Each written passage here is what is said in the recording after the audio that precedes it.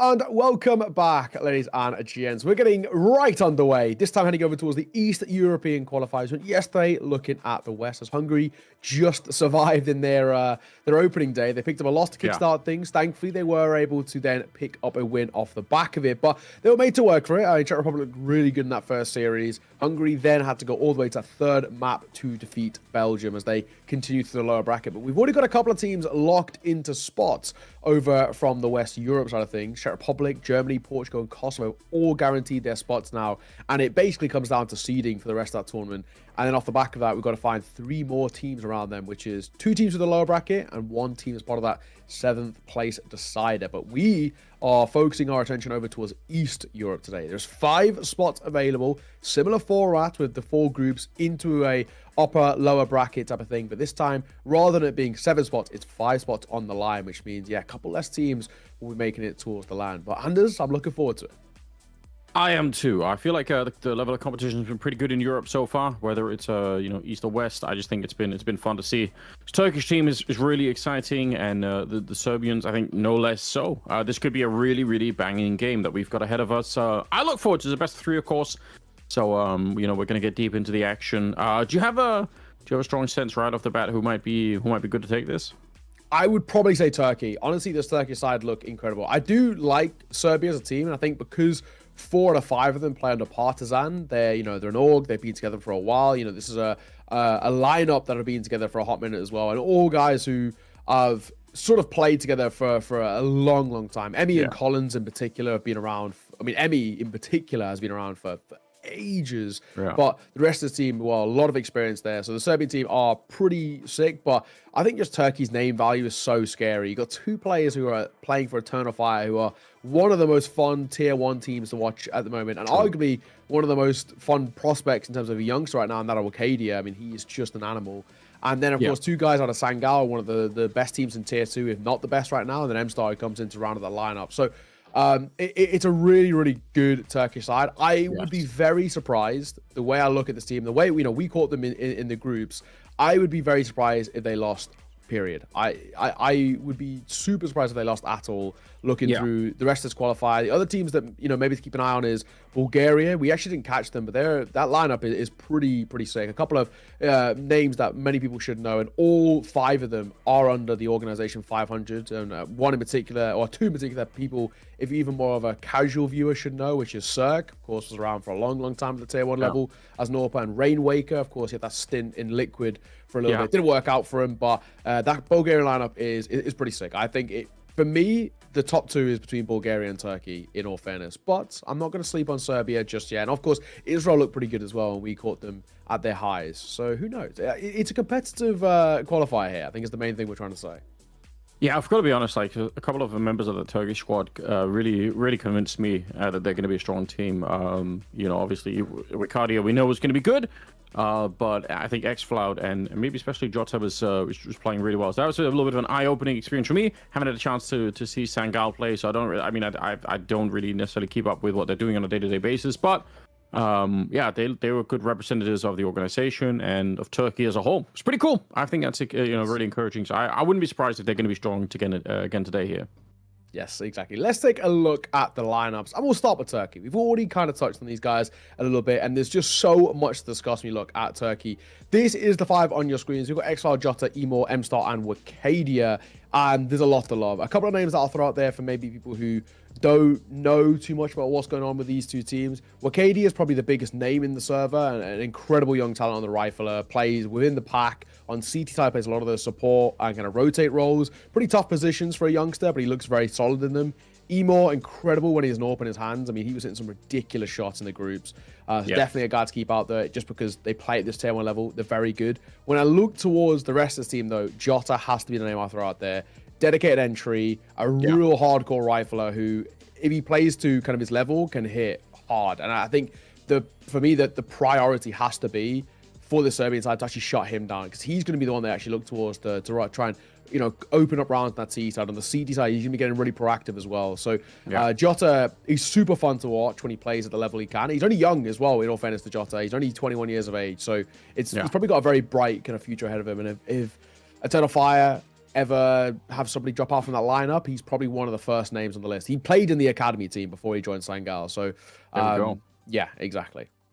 Yeah, hopefully he can get some guidance early on about, how to become like a complete player in a sense too. Like that's important. It's great to be mechanically strong, but obviously playing at a high level is a different thing. So, fingers crossed that he's got some backup in that sense. Over on the Serbian side, Dragon, Collins, Kindo, Vladen, and Emmy is playing.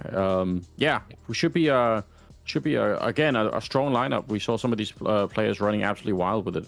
Yes, exactly. Dragon, Emmy, Collins, and Kindo all play under Partizan relatively recently, in all fairness, but this is a lineup with at least intentions going forward. They've been around in Tier 2 for a while. Partizan have had a variety of different rosters, but the majority of these players have all at some point played within kind of the upper echelons of sort of this Tier 2 level, whether it's under iNation or Project G or For Glory or something of the sort. They've all been in and around the top level. I mean, even Emmy went abroad for a little bit as well, playing, I can't remember off the top of my head, I think it was Tai Lu. Yeah, it was Tai Lu he actually played. It was him and Roger, potentially, I think, played with Tai Lu. That was a bit of a weird one. It was a bit of a rogue one, but I know he went over towards China and was playing there for a little bit. So yeah, all these guys have been around for a while. I mean, in particular, Emmy has been around since before CSGO. I mean, he was playing back in 1.6 and Source and stuff for iNation. So he's been around for a hot minute.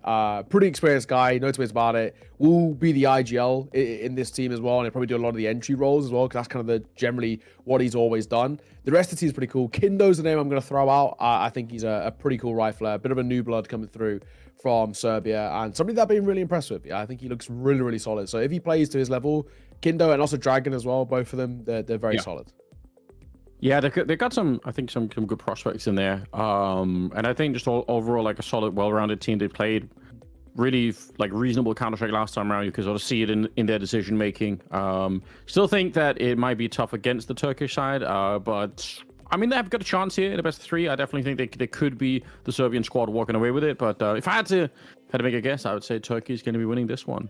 Yeah, I think I probably have to join you there. I do like the Serbian side a lot, but I just think Turkey, they're just too strong. This lineup is unbelievable. So I have a lot of faith in Turkey to be able to, like I said, I think probably even go throughout this entire qualifier flawless. That's just how good they are. We will also have simultaneous games happening.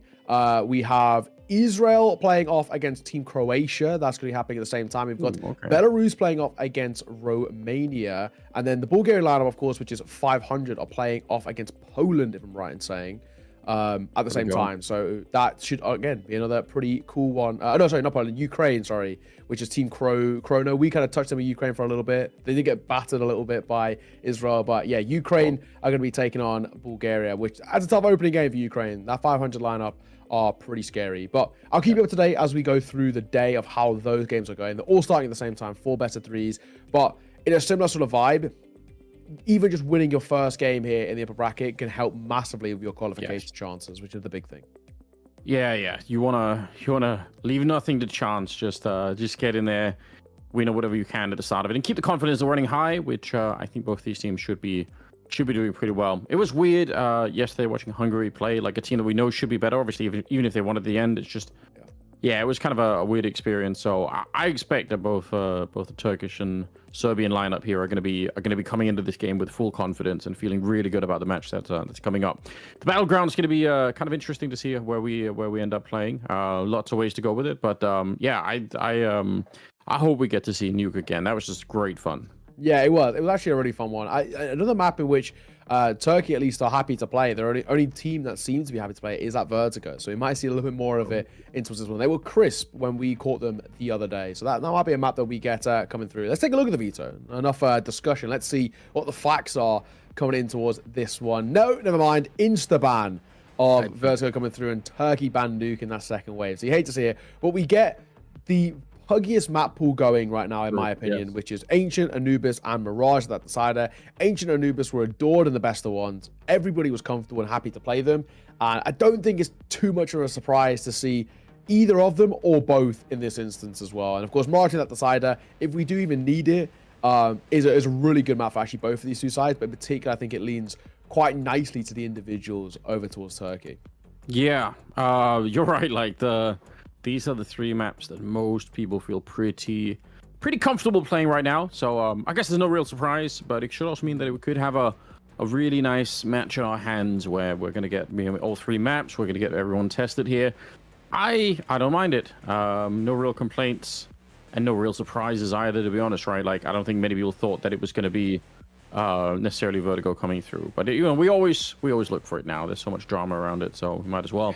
But yeah, I'm pretty happy. You feeling okay with the maps? Yeah, I am. I actually think they lean quite heavily in towards both of these two sides in terms of where their map pool is.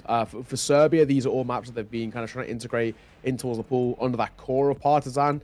They're fundamentally quite simple. They are inherently quite puggy, which is always generally going to bring a quite exciting style of play. Even when we saw Turkey play briefly in the groups, they played on Vertigo when we saw them, but I mean, there's T-set rounds that were getting started in the first kind of 10, 15 seconds. On the CT side, it was more of the same. They were happy to take fights, more than happy to back themselves, because mechanically, they know how good they are. And my expectations coming towards this series, it's going to be more of the same. And on maps like this as well, I feel like they once again could just lean into that and say, right, we're coming in towards this game on puggy maps. We know that mechanically we're so good. I mean, Arcadia's won FPL X amount of times. Xfloud and Jota always make runs in deep runs in FPL towards the upper echelons as well. So I look at this and just say, I feel like this is where Turkey are going to just back themselves in terms of the individuals. I don't know how much depth they're going to have as a team. I think because they're not a team, the structure and the cause might actually be a little bit loose, but in a way that actually might work for them. Yes, I think it could. Like, I think for these kind of IESF tournaments, it is. I think it's important to adjust your minds a little bit. If you're coming from like a team structure, you have to be able to sometimes play like a little bit of a different game, because sometimes chaos is just going to rule the day, and it's better to just to make some quick calls and out of spawn calls, stuff like that. I think we've seen some of the teams so far that have tried to play like, I think maybe that's what happened to the Hungarian squad yesterday, to be honest, that they tried to play like very teams like strategic Counter-Strike, and it was very, very, very slow, and I just didn't really feel like they ever got going. So yeah, sometimes just throw caution to the wind and try and play some crazy Counter-Strike, and that can work out pretty well on all things considered. So yeah, maybe go that way. Obviously, again, big shout out to you guys in the chat for coming to hang out with us. It's always a good time to having you. Yeah, so if you have any questions or anything, we'll try and see if we can get that answered along the way too.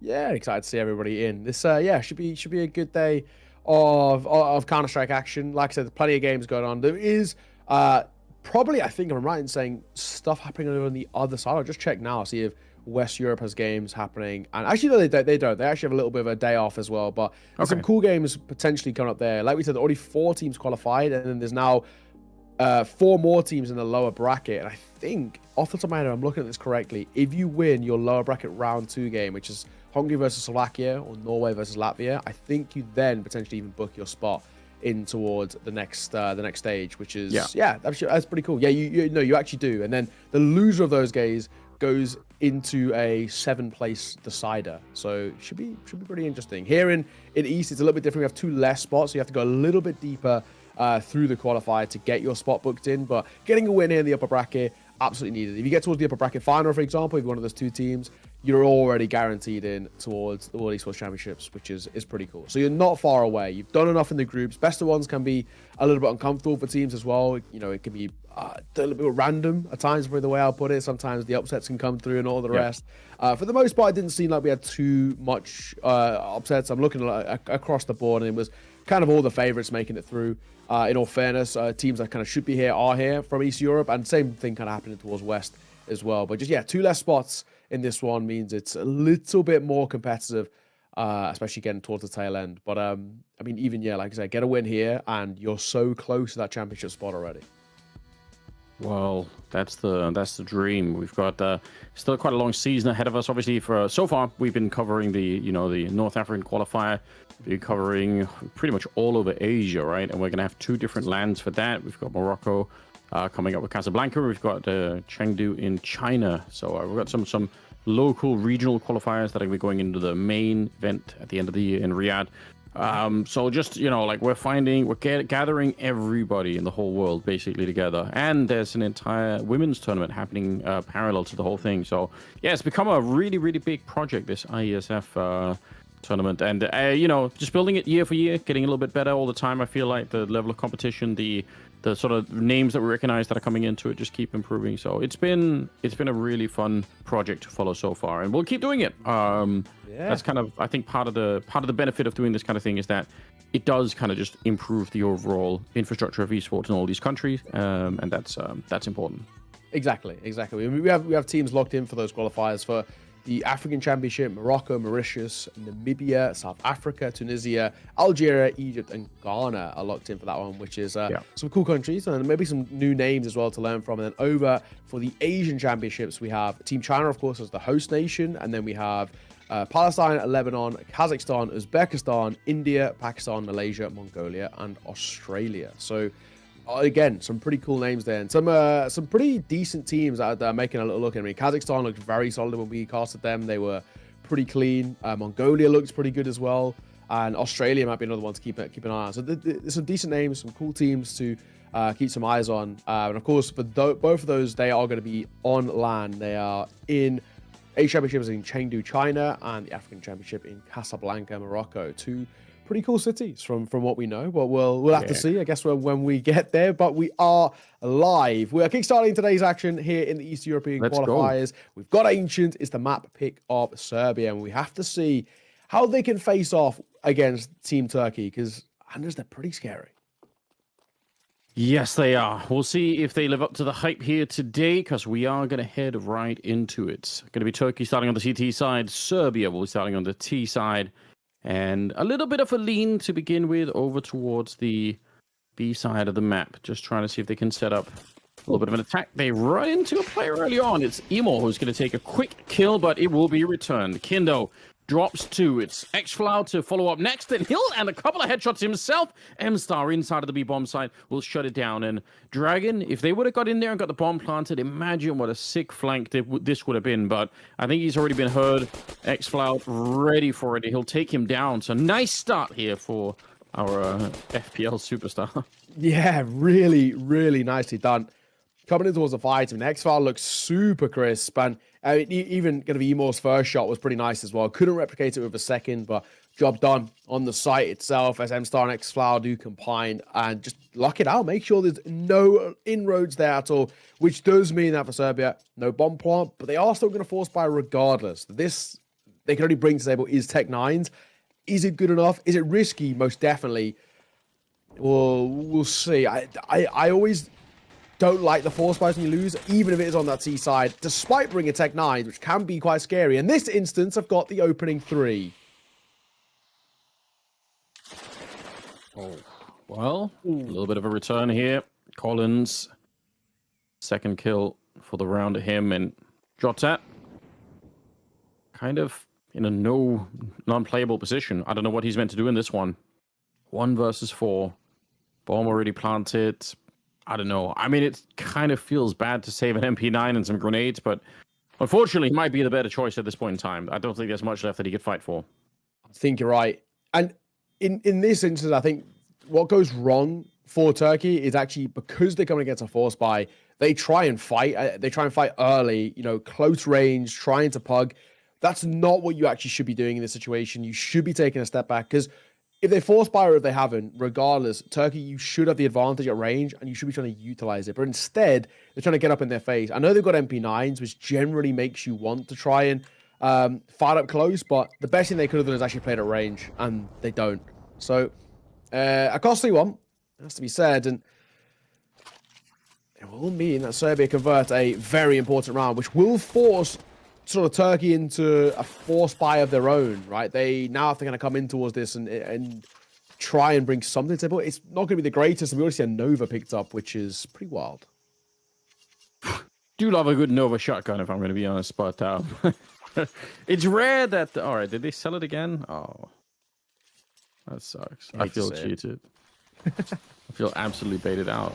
Now I want to see the Nova shotgun. It never works. I feel like people buy it and it just never does anything, but this was one of those times. Jota is going to go down, and it will be a 4 versus 5 in this round. The Eagles are abound on the Turkish side, but don't know if they are going to be able to land any shots yet. They've done some good damage onto Emmy, but apart from that, there's not much to really report home about. Serbia look like they are well on the way to winning this round already. And again, they're playing like a good combination of forceful counter-strike, but they're not just, sacrificing themselves into a bomb site. They are playing a little bit carefully here outside. It's Collins with 2 good kills. An assist for the 3rd one even there on Wicardia, and it's going to be xFloud on his own, way across the map. All alone. Not a lot to do. Not really a lot to offer us here. You kind of hate to see it. This one's, again, one of those non-starters. Bomb will go down. That's the round.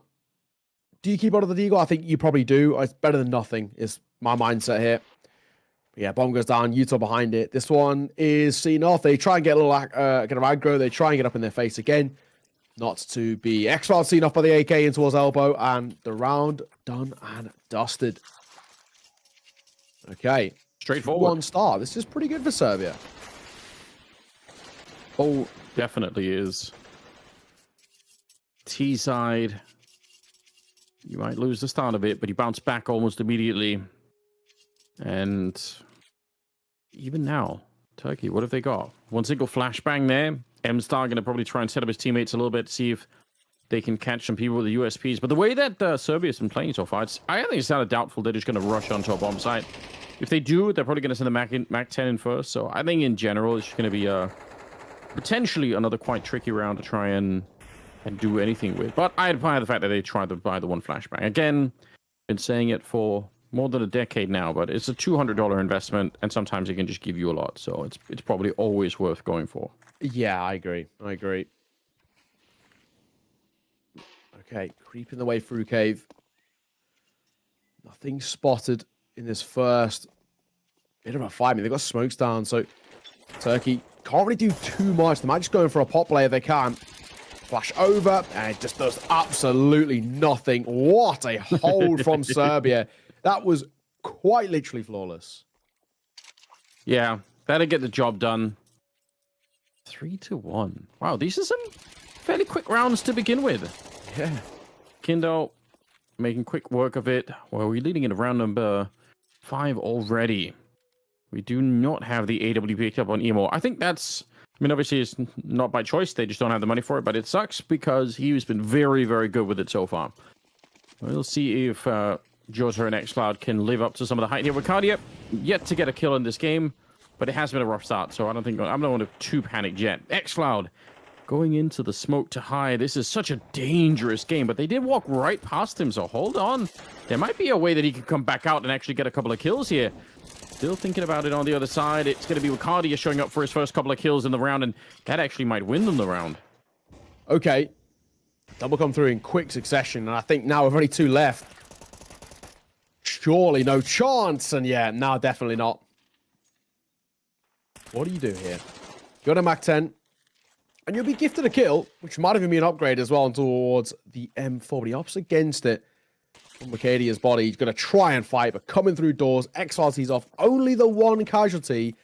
That isn't bad, in all fairness. Turkey, they needed to respond well, and they do. And the main thing that we now look towards them is actually what they're going to look like in the gun rounds. Granted, the force buy into round number 2, where you lost was the Tech 9s. That was a bad one to lose, but we haven't seen them buy since. The first indication that we get, where they get rifles out, it looks super clean. So, is this maybe a sign of things to come? It is the proposition I'm looking at here. For Serbia, no issues buying back in. Kinder's also got his AWP as well. I think they're a hot team to play against Turkey for this very reason. You see the way that Wicardia was throwing his weight around in the middle. There could be a lot more of that. Like, he's just very confident. Oh, but there might be a tactical mistake here coming out from the Turkish side. If they're not careful about that B ramp, they're throwing grenades way deeper down. A lot of damage. And actually somehow catch him. Was that the Molotov that got it? It's Collins with a double kill. Emmy gets one as well. I can't believe what just happened. It looked like Turkey kind of had it on lockdown, and then suddenly there's just death everywhere. And Serbia come out way on top. So much going on. I think one of those 2 players tried to run away and backtrack through the fire in towards that Jaguar cave. I don't know what happened. That's crazy. Yes, that is, yeah, you kind of hate to see it. Very quickly just falls apart. And Jota gets a nice one, in all fairness, but it's all about survival for him now. Do they hunt is actually something they have to consider. I don't think it's worth it for Serbia. They're left down to 2. they don't have super stable econ in the long term. I mean, they'll have money going regardless, and they are going to go for the hunt at the end. So there's nothing saved for Turkey, but they, similar thing, can kind of buy back into it if they want to. 3 out of 5 got plenty of money. It's just really Emo that would struggle. A good round. It looked like, yeah, like you said, that Turkey had done enough, and then they just lose 2 fights in quick succession, and it all falls apart rapidly. Turkey mechanically looked pretty good, but maybe, like we said, the system isn't quite there for them as they are playing a little bit more of a puggier, looser style of play. Yeah, although I think, man, I wonder if you replay that round 3 more times, if like they don't at least win some of them. Kindo taking on X-Cloud, and that was just a bit of a mission, playing at the edge of the smoke that was popping in the middle, I think, and making that work. Might have even been a blind shot for all we know, but either way, it's worked out. I don't know. I enjoyed this style from Turkey, even if it's backfired in that previous round. I'm like, yeah, but still, it's a lot more entertaining to watch, and it's still kind of early on. I think you can justify keeping it up a little while longer. If it keeps backfiring, obviously, playing aggressive against this kind of a freeze that Serbia are calling now, that's when you can get into a lot of trouble. If you keep pushing now, they're not moving at all, they actually want you to push forward. That's probably going to backfire quite a bit. But in the beginning of the rounds, I mean, I don't really mind it. The downside is you end up using a lot of grenades early on the CT side when you do that kind of play. And, when Serbia freezes like this, you have nothing left to throw. And they know it, right? They're obviously going to call it out. They're going to say, wait a minute, no grenades have been thrown in the last 30 seconds. They probably don't have any more grenades. Otherwise, there would have been a smoke or a Molotov or something going on. So, yeah, it makes the game a little bit easier for Serbia. They're playing tactically smart in that sense. And it's M-Star to get traded right away. And honestly, you might want to save these 2 couple of rifles here, although I say that as they will walk out with a kill here. Good follow-up. Jota just playing it so well. If he had a headshot on Kindo, he would have had a really quick triple. I can't believe they get back into the round in this fashion. It's going to change it, isn't it? Collins will collect 1. 2 versus 2. Time taken, though, fellas. We've got to make a move. 15. That's a nice find. He spotted the other. He can't win out the fight. He gives it a good shot. He tags Emor as well, but is not to be. The AWP scooped up as well. These rounds are close. They're competitive. And there is a game on our hands here. 4-3. I'm actually pleasantly surprised with both of them as well. Both sides are looking crisp. We kind of saw this a little bit yesterday. We're hungry. It felt like it took them a while to get in towards the game. And maybe by the time they did, especially into certain maps as well, it was sort of too little too late. This is not the case. From the rip, we're getting the top level, which in both these sides, I think they understand how important A, this qualifier is, and B, this game too. Staying alive in the upper bracket absolutely helps your chances and your percentages of making it to the World Esports Championships. Yeah, this is quite something. Jota really bringing him back into it. That was an important double kill to pick up. It almost looked like the rest of the Turkish squad there were a little bit scared to fight on either side. Like they were a little bit further back. It was a good job on Emo to win it, but that's kind of the difference you could see. Jota was really making space for his team and pushing that out and getting that double kill. But yeah, still, they win the round. Last bit of cash thrown into it really here on all sides. Like nobody in the server has any real money in the bank, and it's going to be a straight up B rush. So I like this, a change of pace coming up from the Serbian side. See if they can find the opening that they're looking for. Certainly can, but Wikadia's right there on the other side. Good double kill with the M4A1, and he does get to live, and he's very low on health. One good grenade here is going to get rid of him rather quickly, but there is that bomb plant coming from it. It's Vladin to take down X-Cloud. That was just the spam through, and now it's a 3 versus 3, and Emor is a little bit further away. Nate finds one by Wikadia. He's out of this one. Jota gonna get caught as well, and I think this one feels impossible now. Yeah, Emor is out of there. He's been spotted too. That's gonna make his life considerably more difficult, and I'm surprised he even chooses to fight on the way out. I would have ran. Guess what? Gets traded. Serbia back to a 2-round lead. Back and forth, back and forth. But it's still Serbia who keep the lead. And on the T side of Ancient, no less, which is the more important thing for me. This is a map in which, while the T side got easier, it still is seen as CT-sided. So the fact that we're seeing Serbia put up quite a comprehensive T side so far, where these rounds are gluing together quite nicely. You can see the synergies there of this side. It's impressive. This is exactly the sort of game that we wanted to see. And Turkey, the Puggers, the FBL Stars, struggling to keep up with that team composition so far for Serbia. Yeah, I think that's kind of part of part of the lesson here. Serbia might have even come into this game with a bit of a plan like that. You have the odd round that you throw in there, like this B rush. That's obviously something you do off the back of playing multiple rounds that are way slower, where you're way more measured. So having that little bit of a back and forth, I think, is nice. But yeah, it's hard if you have a bunch of young, mechanically gifted players on the Turkish side that really just want to get into these fights and kind of like just go for it. And then they have to slow down. You have to try and hold them back a little bit and say, don't run forward, guys. They're waiting for you to do just that. Nicely done here, but they can't escape, unfortunately. Kindo's there. Otherwise, that would have been a really fun start to the round. All right, Collins finds one, and the spam is so close. Yeah, he picks up the AK and he'll do it. Already guaranteeing at the bare minimum a tied game. This isn't bad. This is pretty good so far. I'm enjoying what I'm seeing. I mean, we are really seeing the best of as well of Serbia, where any more they get on this T side is actually very solid. If you can get up towards the likes of 7 rounds at a bare minimum, which is very doable the way they've been playing, yes, you yourself such great foundations. I think, yeah, Turkey may sooner rather than later need a pause as well, just have a conversation, maybe in towards the next gun round. Yeah, I think that's fair. It's starting to look a bit uncomfortable here. 6-3. Again, these rounds are fairly quick in spite of Serbia taking a couple of breaks in the middle of the rounds, but all right, they are losing a bit of control here. Pushing on forward. There's a crossfire waiting for them, and absolutely no chance for survival there. Emmy with a nice little double kill, 5 versus 3. Don't expect much in a round like this. Obviously, they just had the pistol, so I don't mind that they try and go for something. You should. But the real question is, what can they do when they get the rifles back? Because they need to start winning some rounds, kind of right now. Okay. At the Eagle, we'll get one. It's not going to make too big of a difference here. Vlad doesn't see him off. 7-3. 4-round lead. Enjoying what I'm saying. Yeah, I wouldn't mind a pause out from Turkey. Just to have a little breather, have a little conversation, understand that this is kind of quite rapidly feeling like it's slipping away.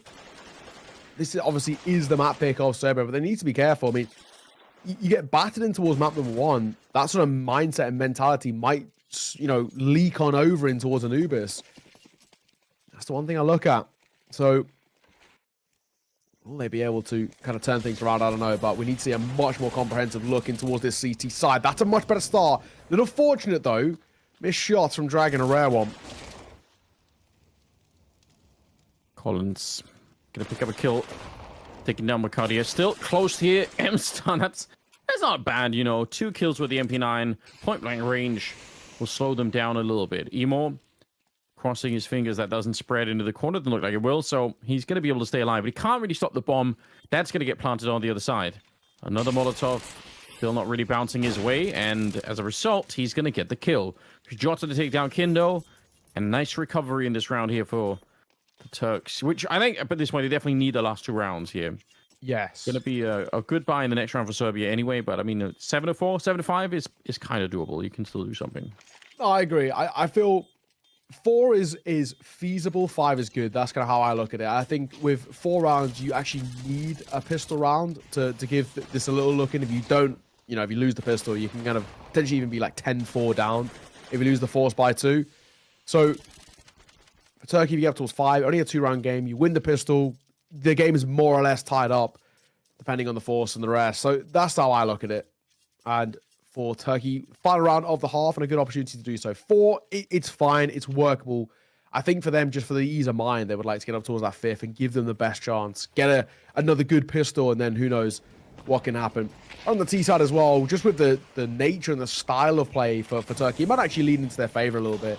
They're aggressive. They're kind of quite individualistically based compared to the team over towards Serbia. Maybe that's where they find their strength. Either way, speaking of an opening double for Serbia, they want to get the 8th hit, and now. Yeah, it's time, isn't it? Spray could have been good there for X-Cloud, but they just lived through it. And now they're kind of locked out of everything. It's 1 versus 5. Emo trying to jump through and be the hero. It's not going to happen. Collins will find another kill. He ends the half at 13. What a great display for Collins. Don't remember him being the star last time we saw Serbia play, but he certainly played very well. at the beginning of this half. So they will be up with an 8-4 lead going into the second half. This is a great foundation for Serbia to take this first map on. Yeah, agreed.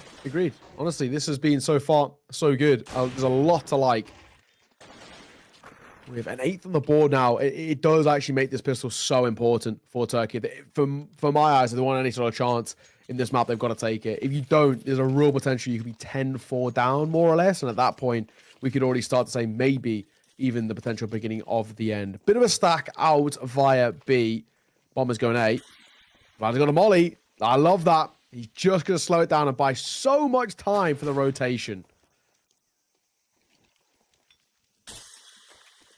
Molotov not really going to put Emi out of this position. X-Cloud's going to get the shot, though. The Glocks are getting closer. Oh, it's a really bad fight here for the CT side. M-Star will get a kill, and Jota will get the last one of the round to pick it up. So, yeah, they kind of all the CTs got grouped up behind that box, which may be fine if they're just all fighting with USPs at range. But obviously, when the Glocks are this close, you could see 3 of them inside of this. It's absolute chaos. Yeah, I honestly, I generally feel like that round is lost because Serbia just missed their fights. That fight, the 2 guys that come out from Donut, they probably should both be dead. One of them's full blind, the other one's basically not even there in time, and it absolutely should have been done there and then, but it wasn't. So Turkey, they win the pistol. That's what we asked of them. If you're going to go 8-4 down, you have to win the pistol, but then you also have to win the force too. You know how I feel about CT side forces, but for Serbia, they won the T side force, so I kind of can't blame them for forcing in here. They've done it once before. Why can't they do it again? Yeah, that's very true. Give it a shot. Something that is unfortunate is the fact that they have the scout, and it doesn't look like that scout's going to be getting any early tags. Yeah. Which means it's not going to slow down that T side all that much. In fact, now that scout's going to be definitely dead here. Nothing you could do about that. Yeah, just running on through. So much space created with the Mac 10 to begin with. Again, just the speed behind this round for the T side was pretty overpowering. But that's what you get, I guess. The Turks, they just keep playing the same. And I admire it, More speed, more passion. Keep it going. Yeah. There is a lot to like. Pretty solid, pretty easy in terms of how things are playing right now. And up to a 6th. A force by loss like that as well. It can have a relatively decent knock-on effect. At least, Emi should have gone to work with the ops to pick it up. He's going to go with a no, I think, at least for now. Yeah, finally, he will get it. I don't think he's going to survive, though. He's dropped the smoke one side. He's looking the other. Attention drawn. Like a bit of a human flashbang. Force by failed for Serbia. 8-6. Now it is doable. This is why with 4 rounds, if you get a pistol and a force, game's on. Because also as well now, Serbia's econ's broken. So Turkey kind of get gifted the 7th as well. That's a 1-round game. This is absolutely game on. I feel like being a human flashbang is going to be better than being a human decoy. If you I agree. The gritty comparison thing, at least be the flashbang. Well, 6-8, round number 15. Serbia unable to field much of anything here. They can't really do anything about it. So gonna have to try with the flash in the middle. With Cardia, he was playing specifically the anti-flash position, and he's gonna be fine. Opening 3. Nice and simple. Oh, it's a dance one man. He's Kindo.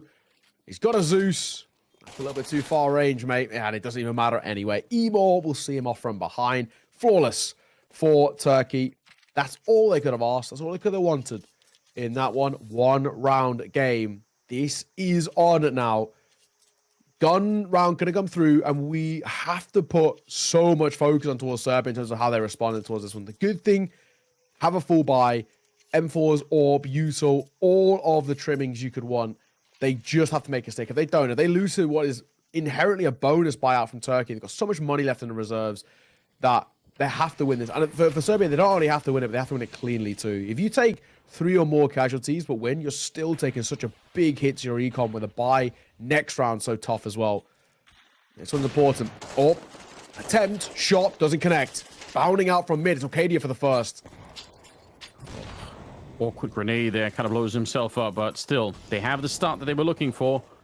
And the real question is if they can keep it going. Yes, they certainly can. Emi's going to be dropping next. Ricardia looking to see if he can keep it going. It's xCloud this time in the middle, taking down Collins, but if he bomb site's just lost. I mean, this round is already washed away at the hands of xCloud and Ricardia, just opening up everything in the round. Yeah, what a great way to get started here. And it's that thing I was saying about, right? Not only have Turkey won it, but they've won it by taking 3 casualties, and they might even get more at the end here too. This is going to have a pretty substantial knock-on effect towards Serbia. Their kind of mental state's probably not too good right now. There's a lot of pressure on their shoulders. Vladin will deliver. Will he stay alive is the question we're asking. He's doing pretty well. Might get a third. No, he won't. So all down to 1. It's an AWP. He's got a few kills, but these kills mean absolutely nothing. Turkey losing life like that at the end is just not. There was so much money. I mean, 9K more or less across the board that who cares if you die? You can buy back in. But it's Serbia. They lose everything, right? Lose a round, lose all the guns, no AWP, no rifles, nothing to work with in this one. So Turkey, from 8-4 down, are probably about to take a 9-8 lead due to the fact that Serbia just basically can't go into a bye here. And a slightly interesting detail kind of right at the tail end of that round, you see they actually could have picked up the AWP that they took away, but they didn't. And that kind of suggests, no, they want to play this really fast and dynamic style. They're not looking to slow, wheel Emo into any fights and see if they can build something behind it. Like, it's a lot more fast-paced than that. I really respect it. I think, and again, like, it's so much more fun to watch. So I think we're lucky that it's gone this way. Keep it up, and they should be continuously in a good position to put some real pressure on that Serbian side. Game is tied, and what do they got? 1 M4. They kind of... Why did they buy the 1 M4? Is it the Hero M4 and an MP9? I'm so confused. Like, why? And the rest have kind of like half bought. Weird scenario here with the money. But I guess just, trying to stay creative with it. See if it works out. Obviously, we'll take it all back, and it's just going to be great. Mm-hmm. It's true. It is. Yeah, very, very true. MP9, M4, fuel grenade pistols is not the worst buy. It's still one of those ones that you do have to just keep an eye out for, especially if they're stacking a site like this. Arcadia holding for rotations, but nothing actually gifted just yet. 5-7 up close is always scary. Kindo not only gets the kill, but gets an AK as an upgrade too. Just a little cherry on top in that situation. For him to work with, and he works with it well as he gets one through the smoke. Yes, Dragon's gone down. 3 versus 4 here. That's the bomb leading in front here for M-Star. If he dies, he could roll forward into an awkward position, but he stuck around and got into the kill, made it 3 versus 3. So they've got 45 seconds, so I don't know, you could maybe spend 10 seconds waiting, but at some point you're going to have to make up your mind and go for it. They've got a smoke, so there is a chance for a bomb plant. He's actually throwing the bomb behind him now, which again is probably really, really smart. They are checking everywhere. They're checking in the middle. Oh, but Emmy got into a great little, very tight angle to pick up that kill. And maybe the round behind it, because again, these two last players on the Turkish side, they're really far apart. They can't help each other out. It's going to be down to each individual member if they can get it. There's one headshot still. They're not out of the woods yet. It's going to be 10 seconds here, trying to plant inside, and he will be found. Wow. Serbia steal away around on a nothing. Those are the rounds you have to be quite scary of. I think if you're the side with that lesser buy, you just approach it a little bit differently. And in this instance, it works. First found, Kindo gets a little fortunate with the smoke, but you take them all the same.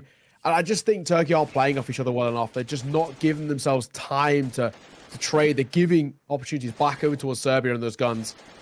So well played. Serbia, they're still alive. They're still in this competition. Their first round, finally, on the CT side after quite a few played. Still right back into a bye for Turkey, no questions about it. Flash over, Emor wants to fight, but full blind. Kindo just shoots on instinct. That's pretty sick. I feel like normally that flash works to not necessarily get the kill on the T side, but just to remove the CT AWPer, and then he has to throw a flashbang to get the position back, and there could be a lot of back and forth like that. You're trying to flash each other off that corner, but yeah. Not Kindo. He's just sticking around. By the way, he's got 17 kills, so overtaken even Collins at this point in time, which is pretty good. xCloud's going to get that headshot, no problem. And as a result, we're in a 4 versus 4. Dragon holding. He'll get it. He'll take that at the very least. But then again, where now do we go from? Jota making a move out. He's alone here for the most part on this first engagement. He might actually get some timing, but no. Dragon just veers his head back over towards that right-hand side as they push out of main. The bomb will still go down, but a 2v4, this is a tough one. He's got to get 2 fights here for free with Cadia. If anyone's going to do it, though, it would be him, but he only goes 1 for 1. Surely this is just too tall an order for M-Start.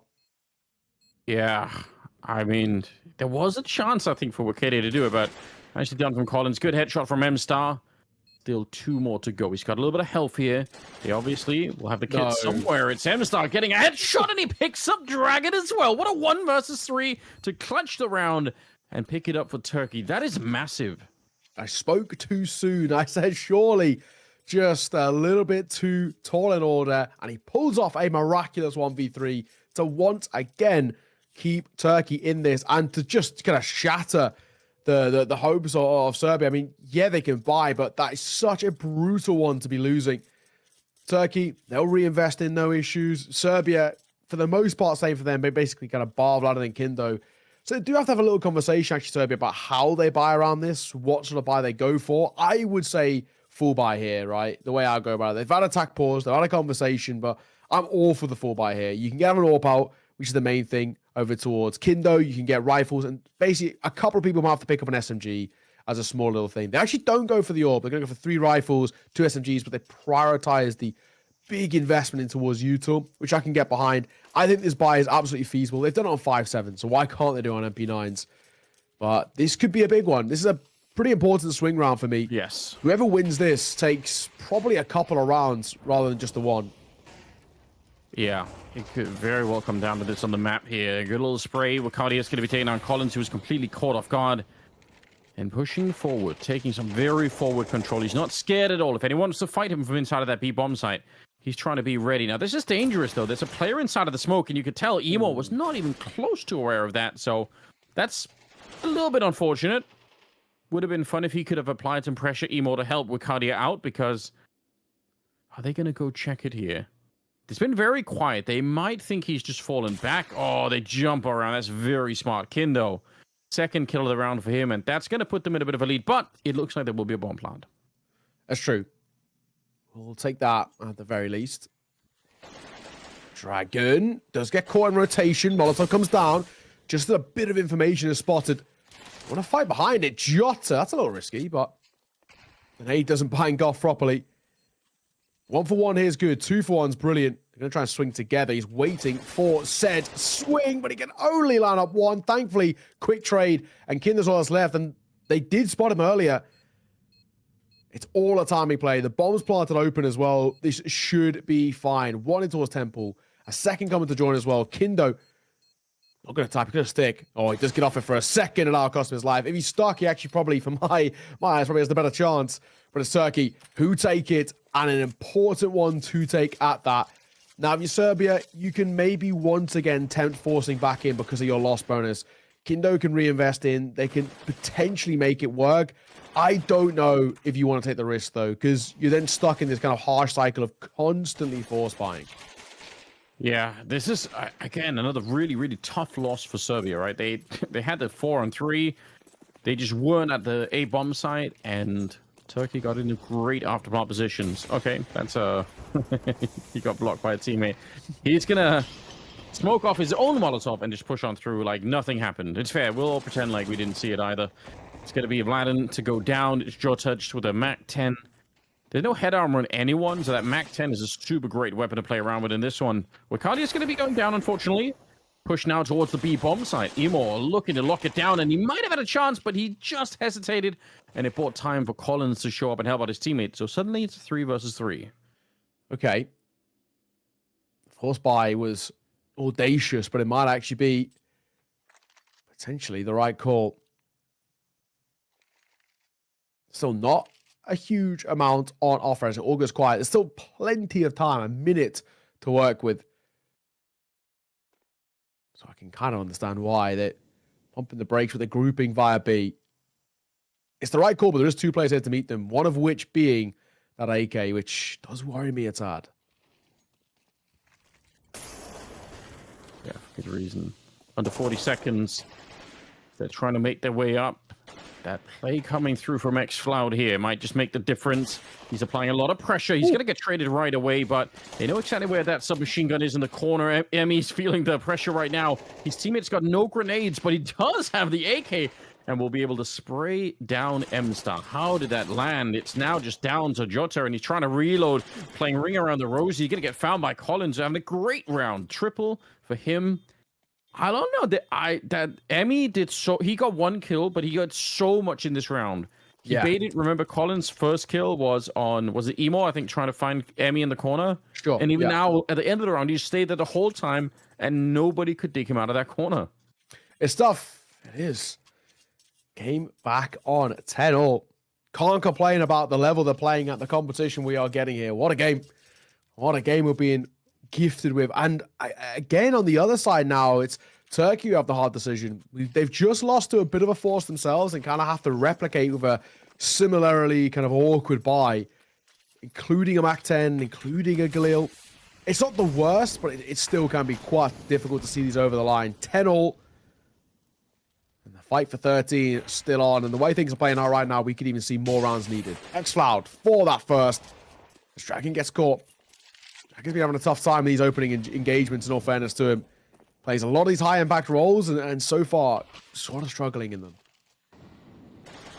Yeah, Collins' potential for a 6 spray down. He'll get 2 of them. That's not bad. We'll leave 1 player at the center. Put some pressure on Emmy here. Does he try and defend the bomb site? He's going to try and take the fight with Emo, but gets dropped almost instantly. So that's going to clear up the site here. They obviously know that he's been playing this position a lot, so they can guess there's probably nobody else at the bomb site. And actually, Serbia going to call for a save right away. That's interesting. So it'll be Turkey to take a 1-round lead. Yeah, that is, interesting off the rip. But I guess retaking with an AWP is so difficult too. That's the thing that I look at. I mean, it's never an easy thing. Yeah, that is true. Call it. And yeah, now we once again look the other side and say, for Turkey, how much can they build upon this? I think if you're Serbia, you're 100% you're buying around the M4 and the AWP. You've got both of them with belts of util to work with. You've already converted kind of force buy and sort of half-ish buys before. And because you can get drops coming through, you're definitely buying back into this, no questions. It's maybe more a point of now of how do we change things up. That time didn't work. We lost our opening engagement. We lost mid-control. And before we knew it, it was sort of considered and completed before things even really got started. It was a good fight to me, more 11-10, 2 rounds away. Turkey only 1 round ahead. The buy back in, but you win out this one, Turkey. You sure do a real big hit on towards the econ and have that map point on your opponent's map pick too. It's close. They are so close as well to breaking the spine of Serbia too. There they are. The lack of money, the real cause for concern here. Oh, missed opportunity. Kendo, it's the kind of shot that he's been hitting pretty much all game. His scoreline definitely proves it. 20 kills so far. So, still, bomb is going to get planted. It's right at the crossfire here, but no one's able to catch him. He'll get the bomb planted. Huge success for him personally. And now they're getting some kills to follow up. It's a bit of a disaster here, 5 versus 3, but Dragon trying to get in, shot in the back with the MAC-10. And all of a sudden, this round is lost again. I don't think there's any point in throwing away the rifles at this point here. And they might have a really hard time saving him, hunting him down. It's going to be M-Star to pick it up. They use every single rifle now, and now they're also 2 rounds behind. Yikes. That's got to hurt. That really has to hurt. And I think at this point now, we can maybe even start to... It might actually be the beginning of the end, because you're 12-10. Yeah, you buy it back in, but...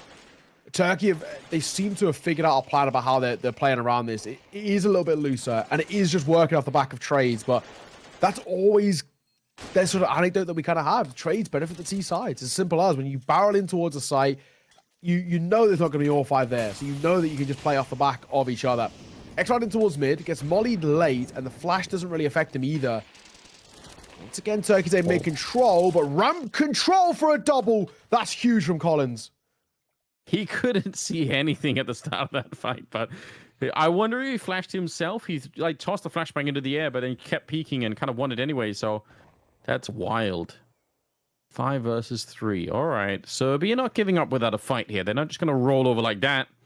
X-Floud looking to move forward in the middle. Kindo I think smartly ducking into the corner. Wow, he's close to getting himself killed there. A little bit of a grenade out. He's low on health, but it doesn't matter. He's got the backup for it. And that should really be the round here, right? Jota and Wakardia, 2 versus 5.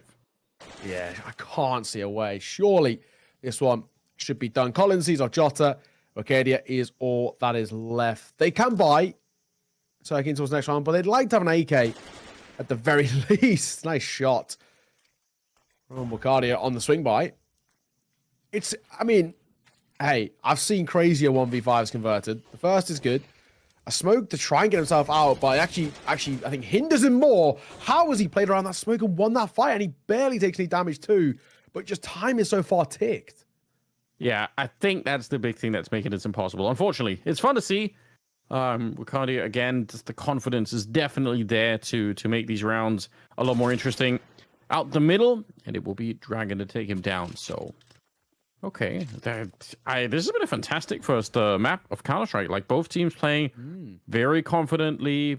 Yeah, it's still a wide-open game in some sense, but obviously we're going down to it here. It's either overtime, or it's going to be Turkey just slipping away at the end.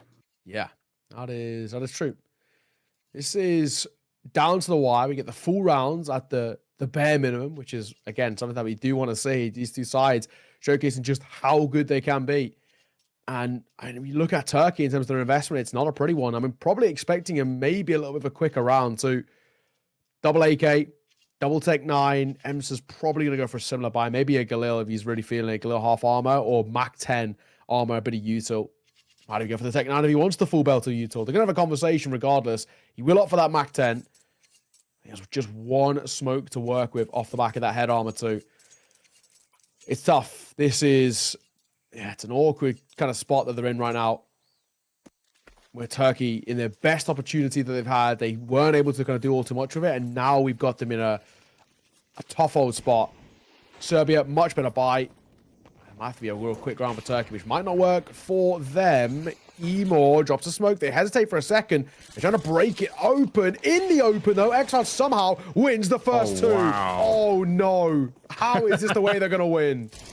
Just a rush to the A bomb site. Nobody can stop them. Collins and Emmy. I don't know. You obviously are not saving because it is the final round of regulation. So you have to try and dream up a way to get this 2 versus 5 on the go. And then Collins going to get shot down. Barely even fired a shot. Then it's X-Loud with 3 kills. And it's a 1 versus 4 instead here. 1 versus 5, sorry. Emmy just... at a distance, doesn't even really look like he's trying to go for the round. Just sort of saying, let me get a couple of kills in here, but this is over and done with. He's going to get shut down, and it will be Turkey to pick up the first map in a great fashion. What a fantastic map to start with. Yeah, what a game. What a game we got gifted to there. Really, really exciting stuff. I mean, credit to Turkey for actually turning that around. Right at the end, the AK of XR gets super active for that opening double. And they see it off. And I think Serbia, they'll be kicking themselves. They had plenty of chances to close that out. But, yes, you know, they were 8-4 up, I think is the main thing we have to look at. 8-4 up, and they just couldn't get those final 5 rounds on the board. And that's the damning thing for me. Only getting 4 in towards that second half in the CT, it's not good enough. They really couldn't find a way to get active. And it's also why it's one of those things I highlighted. While 4 rounds for Turkey doesn't seem like a lot, this Turkish side are always going to be scary on their T side. That's just how they play. This loose in terms of their play style. It's very much based off the individuals. Can they get active? Can they get a bit of mileage on this T side? Can they hit a crisp headshot? And we know for damn well Turkey can. And that's exactly what happened. So, yeah, credit to them. And this is now where this series has opened up a little bit in a favorable way towards Turkey, because that was Serbia's map pick. We'll have to see. We'll have to see. We're heading in towards map number 2 in just a second. So Anubis coming up next. It's Turkey's pick, and it might be enough for the 2-0. We'll see after the break.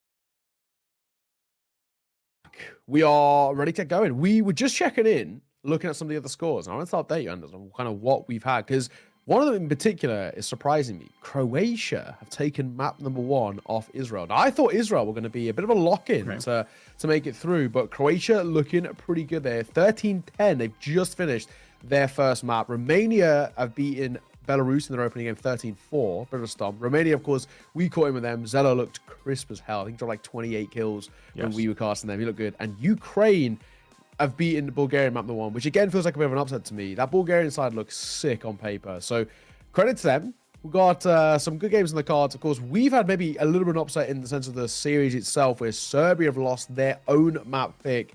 Turkey stole it away at the end there, right at the end, 13-11. That was a sick game, though. Couldn't have been any closer, really. Yeah, back and forth all the time. Everyone played with like a lot of heart. It was fun. It was a really fun game to watch, honestly. I love the way, I think in terms of like all the teams, all the countries so far in IESF, I've got to say, I think the Turkish squad is the one that I find the most enjoyable to watch. Like, it's just a really crazy Counter-Strike. Super confident, and you know, the results kind of speak for themselves. Hopefully they can do it again. We are obviously going into a map number 2. It's not done yet here, the best of 3. But yeah, they're a really, really fun squad. But I mean, on the other side, Collins, I think individually had a really great individual showing, and Kindo was out there too. So, you know, Kindo, I think last time was also playing well when we watched Serbia. Sure. Collins, I thought was a little bit maybe less less visible in the game, but this time definitely not. So that's kind of cool to see. Yeah, Collins looked pretty clean. Pushing down ramp on that CT side with the rifle looking very good. Kindo with the AWP. I mean, if you can have an AWPer who steps up in that level for Kindo, he can really help Serbia out. But now they kind of really need him and Collins and Emmy and the rest all going to find their point, because they're a map down. We're heading in towards map number 2, and it's Turkey's pick is I think the damning thing for me. That was good, in the way in which Turkey played it, I actually think could even be a little bit more damning heading in towards the second map. It's a puggy map. Tanuba's coming up, right? It's, you know, such a puggy map inherently. I'm looking now. Serbia have decided to start T side, which I think is actually the perfect decision. You don't want to give Turkey that start on the T side. I think that's the big risk for me. Yes. This is the only map which can be seen as T-sided, and we know how good that T-side was from Turkey. They limited Serbia to only 4 rounds in the entirety of their CT side. So yes, Serbia needs to start on the T side. A pistol round is a necessity, but they need to get, I would probably say, at least 7 in this first half for them to be in for a chance. Yeah, I think that's very reasonable.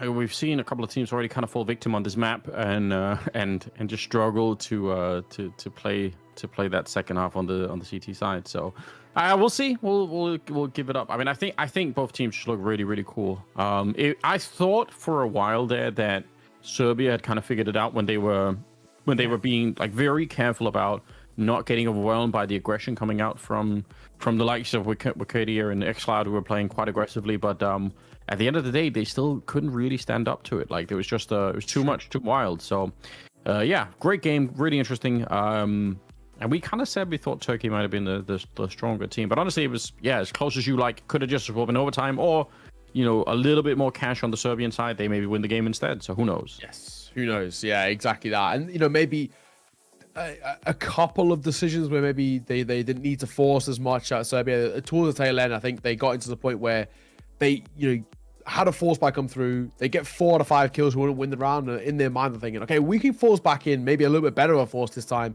and try it again. And it would get so close but so far. I think a couple of those were actually kind of costly coming over. But hey, all in all, a good game. Turkey were able to bail themselves out of maybe at one point a bit of a tough situation. And now when I look towards Anubis, I have pretty high hopes for them. I do wonder, though, what the response is going to look like from Serbia. They were close. They had their moments. Their individuals look good as well. They know that they can actually, in a way, sort of afford to pug this. They can kind of fight fire with fire because it worked at the start. So why not kind of continue this sort of mindset?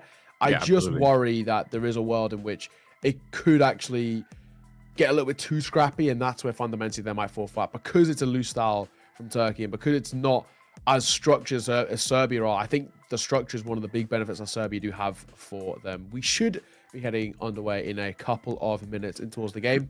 All right. Should be a good one. I'm looking forward to it.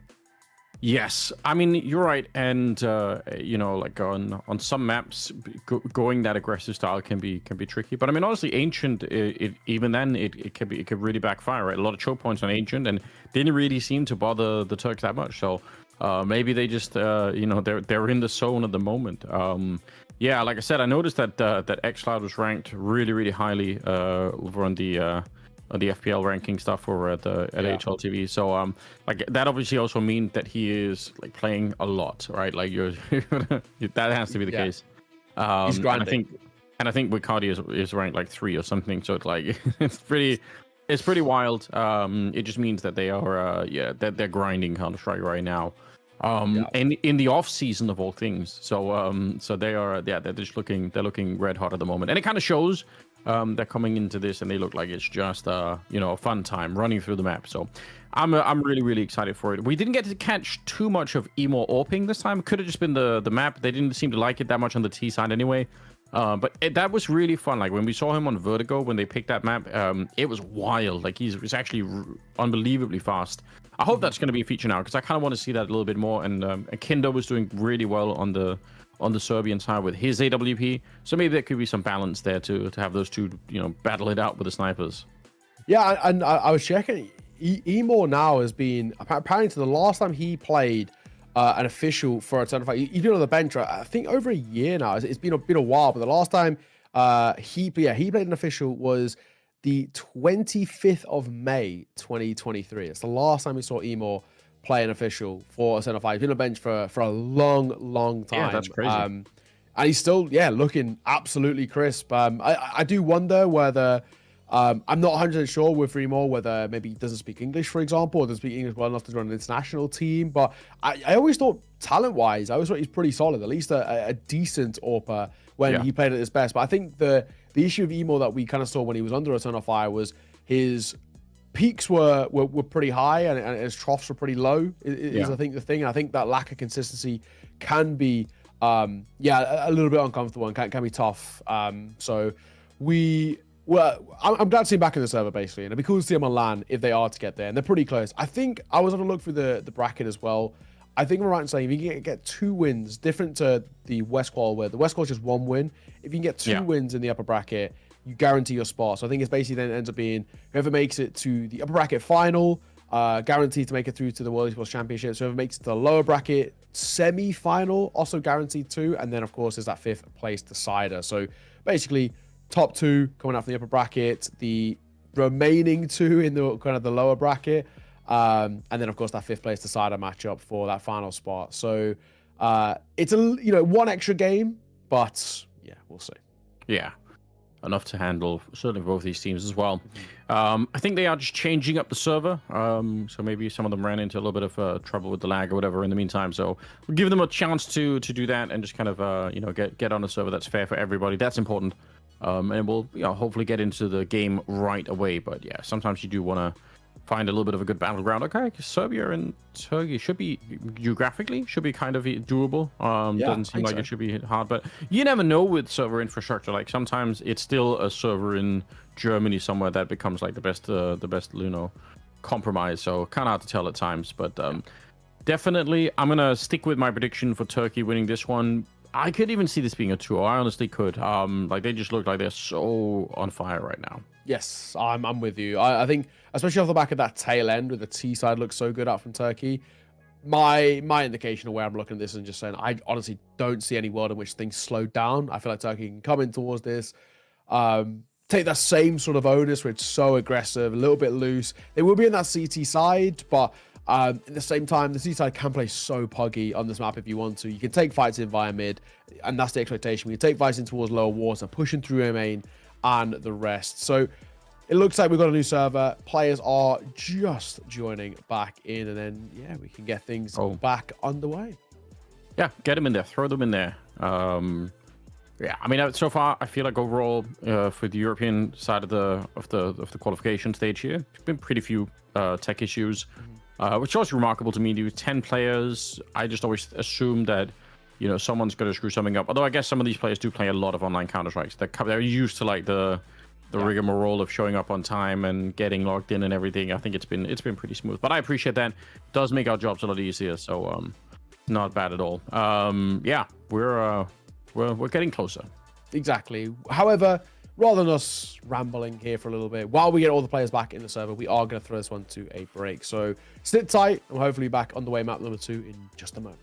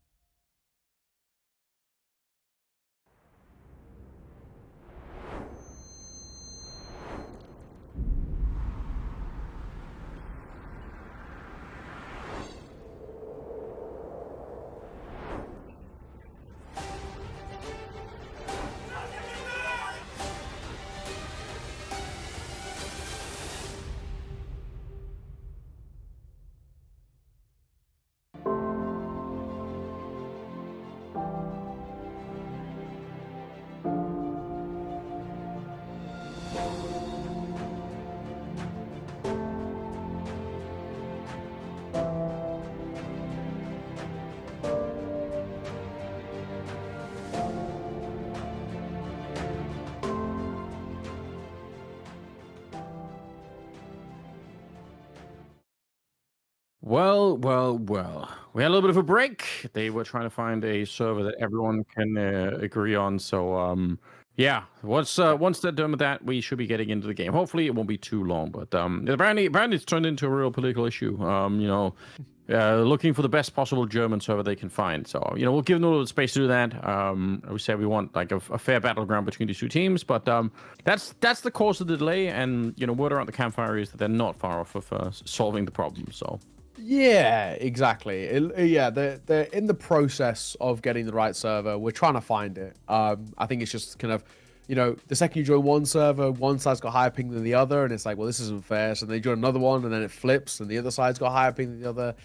It's a little bit cursed, but we're hopefully we'll be getting in the way towards a second. Anubis is going to be our map number 2. Of course, this is the pick coming through of Turkey as well after taking Serbia's mapping of Ancient. So pretty important for them. Some of the other games have started while we've been waiting. I've been keeping tabs on those. So Croatia and Israel's on the way. Croatia on map number 1. They're currently 3-1 up in map number 2. So they look like they're on track. Romania won map number 1 against Belarus 13-4. And they're 11-3 up in map number 2. So they're getting a very quick series out the way there, it seems. And currently as well, Ukraine won 13-7, map number 1 in their series. And they are 3-4 down in that one. But it seems like all the players are ready, which is good. They're all in the server over in our game. So we should be getting underway. And we are finally. Nice. Counter-Strike action on your screens. It took a little minute, but nonetheless, here we are. Into map number 2. It's Turkey taking on Serbia. Turkey are 1 map away. And this is where we get to look at this and say, have Serbia got anything in the back pocket trying to bring them back in towards this game, or are Turkey going to take a swift 2-0? Yeah, they better have something in the back pockets, otherwise it's going to be a really, really tough game here. Emo, good shot to begin with. It's shot to pick up another kill on Collins, and the entire mid portion of this attack is already dead and gone. The bomb is... I'm not even sure where at the moment, but they will get kill in return. I was going to say, is that the middle here? They're on the bomb side. xCloud sneaks in, executes Dragon, and Kindo is in just a huge amount of trouble. That's some unbelievably casual kills coming through from xCloud. He's just walked into the bomb site, shooting people in the back and the side of the head, left and right. It's Vladin alone. 1 versus 4 with just a Glock. He's picked up the USP, looking to take the kill. He'll take down M-Star as well. So it's getting a bit more interesting, but still should be a very hard round to recover here as he's back in T-spawn. Yeah, this is surely never really going to get off the ground here. He is back where he started and has still just as much information as he did right at the start of the round. This should be that first taken here for Turkey, unless they do something drastically wrong, but it's not going to be the case. xCloud will see it off. First round on the board for Turkey. Good work for them.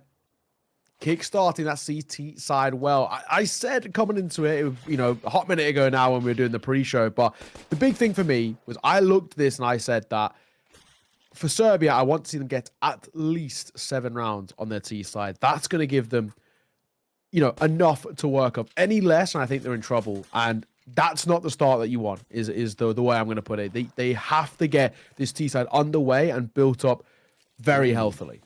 Even without the bomb plant, they actually go for the hero EK and a little bit more. So, yeah, I agree. Like, it's important, but giving this kind of force up here, you could end up in a scenario where you're actually putting yourself really far behind and almost kind of giving the Turkish side some of the rounds they need early on. Nicely done, though. Boost on over, and Wicardia gets blown up. Now, they know about the AK at the very least, but they're a man down. Yeah, AK is a known quantity. That's good. It's more about, can they work around it? Emo, nice shots. Grouping up. An A-pop here. They'll realize sooner rather than later is actually going to be very good for them. They must have heard that gun being picked up, and they do. So Kindo will fall. A-side's open. They're barreling in. And they're going to be probably a little surprised when they realize nobody's here. Yeah. Emo just now showing up. Pretty deep grenade, but still a 2 versus 3 here. And we'll see if they can find a way to power run through. Bomb planted. There is a kit on xCloud, so they should be able to group up here. A little flashbang on M-Star. Never a bad thing, but Collins, he's made such quick work of it. His aim has just been on point for the series so far. And Jota has to go back there because he has to get the kit. If he wants to win the round, if nothing else, just find Collins, get the kit. It's not going to make any difference. Collins is hitting nothing but headshots in this round. He's been so on point. That's ridiculous. And also, that's another T-side force buy again working. You know, they found one in towards Ancient. It was only Tech 9s in that instance, and it worked. And this time they've done it again here. This is where we are seeing Turkey lose just a little bit of that discipline. Yes. Gifting fights and these opportunities over towards Serbia. And Serbia are going to take them every day of the week. Turkey have to force by backing themselves. And, well, unfortunately, they can't really bring anything to the conversation, can they? It's just upgraded pistols. I'm not expecting heroics here. No. Doubtful that they can do all that much, but it's the bomb. Maybe not. He's thinking about it. God, it's quick. The 5/7s are destroying them. It's Collins to go down. Nick, that was a deagle from xFlower, but still, what's happened? They did all the work in the previous round. This is supposed to be the time where they can just shine and have a great time of it, and now instead in a lot of trouble. Dragon's going to be going down. It's all on Vladen. 1 versus 4. This round has collapsed on top of Serbia, and that's a big problem. I cannot believe his 5/7's doing this. You sit together, you should be fine. Oh, they line up. 1v2. xFlower and Jota both only have pistols. This is doable, and he's got to slip the net through the smoke. No one's here. 50 seconds, bomb on his back. I think he might have just won this, honestly. This is a 1v2 where both are tagged, and he's got space to plant. Yeah, this is absolutely super doable. But obviously, the one of the huge risks in a round like this one is going to be whether or not you just sort of happen to look the wrong way at the wrong time. They could be sneaking up on you. They've got some grenades on that CT side. I don't think they are going to make the big difference here. I think it's going to be down to whether or not you can just get the right position. They are getting kind of close right now. Smoke is up. Jota's jumping up. Oh, was trying to find it. That's a very scary play, but he doesn't quite get the kill. Still a 1 versus 2. And with no kit, the clock is running down slowly but surely. Vladen trying to use that smoke as a bit of a wall, but the jumps are on the other side. It's xFlower sneaking in front of him, and now it's a 1 versus 1 here. Vladen, he's about a deagle bullet away from death, but they can't find that shot. A great save for Vladen. Alone against almost the entire Turkish lineup. He'll save it for Serbia. Yeah, it's a bad collapse. I think we can, happily admit that. It started so well. It was a 2v4, then turned 1v4, and they won all their fights. Vladen, fair play. That one, a little bit fortunate, but they line up, but then they just play isolated here. And Jota couldn't make it work. Credit to Vladen. He's pulled off a 1v4. Yes, it's against primarily pistols, but it's one all the same. Which they'll take. That's a wild one. Turkey kicking themselves, I think, is probably the way I'll put it. Yeah. Not that they've lost that. That's very interesting. But it's definitely not done yet. Some grenades being thrown in towards that outside of the A bomb site. On the CT side, they don't have a lot to work with here, so doubtful that we're going to be seeing too much action in this round. But Serbia, man, again, they absolutely needed this really, really good start, and they had to fight with everything they had to not just get it, but keep it intact. If not for Vladen, they could have had a really brutal beginning here, but they're slowing it down, not giving any rifles away in this one, and just eventually going to be congregating onto that B bomb site. Collins getting a shot there, throwing some grenades at each other, but who cares? Doesn't matter. They're going to clear up the round. Yeah, bad couple of rounds, though, has to be said, to lose. In this one, not as much, but the 2 prior, and it's put them in a spot now where it's a 3-1 and a lot more pressure on this gun round coming through for Turkey. The main thing is they do have gun rounds, but except for Serbia, I want to see them get up to at least 7. This is the start. This is where they feel that there's enough to work with here coming through. But, yeah, I mean, it's kind of crazy the way in which a couple of those went. Now, 1v4 still not really over for Turkey. That one's one that can kind of sit on the mental a little bit too. Into the investment. Orb out for Emo. Rifles across the board as well. With the Belter, Utah, and the rest. Let's see what they can do here. Flash on the corner and smoke in front. Wakadia getting active. And he looked the wrong way. He's just too aggressive there for Wakadia. I don't think he was expecting that they would have run him down through that smoke. They actually ran through the smoke to catch him in the window.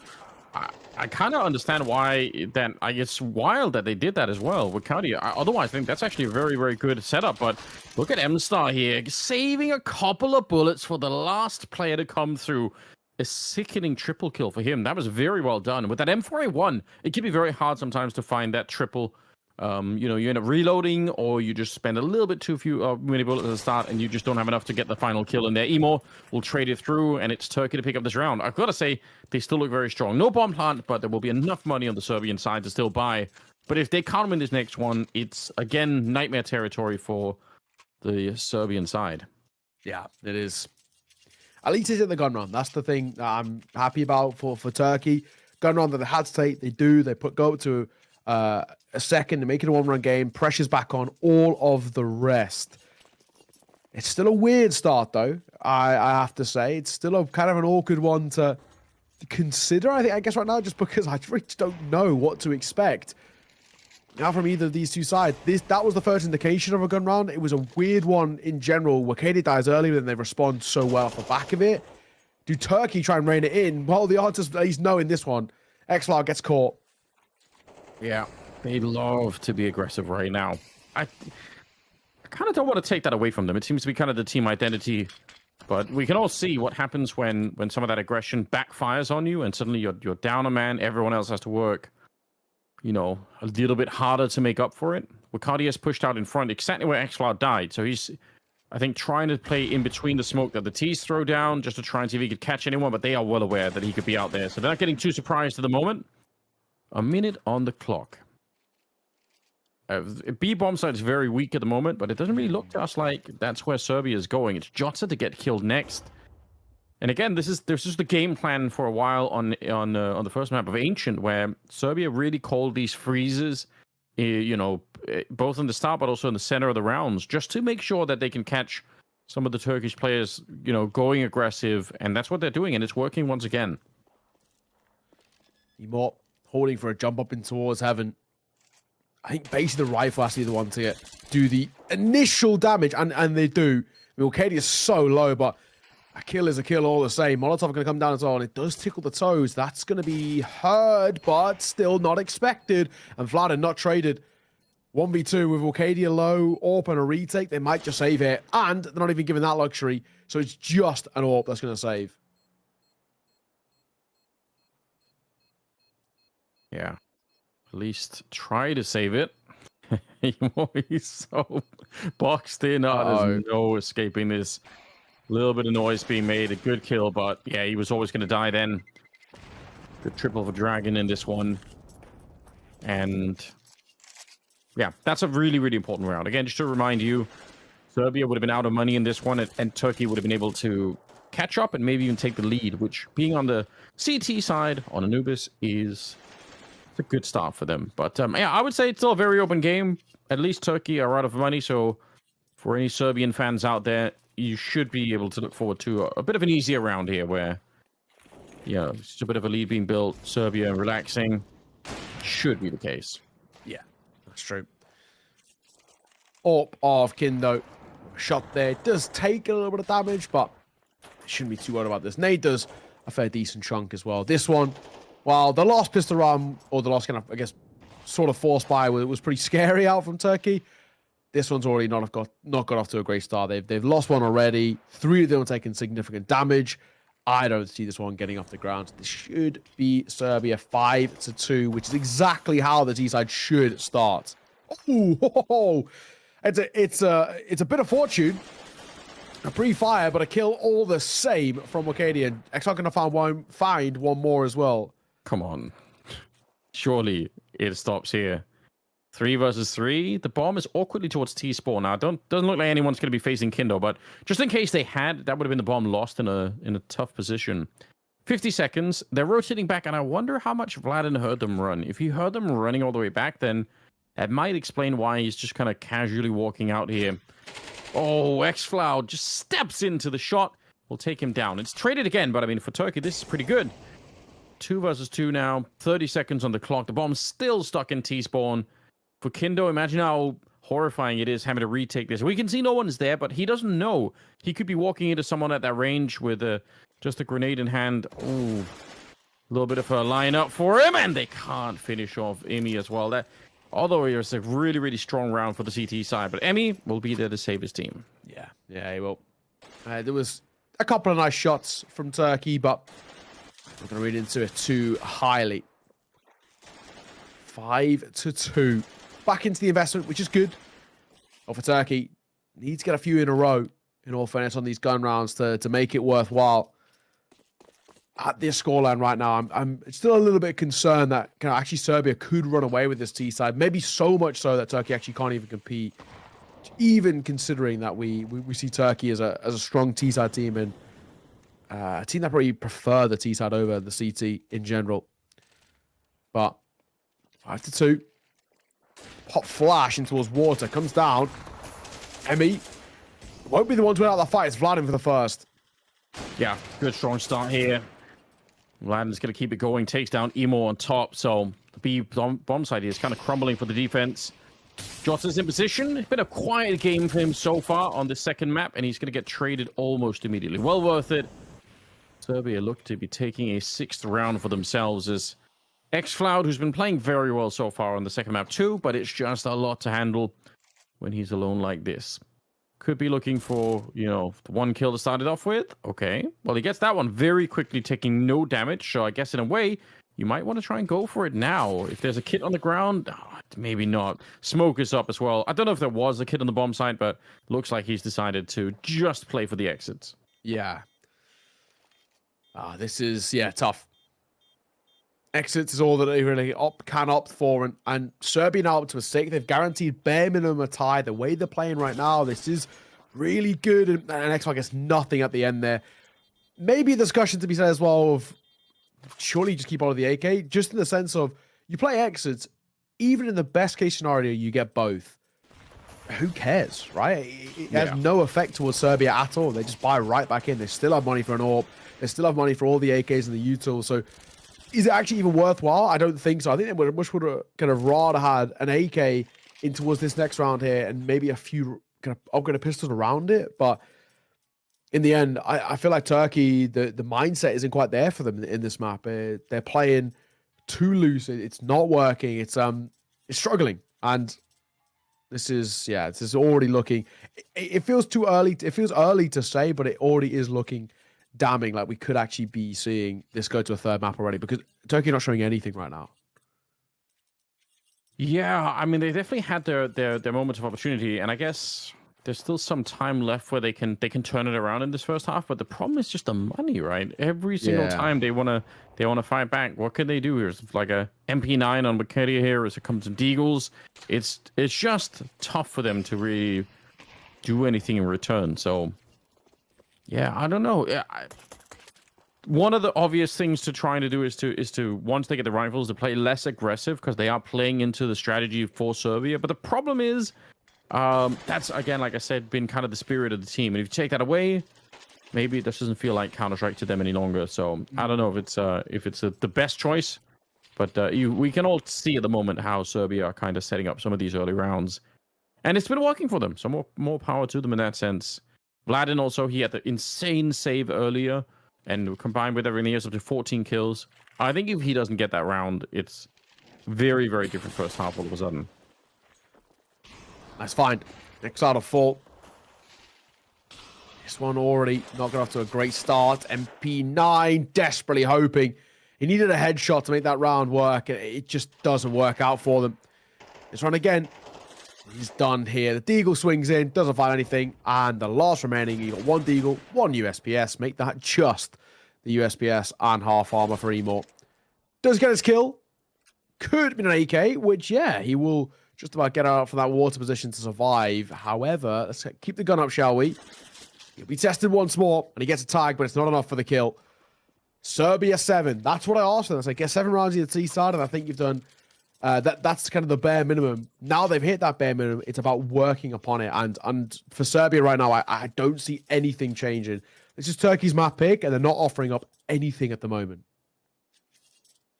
Yeah, I think 7 is a good position to land on at the moment here. Keep it going, more of the same. Don't slip up anytime soon, and we could be seeing a 3rd map, which I believe is on Mirage if we get there. We got the AWP out on Emo. That could be a key to victory. If you're not going to be playing fast, then having Emo kind of rotating around the map and hitting some of those shots that we know he can hit, that's a good way to get some of these rounds started. I think if Turkey can get like even 4 rounds here, it's still a map that's worth playing for them. Less than 4, we're starting to enter the territory where it's just almost impossible here. But they got a little bit of space to play around with. 2 in the middle, 2 towards B, and they've left xFloud alone over on the A side. And again, Serbia playing the same playbook. Slow it down, wait for the aggression. You know it's likely coming. And it was Kindo right through the smoke, taking down Wicardia, who I'm pretty sure was going to swing and spray that corner. Yeah. But he got caught. It's true. It is true. Waiting with the AK. Hoping for a fight. But again, for Turkey, you lose this one. I honestly think this could spell the potential beginning of the end. 1-for-1 trades aren't bad. Serbia are more than happy to take it because they got the initial fight untraded. So they just keep the numbers in their favor, and it gets worse. The Molotov does actually miss, but it doesn't matter. 35 seconds for this bomb to go down. Plenty of time in a 2v4. I don't even think you want to give this a go. M-Star is met with a Molotov, and as expected, he's out. Yeah, wow. Bladden could get picked up at the end. Should make no difference here. Bomb is going to get planted. Very little time on the clock, but they have everything else under control, so it kind of doesn't even matter. Emo nearly catching Dragon off guard. Probably could have had that kill. Didn't look like they were quite ready for him to be that far up. But at the end of the day, it will be another round for Serbia. 8-2. And best Turkey can do right now is 4 rounds. They're not going to have a lot of money to work with either, but I honestly think at this point you just force up and try and get this job done. I think you need the 4 rounds. Yes. Yeah, you do. You do. 5 rounds is the difference here, and honestly, I mean, 4 rounds was... If it got to that kind of a 7-5 conversation, I think it'd be fine, but... Sorry, not 6 rounds is the difference, may I say. And honestly, with where we are now, I'm not seeing anything out of Turkey, which is going to give them any sort of luxury. They have to require a ridiculous T-side from me to pull this back in their favor. I feel like Serbia looks so clean on this map. This is definitely a map as part of their pool with the core of the side that are Partizan and Turkey, who have tried to pug this. It's not working. Maybe a little bit loose on Ancient, which works in their favor. Here on Anubis, it's not been the case. 5-7 is desperately trying to fight, and it does not work out. Easy double kill coming through from Emmy. And Kindo will find one of his own as well. This is just such a simple Counter-Strike. Yes, it's just pistols, but honestly, Serbia make these rounds look so easy. Again, Super disciplined. They don't look stressed at all. That can happen sometimes otherwise. Like, you lose that first map in a, very, very close fashion. 13-11, you may think, oh, that's going to be very stressful. We're going to be upset about that, but it doesn't seem like that at all for Serbia. They are into the second map, well aware that right now they just look like the better team. 9-2. And I think we're really now looking back on the start of how this map started out. You can really see how much of a difference it made losing the early fight for those rounds. If Turkey would have won, they could have been up like 4-1, 5-2 or something like that right at the beginning of the map, and it would have been such a different affair for them. So, yeah, a lot was decided in those early, 4 or 5 rounds. Oh. I already feel like for me this one's done. Regardless of if Turkey get a third at the end here, they get good damage early and a kill in all fairness on towards Emo, just to add even more misery to the side. I mean, Emmy's low, Kindo's tagged, but they've now got the numbers. And this is the thing that seems to be the consistent factor. Serbia, opening kill, take the numbers, and then utilize it. A real scrappy fight in mid here. Collins trying to get one for free. Will he clear doors? He doesn't. So xFlower gets one back.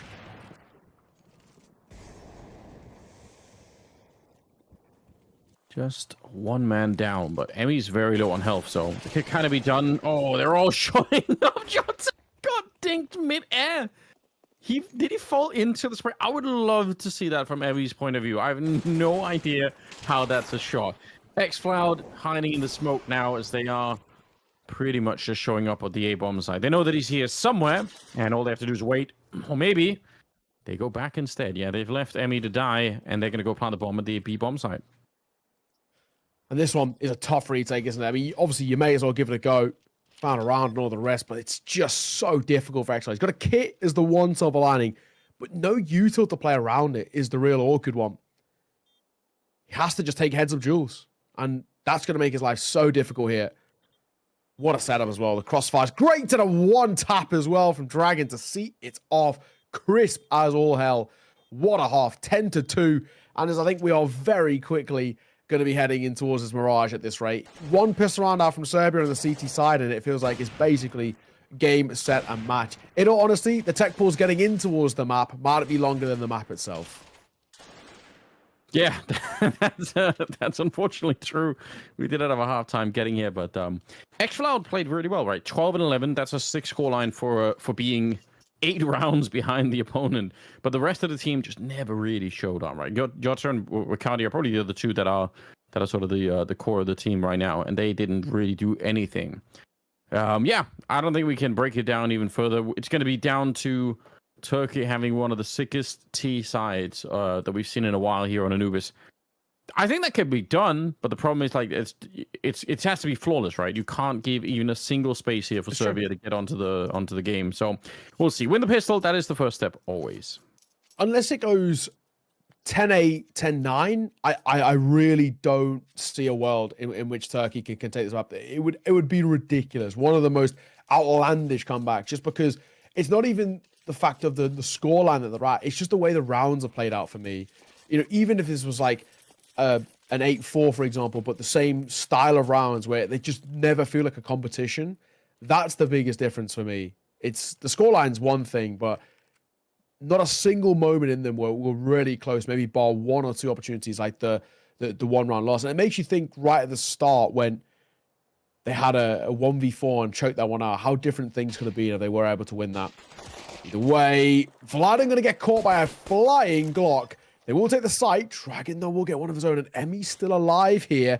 Doesn't want to overfight. Wants to group up. Oh, they are set up. If you try and retake this, they're actually going to be going on them. That's very, very hard to break through if you're on the Serbian side here. Trying to come up the steps while they're just swinging from both sides of that little hallway. And it's a final kill for M-Star. So Turkey, 1 round down. Still need about 10 more to go here without dropping a single one. But still, that's not bad. That's a start. Exactly. It's better than nothing. It's basically all we can actually fundamentally ask for. It needs to be the start of many, I think, is the main point we were driving home at halftime. I don't start to open that door to a conversation until we get towards the likes of a 10-8, 10-9 sort of scoreline. It's not up until that point will I really even entertain it. Serbia aren't going to force buy here. They've got so many rounds in arrears. They don't actually need to take a risk with a force buy. You may as well save, buy next. Even if that one fails, save, buy again. You get basically 3-4 buy and eco rounds out before Turkey are able to close that gap to tie the game up. You're going to go for a pop out here. The MAC-10 will get a good amount of cash and the AK for a double as well. So nice little kill bonus for the MAC-10 with 3 kills to your name. It's a real nice thing to have. No casualties too. However, back into the buy now. Serbia, they were so clean on their gun rounds in the T side. You'd expect more of the same here in this one. And I think, I mean, this is where hopefully a little bit of experience, which they have plenty of on the Serbian side, to be honest, should tell you we have such a long runway here. So, you know, like we can try a couple of different things out. We can have a couple of rounds where we're aggressive. We can try our standard default setup just to see if that works out. But in general, the panic shouldn't be setting in for quite a while here. But I guess once if Turkey get up, if it's like a 10-8 scoreline, then suddenly you start to feel like, okay, wait a minute. Now we're actually in a lot more trouble than we realize. Good combination, Molotov to burn Emmy out of the corner, and then the AWP there waiting for him. Collins, though, will win the battle against Wicardia, who's still had a bit of a tough beginning to this map here. He'll go down, but Jota will keep it going. 3 versus 4 now. Oh, and he's just inside of the smoke. That seems super scary. A lot of damage onto Dragon here, and he'll get out-battled. The MAC-10 will find him, and I think for the rest of Serbia, probably just save the guns here. I don't think there's any point, really. Like you said, right, save the guns. There's no point giving this a go. Worst case, you go in towards the next round, you have 2 M4s, and maybe a couple of upgraded pistols around them. It can still be a semi-scary buy. Yeah, I was going to say, did M-Star spot that on the radar? He actually might have. I think just as he was turning around, he might have briefly caught the arm. Hence probably why he kind of adjusted himself and the rest. But yeah, it's a 10-5 scoreline. We're getting there, bit by bit. There's a somewhat conversation open up. M-Star going to find one at the tail end now, so it's only one rifle to work with. I'm not really expecting a buy around this. This should be a pretty simple one, all things considered. He is being hunted, but he will just escape being kind of choked in here. 5 rounds of difference. Still a long old road to recovery, but it's better than nothing. This is exactly what we want to see. Where they're putting consistent rounds on the board. They're opening that door bit by bit to a conversation. And we are looking at this now and saying for Serbia, they need to be a little bit careful. Don't do anything too audacious in terms of your economic decisions. We've got a little bit of a buy, double MP9, but it's not an over-investment. With loss bonus, they can still buy rifles next round, so it's fine. With 1 rifle, 2 MP9s, 2 good pistols, it's not actually the worst in the world. We got here. What an absolute crazy person. It just decides. It's like he just, I don't know, was electrified in a moment. Like he was about to throw a grenade or something. He's like, wait a minute. He's like, why am I throwing grenades? I can just push. Like, what am I doing? I can just push and kill people. Like, it's like he reminded himself, oh, that's right. I'm actually super sick of this game. That's so funny.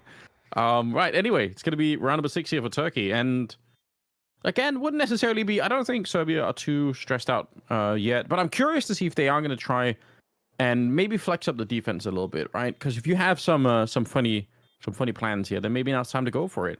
You know, double pushes out of the B-bomb side, or some kind of setup for that A side too. Lots to be done. Yeah, exactly.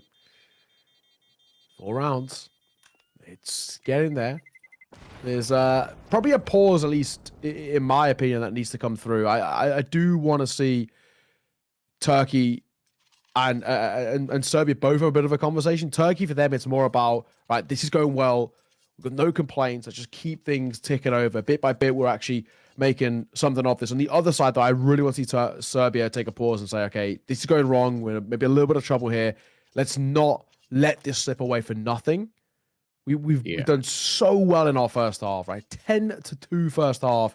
To choke that out would be catastrophic, right? No two ways about it. So it'd be a little bit criminal. Exactly. Just take a breather. And thankfully that is the case. Conversations been had. They'll kind of look forward to it. How are we going to now make our next gun round here worthwhile? Because if you don't find it, economy breaks, and then Turkey do get up to the 8th when I said you can start maybe thinking about this. Yeah, at that stage, it does get a little bit uncomfortable. Something else, I guess, for Serbia, right? I think every once in a while they save a couple of rifles, but you could have made a case that they could have, you know, in some of those rounds maybe called it earlier and saved even more rifles, because that's really like the name of the game here if you're Serbia. It's just to have as many buy rounds as possible. You know, any team that James, for instance, would have been commanding would have been saving. I guess that's redundant. They do that anyway. But yeah, just to point out that could have been a problem for them. Nicely done. Dragon makes a drop down, and again, speaking of, they will catch him right at the end. That's such a shame. Otherwise, that is a different look for Serbia, and it does net them the opening kill. Okay, finally, right? I don't think we've seen them have an opening kill and a conclusive one in a while, which at least keeps the numbers level, but that one's not going to help. They answer back, and a double coming through from Emmy back sight, but he gets naded out. So that is the site open. It's now about getting this bomb down, and actually, how does X-File want to play this? He's dead. Never mind. Yeah, I was going to say he's so low. Where do you actually even play? Doesn't matter. And M-Star moving up here. Alone versus 2, or waiting on the other side, and it's going to be an easy shot there for Kindo. Well done. Good retake. Serbia going to be up to 11 behind this one. It's a shame that X-File died like that, because he was going to be holding Kindo back. He'd already thrown a smoke to stop Kindo from pushing on through. So if the grenade doesn't catch him, then Kindo is going to have a very, very hard time helping out with the retake. But, it was that grenade. Wow, sick from Collins. All right. That's really well done. That actually made a huge difference. It did. And credit to Kindo as well at the end there. In that 1 versus 2, he just waits. He knows I can't go in alone here with an AWP. There's too many angles for me to clear and kind of sort of not enough time. I can't make this work, man. I have to wait for the rifle to come support me, or I have to wait for him to push. And when you know it's a post plant in a numbers advantage situation for you, you know that the guy on the other side has to get proactive. He's trying to level the playing field. He's trying to find information, and all in all, just gets gifted the kill. It's as simple as that, really. 11-6. Yeah. So once again, it's still Serbia. While they may have fallen apart a little bit at the start of this half, they're still so close to the finish line anyway, just off the back of that first half. I don't think they're really worried too much at the moment. They finally took a pause. It worked out for them, and now they can do the exact same thing coming in towards this round because they know how close they are to that finish line and pushing us towards a third. Yeah, they know it. 2 more rounds. Some money still behind for Turkey, so at least it doesn't look like at the moment they're going to be losing the map just because they run out of money. Yeah. But let's see if Serbia can replicate, the success from the previous round. Again, I think getting those opening kills, even if they did lose Dragon to Emo right after it, it's still just, it does make the map a little bit easier having a plan to secure a kill early on. 3 people at the A bomb site with, I guess, Vladin playing that cam position. He's able to rotate back in the middle. Oh, they get deep in there. Wakardia hoping to get the opening, but Kindo is there. And he has been rock solid with the AWP. Now, he does get burned out in the corner. It's uncomfortable. Eventually, he'll die, but it's on Emo to try and reclaim the round here. 2 versus 3. He's got the Tech 9 out. Can he actually find the kill? Dragon is very low on health back here. Super easy to get the kill on him, assuming that he doesn't sneak on. He's actually hiding on the bomb side now. Are they going to catch him? Finally, they do. My God, I thought he was going to be able to sneak up close to Emo and just catch him, but now, Emmy alone, he's going to have to be the hero if they want a chance to win this round. Yeah, they're questioning themselves now. Where is this last guy? He's fading the smoke. That's where he is. And he is falling. Turkey find a 7th. Still quite a margin to get back into this, but it's still better than nothing. It's still giving themselves these opportunities. The economy, it's workable over towards Serbia if they actually wants to force it. Yeah, I'm not actually too surprised if this force come through. Just having that opportunity to go into bare minimum 2 rifles and have some support around it where there's still a little bit of an economy left in reserves for the next round. I don't hate this buy at all. You still can buy in towards the next regardless, so you're not taking an inherent risk. You're not in double eco either. This is a good buy for me, but it's just actually whether they can make it work. Molotov will come down and a force flooding away.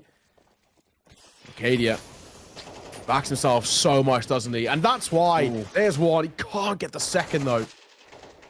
Yeah, you're right. He is his own hype man. Yeah. He's just into it every time. It's great fun. I love watching it. As you say, it hasn't been like the most successful map for him in that sense, but it doesn't really deter him from doing these kind of things, which in a way is a sick mentality to have, right? Obviously, it's easier to play like that if you feel like you're crushing it and you're winning every single fight, and it's just like you got 20 kills. Can be harder to play some of those entry roles if it's a little bit slower in that sense, and you're not quite getting as many kills as you'd like, but. Yeah, he's still opening it up for his team, and that's kind of his role, so more power to him. It's Kindo a little bit further on back, and Emmy, who's picked up an AK, but he is already tagged up, so it could be a little bit tricky. There's a nice shot from Kindo. God, he's been playing well for the series so far. Gets another stunning headshot. Now down to 35 seconds here. They will get rid of Kindo, but do they realize that Emmy's here? He's sneaking up. Smoke's going to go up right in front of him, and a nice flick from Emo will make it just Dragon alone, and they're exiting the bomb site, and he's in a lot of trouble. He doesn't have the grenades. He doesn't have the kit either. How do you get this done? One flashbang just now picked up as he's standing on it, but Emo's going to be there. He doesn't get the flick, and yeah, 10-second defuse. Even if Xcloud is low, how do you find this? The only way he could have done it, really, for me, is if he actually just used their smoke. I mean, he's still looking for the fight, which is the right call. He's going to get it. Time is close. He might. No, it was close. But there's just not a kit on site, nothing he can work with. If he upgrades to an AK, I think the only way he actually could have made that work is if he decided to use their smoke against them and kind of just jumps in it on towards the bomb. And it's, like a complete fall apart. It doesn't happen in the end. A close round. Turkey lose everybody, so it's at least expensive in that sense. Sure. I guess thankfully for them, though, they have plenty of money, so it's fine. They don't really have any issues. They just buy right back into it, really. Wow. 11-8. They save the AK on the Serbian side, and not really much more than that. They're going to try and force into this round. It's actually going to be a very successful, not even a force, just a buy. They make it work, and scary point here, obviously, is if they lose this round and they run out of money, and then Turkey are right back in the mix. But they have to play their way through this one. X starts playing well, M starts playing well, Emo's up there now with 15 kills. And even Wakadia and Jota again, even if Wakadia is a little bit lower on kills, if he's getting the openings, I don't really mind so much. Still valuable. Yeah, I'm with you. I honestly think it's for me, it's not about the way I'm seeing it. It's not the number of kills, it's the impact of those kills, right? And that's what I'm looking at right now. And it's pretty substantial. I think probably for me, I want to see a little bit more out of Jota. I feel like he hasn't had as many impactful moments maybe as Wakadia. Speaking of, might be sent in first to fight here. There's a couple of bodies to meet them. There's going to be a pop flash from Emmy. The second there's any contact out Brian Main, flash will come over, blinds up one, but they're kind of committed to this fight, aren't they? Very much so. There's still two towards A, so it's a slightly undermanned B site as they pop through. I mean, Wakadia, that is just outlandish. Why are you even pushing the smoke? But it works. He's so fun to watch, isn't he? It's great entertainment. Like he's putting on a real show for us. Yeah. 4 versus 3, and they are saving already, and they should be. So Turkey will pick up a 9th round. Very open game. I think at this point, again, if you were just joining us and had seen nothing else, and you just, it's just like a 9-11 scoreline, you're going to be saying, man, Serbia's got to be really careful right now. They could easily lose this match. Yeah, for sure. Now we are. I said, earlier I was saying 10 to 8, 10 to 9, because that 2-round gap, that's where I was looking for them. The 2-round gap is still absolutely there. With that 9th put up, the big thing as well is, I guess, for Serbia is to keep them 3 alive, so they buy right back into this next round. At least they have this same sort of guns to work with. M-Star could actually be caught in the side here. They don't push far enough forward, so it doesn't make too much of a difference, actually. Not a bad find. There's still money. No issues. Both sides buying towards the next, but a 2-round game. If you win a half 10 to 2 and lose a map, it's inexcusable. There is no two ways about it. But they've thankfully still got a 2-round lead. Yeah. I'm not worried just yet, but they're kind of rapidly approaching that point, I think, Anders. Yeah, the desperation is probably starting to set in soon. God, Dragon's got 11 kills. Pretty sick. But yeah, you're right. I mean, at 10-2 first half, you got to win that map. You've got to be able to close it out. They still have a couple of chances here.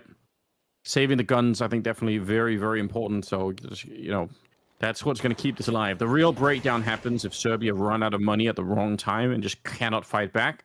That's usually when you start to see some real desperate times. Ooh, look at this. They're going to be walking onto the A-bomb side here. Dragon smoked off by the cam position. If he wants to re-enter, this is dangerous because if he goes for it and dies, then the round might be over almost immediately.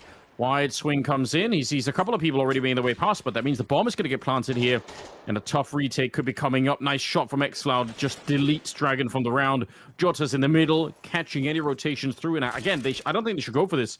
Yeah. Doing a little bit of damage, but the problem is the rifles are so valuable right now for the Serbians. That's the truth of it here. M-Star sticking around for a bit of a spray. They're going to get Jota in the middle, but still a 3 versus 3 after all is said and done.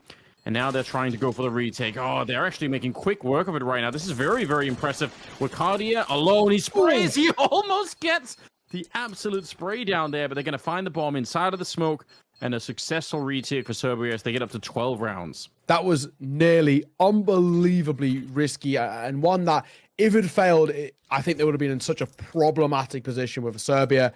Economy was shot and all the rest. Thankfully, it isn't the case. And, we can look at this and say, fine, right? They've got map point. They're on the precipice of pushing us towards that Mirage. But, my God, that was so close. When Wakadia nearly gets the triple, which would have been, again, ridiculous. And just a classic Wakadia play, in all fairness, if he was to get it.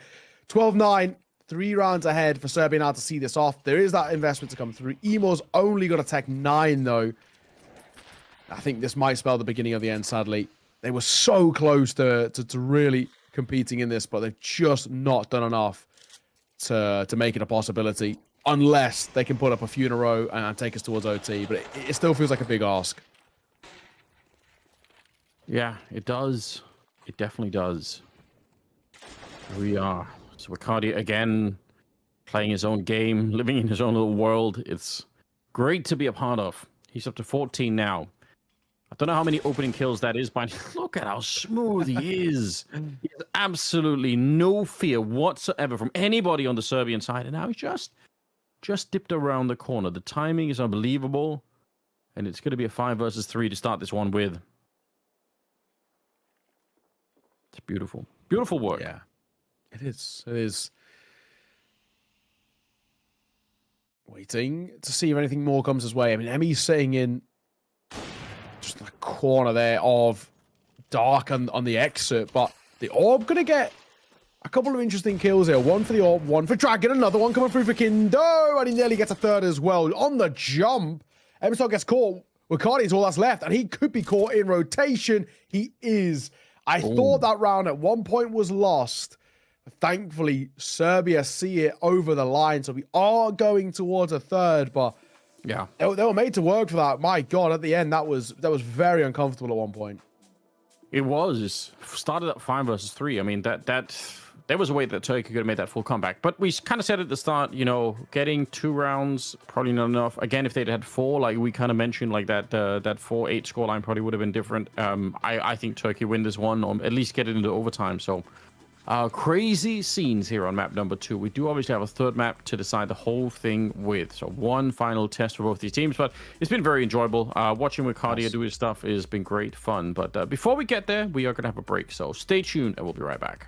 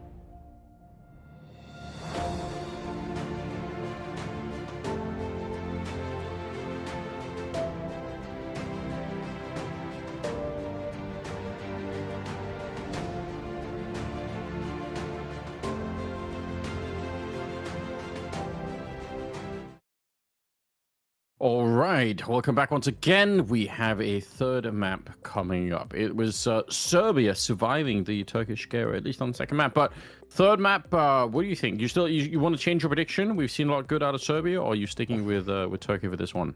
I think I'm still going to stick with Turkey. I always just look at the kind of the name value, but that was a weird map. It was such a bad start for Turkey, like 10-2 down at the half. Yeah. The second half was much better though. That's the good things. I think hopefully they maybe saw some confidence where they come in towards that third map and they're thinking, okay, we did okay. It's Mirage as well. We know it's a good map for the region specifically for Turkey. We know if the individuals get online, KD was looking good right up towards the end there as well. It took a while to get into it, but once he did, he looked really solid. This is a map in which he, with Eternal Fire, looks so scary on. So maybe we can talk about this, that, and the other, but I'm going to leave with Turkey. Right. But a weird map too, I think is the way. It was like just all about who could put up basically the worst CT side. Yeah, pretty much. I mean, I look forward to seeing Ricardo back. I hope he's going to play more of that same style where he's just kind of in your face and looking to punish every single round. It's great fun. And even though it didn't work for a bit there on the second map, eventually did, and he got so many opening kills. So like he's just insanely confident in this game, and it's great fun to watch. So kind of more of that. But even still on the other side, Kindo still playing really well. Dragon was having a good game, and Vladen on that one obviously had the huge clutch at the start of it that kind of, I think, set up Serbia to win ultimately. Like if he didn't win that round, it's very likely that it's a completely different game. Yeah, no, I agree. I absolutely agree. While we are waiting for everybody to get ready in the server, we can touch on the other results. Croatia have beaten Israel 2-0, which feels like a bit of an upside. I did actually like that Israel side on paper. 13-10 map 1, and then a 19-16 OT victory in map number 2 there for Croatia. Then in our second, or the other game that was going on, also the bracket, that one seemed pretty one-sided. It was a 13-4 map number 1, and I think a 13-5 map number 2 to Romania over Belarus. So that one makes a little bit more sense. And Ukraine versus Bulgaria. Ukraine have won that 2-0 as well. 13-7 map number 1, 13-11 map number 2. So yeah, I think the Ukraine one maybe arguably is a bit of an upset. That Bulgarian side on paper looked really good. Yeah, I think so too. Definitely very curious about the Israel one. Obviously we didn't catch it, but we just the way that they've been playing so far, you would have assumed that they would have been able to do a really good job. But yeah, maybe we'll go back and watch the demo of that at some point just to figure out what's going on. Yeah, I think like it's a bit of a coin flip almost. I think the individual skill on the Turkish side right now is really high, but honestly, the way that Serbia are playing it is exactly how you want to play against a team like that. Like they're so good at slowing it down. They know what's coming. They know there's going to be aggression, and that's kind of what they are just playing around. So it's pretty cool. It's nice to see like a good matchup of two different styles, and it kind of makes it a little bit even. Yes, yeah, I do agree. Match apparently will be going live in just a moment. We are heading towards Mirage as our decider, and just to run through the scenarios, we've kind of been given updates by the admins on kind of how this will work. So it's a little bit different to East and West. For the East qualifier, if you win 2 consecutive games in the upper bracket, you will qualify. Simple as that. If you drop into the lower bracket, you have to win 3 best of 3s to then qualify through that lower bracket, or 3 best of 3s in that lower bracket in some form. And then, of course, the losers of the 3rd round of the lower bracket then face each other for a spot, for the final spot, the 5th spot at the World Esports Championship. So there's 5 spots available. You get 2 by being in the upper bracket final through the, obviously just winning 2 in a row. Nice and simple. And then, of course, you've got to go through that lower bracket if you aren't part of that. So you want to kind of make this as easy as you possibly can, right? You want to just do it nice and quick. 2 best of 3s, 1 a day, simple as. Anything less, and then you drop into the lower bracket, it becomes significantly harder. There's smaller room for error, and there are all the rest.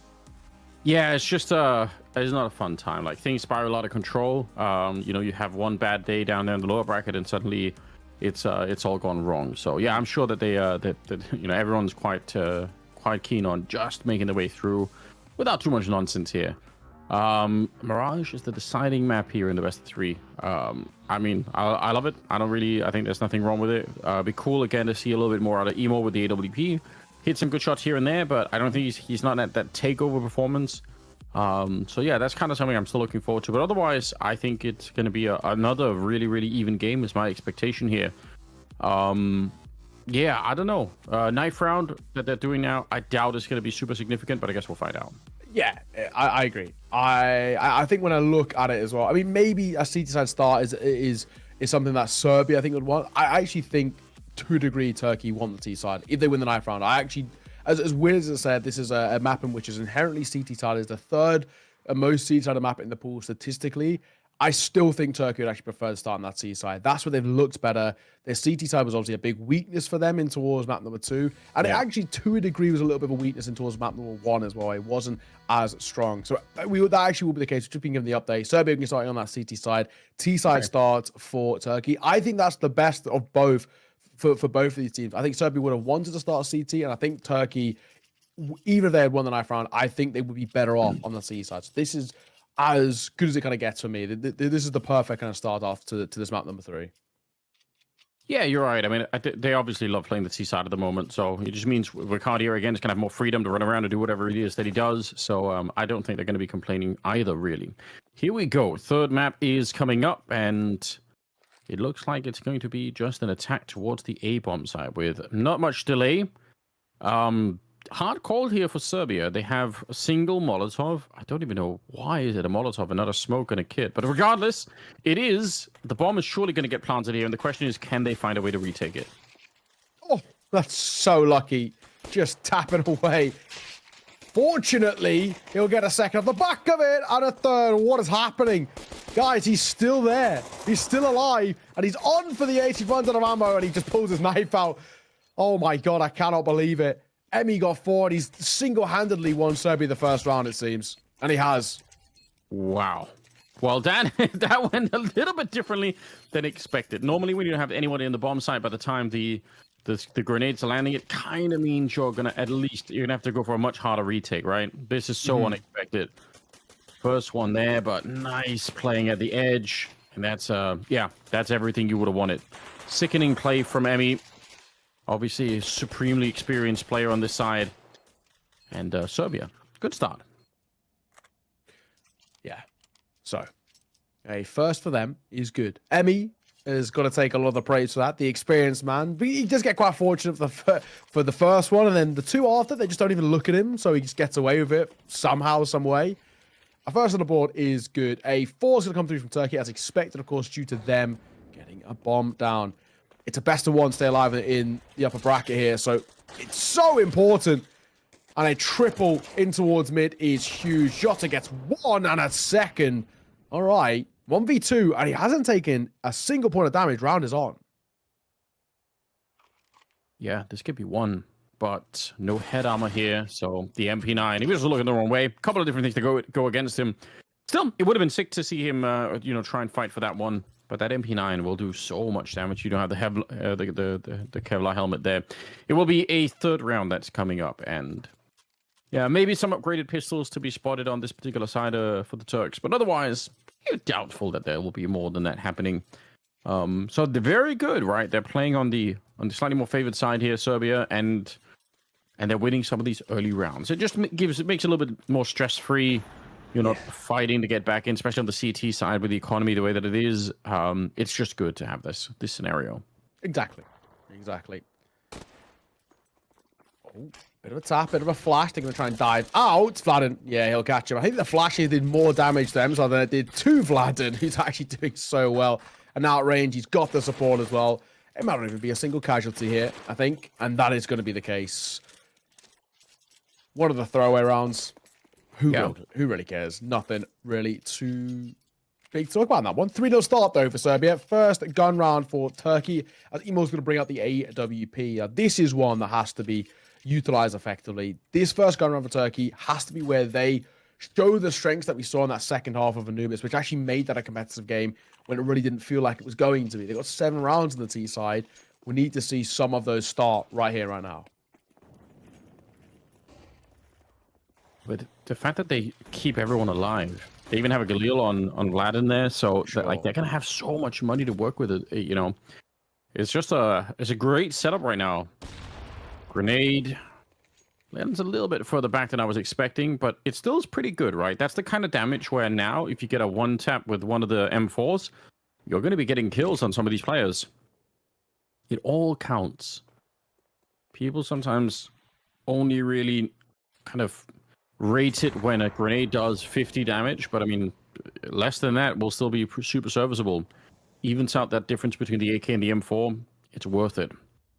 Wakadia, nobody is surprised. Sneaking up. He's on a solo mission and going to absolutely catch Vladin with his pants down. Unfortunately for him, the gun barrel showing here for Kindo. So he knows, but he can't quite find it. Now he might be exposed. Oh, yeah, he's going to get blown up. Oh, just a devastating round so far. It starts with Wakadia, but it doesn't end there. And now 2 versus 4 here. Emmy, not a position where you want an MP9 at that distance. He's going to go down. Yeah, it's it. Nothing, I don't think, on offer for Collins here. Keep on the rifle. You've got nothing to lose in just keeping this in their favor. I don't think he's going to be hunted. There is maybe a little bit of a search party. Yeah, this short player is the main one, but nice find from Collins. Might still get caught in the side. The market player just misses the timing. X-File might catch it back, and he will. So, Turkey get a first. Couple of casualties to make sure that nobody survives over towards Serbia, and that is good. They needed that. They had to come in towards that round and make it stick. So the fact that they have, it's all we can really ask of, and it's about building upon it now. Try and continue going forward, put multiple rounds in quick succession, and then we may see ourselves into a chance where, at the very least, that T-side can build up in a strong way. For Serbia, they're not too worried. They buy back in. That was, technically speaking, a bonus buyout from them as well, so not the worst one in the world to lose. Definitely not. Ooh, Kindo, off to a nice start. We'll find a shot on Nemo. He's going to be on my mind for a while here, Kindo. I don't think I've seen him play that often, but so far, this has been a very good display for him in this best of 3 alone. He's going to go back, find Jota, who I think had found the target down there towards the A ramp, but gets interrupted by the orbit range. And now it's just Wakadia left here. Could get the top of the head showing. Oh, it's anything but clean. He doesn't get to throw the grenade either. That is funny. For Serbia, it's great news. 4-1. Yeah, Kindo. I don't know. Do you have strong opinions about him as his future? Yeah, I think he's really talented. I've seen him on a couple of different rosters, all kind of domestic ones. I guess he hasn't branched out from my understanding. Not that I've seen at the very least. Hasn't gone international, but he honestly has been pretty good. I've caught him up in a few times. Very talented guy. Somebody who I think definitely probably deserves a little bit more respect. He's good. I really do think he's actually very talented. He's been kind of with the same core for a while. You know, obviously before he was playing Partisan, he was playing. Actually, in all fairness, he played with Team Secret for a brief stint, but it was, I mean, only a few months. And that Team Secret team didn't really do anything. So I don't think he's really to blame. But then before that, it was, you know, the iNation core, same sort of guys. Before that, Full Glory, same guys again. So he's stuck primarily with this roster. But yeah, he's good. He's a decent player. I really do think he's pretty damn solid. I don't know, you may not remember, he actually was out in Serbia with us last year. They were the ones who knocked out, it was Team Serbia who knocked out Uzbekistan, so IC Learning and co. They ended up finishing 3rd overall in Yash, and he was a part of it, but he wasn't actually that big of a part of it. They had a very strong rifling core back then, which did a lot of the legwork for Serbia. They were pretty scary in terms of the rifles last year. Well, certainly making a bit of a name for himself at the moment. It's been pretty cool to see, and it's consistent, right? It's been across multiple maps, multiple series. I think I've seen Kindo have a truly bad map yet, where you think, my God, he's disappeared from this one. He's just always doing good work. Yeah, that's. I think it's so important to have those reliable players. Underrated. We can all spot the highlight players that have insane mechanics, but if it's just for like one, you know, every 3rd map or something, it's, you know, you can't do much with that. It's hard to make that work over a long stretch of a series or a whole tournament even. Looks like this will be an attempted B attack. Maybe a little bit of a mid presence. Could go through catwalk with a couple of people, but the bomb is leading this way. We're down to about 40 seconds. Turkish team has been slowed down, and I wonder if, you know, is that a good or a bad thing?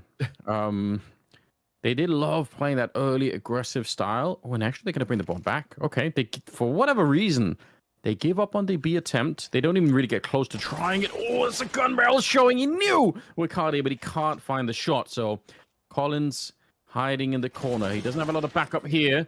He will get another kill. And now out in the open. What's the bomb? Oh, dear. That's actually the bomb. How did it roll that deep in?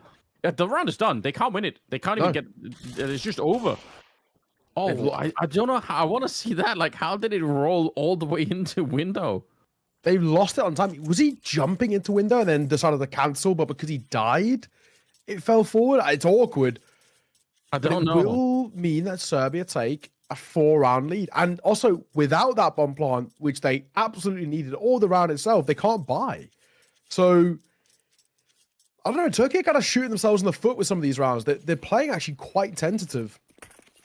And so far, for Serbia, they're loving life. They're playing well. We kind of spoke about this a little bit earlier as well. There's a real clash in the mindsets here where it's this individualistic, kind of puggy style of play that Turkey have got. It's a little looser because they're not a team, whereas the Serbia they are.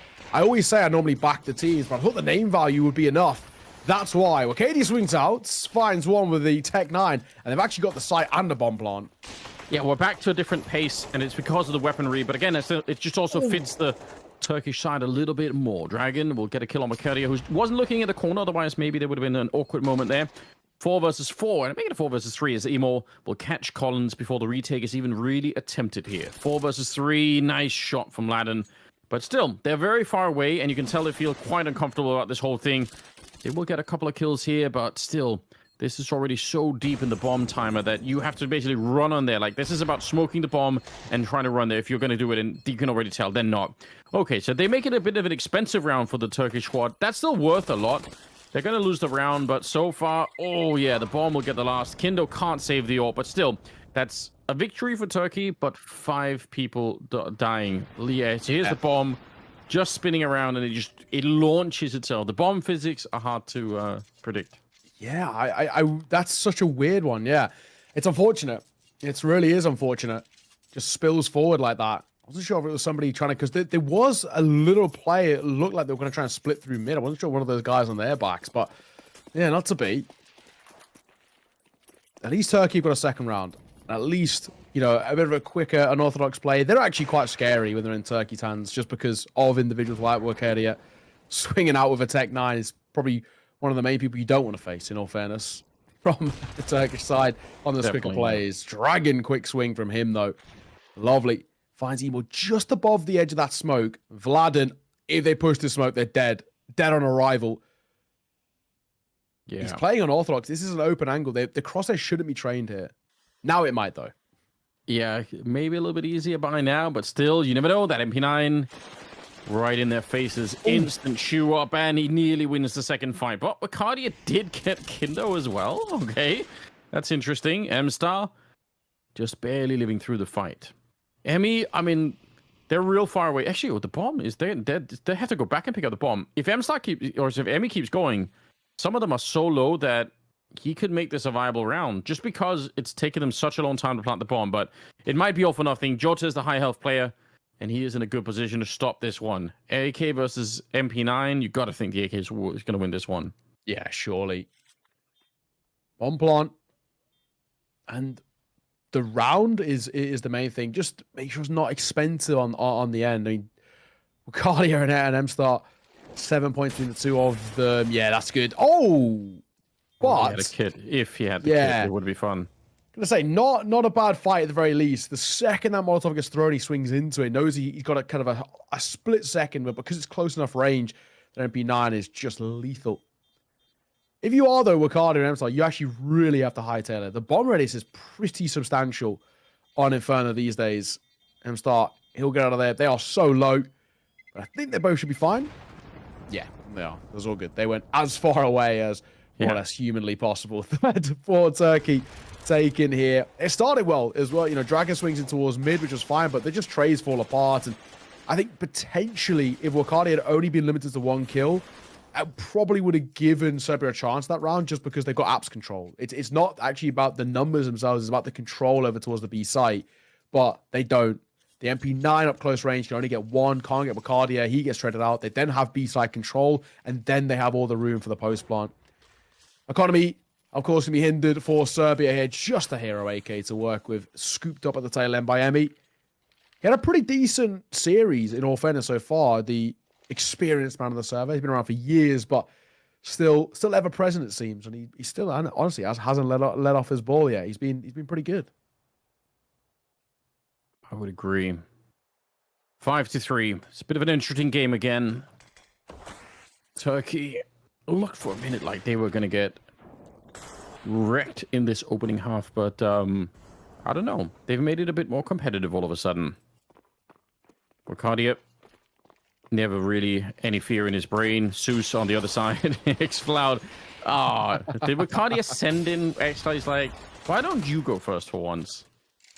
That's normally Ricardia's role in this team, but all right. Should be a free kill. Oh no, Jotson. Surely he saw that. Maybe his brain just didn't register. That's kind of devastating. Kindo, he could have a free kill himself, make it a 1 versus 2, but the USP, he doesn't want to pull the trigger just yet. Oh, now he does, but there was a second player. 1 versus 1, and it's just barely going to be Emor coming out on top with the round. Very close, very expensive, but Turkey will win it. Mm-hmm. And 1-round game. When the Zeus picks up the AK, I thought there was a chance, but they actually just pepper balcony with util. But he had a brief moment that if he swung immediately, he could have caught somebody off guard. In the end, doesn't make a difference. And it went for a little bit of a gamble stack, couple of gimmicks. They get a couple of kills, but it's nothing too special. In the end, it is a 1-round game. And you're right. You know, a few rounds ago, I was looking at this thinking, I think Serbia are going to just walk all over this half. But thankfully, Turkey have woken up. They've arisen from their slumber a little bit. App's play here is ballsy, but his own team's Molotov actually forces him away. That's so unfortunate. Okay. 3 versus 4. X-Cloud going down again at the start of it. He's been one of the really strong players for Turkey, but losing his life early on in some of these rounds, so hard for him to have much of an impact. The bomb is at top mid. Wakadia, ever the menace over at this hallway. Oh, this boost could be devastating. It was very well timed. Surely he sees the gun barrel first. Yeah, he's going to get that kill easily. Oh, and he wants to hunt it down. That is super brave. Not quite going to be able to catch him. Wakadia has been spotted as well. He didn't get that straight headshot he was looking for. He will get the grenade kill, but I think it's too little and too late. As Serbia are just about to take this 6th round.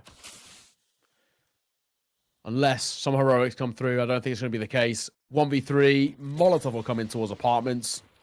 I mean, he has time to wait out the flames, but I honestly think at this point, just keep hold of what you've got. If you can, Dragon's timing's perfect here. He was not going to slip the net. Oh, and now he's just hightailing it. It is a tale of cat and mouse for Emor to keep hold of this orb.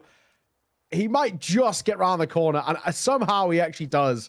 But wherever he goes, it's a perilous place. Smoke going to come out. He will not cross, and that will be the round. I honestly think they would have been better off keeping hold of the AWP there. I know it means that he doesn't have money, you know, obviously, because you don't get money staying alive, but I think you could maybe have an AWP and a few upgraded pistols and kind of make those sort of rounds work, where you use the pistols as basically bait to give the AWP fights, and you just hard focus on one site early, whether it's like diving out of Palace, for example, or trying to push out of the apartment, something of the sort.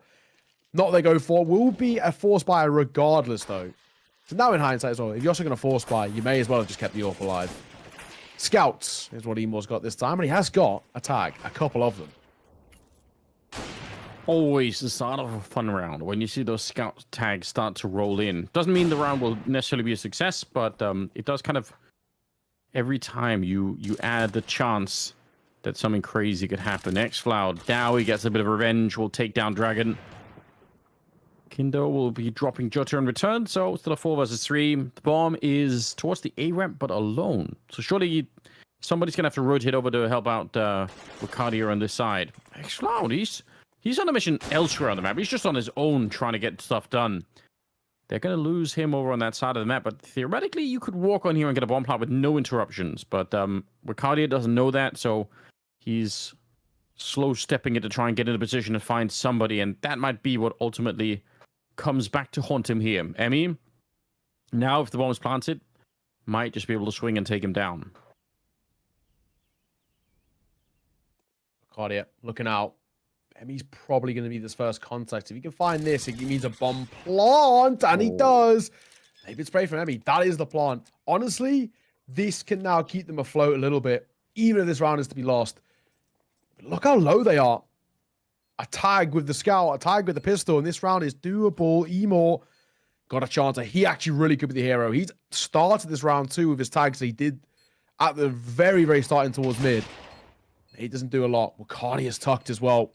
Not showing any sort of information. The time is ticking. Emor's now got an M4 as well to make matters worse.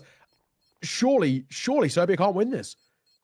And again, those are the two people that got tagged by scouts at the start. So for them to just run on there, it's going to be a hell of a lot harder. I must say for Emmy, that was a disappointing spray. Definitely should have won the fight against the Deagle there, but what a shocking round. Turkey's picked it up, but they had no business doing that. They were not supposed to be winning this round, but somehow they did. Round number 12 is the next one. For xCloud, these are all like really, really good fights for him. He's done a great job in the round, but yeah, this is a 4-on-3, and then somehow they just can't finish it off. This one, I think, that seals their fate. Yeah. I think you are right. That's a bad one to lose, though. It really is. Serbia should, bare minimum, have 7 and be now coming in towards this final round fighting for the 8th. The fact that they don't, it's tough. It is tough. Kindo, at least that first one's good, and it's one of the most important men in the server. That are Cardia going to get a second on towards M-Star. Beautiful shots. Kindo still landing those bullets right through here. It's a lot of damage, and if I winged one of the last bullets there, catching a headshot on the xCloud. So this one should be in the bag. Emor and Jota, surely there's no way they can survive this 2 versus 5. Got a single Molotov on Jota, so that's always potentially interesting, but we need another 10 seconds off the clock before it's even feasible to be able to use that one. And sneaking up behind, Jota's out of it. It's just Emor left. Only one single casualty in the round for Serbia, as they will get the 7-5 half that they were looking for. I think that's pretty respectable, but honestly, for Turkey, they had a couple of, I think, very, very fortunate rounds that have kind of kept them in the running here. So it's still a pretty even game, all things considered. It is. It is. I think this is one which still can absolutely flip either way. The only thing that will probably look back, if this isn't to go the way of Turkey, is actually look at the start of this map and say, kind of what went wrong. You're 5-1 down, and nothing was going their way. The couple of gun runs they had were pretty rough. The force buys weren't getting nearly enough kind of mileage as they usually did for Turkey, especially tail end of Anubis and what we saw in towards map number 1 as well. 7-5, I think, is probably the even scoreline that you can get for considering these two sides, this map being inherently CT-sided. I think both sides can be relatively happy.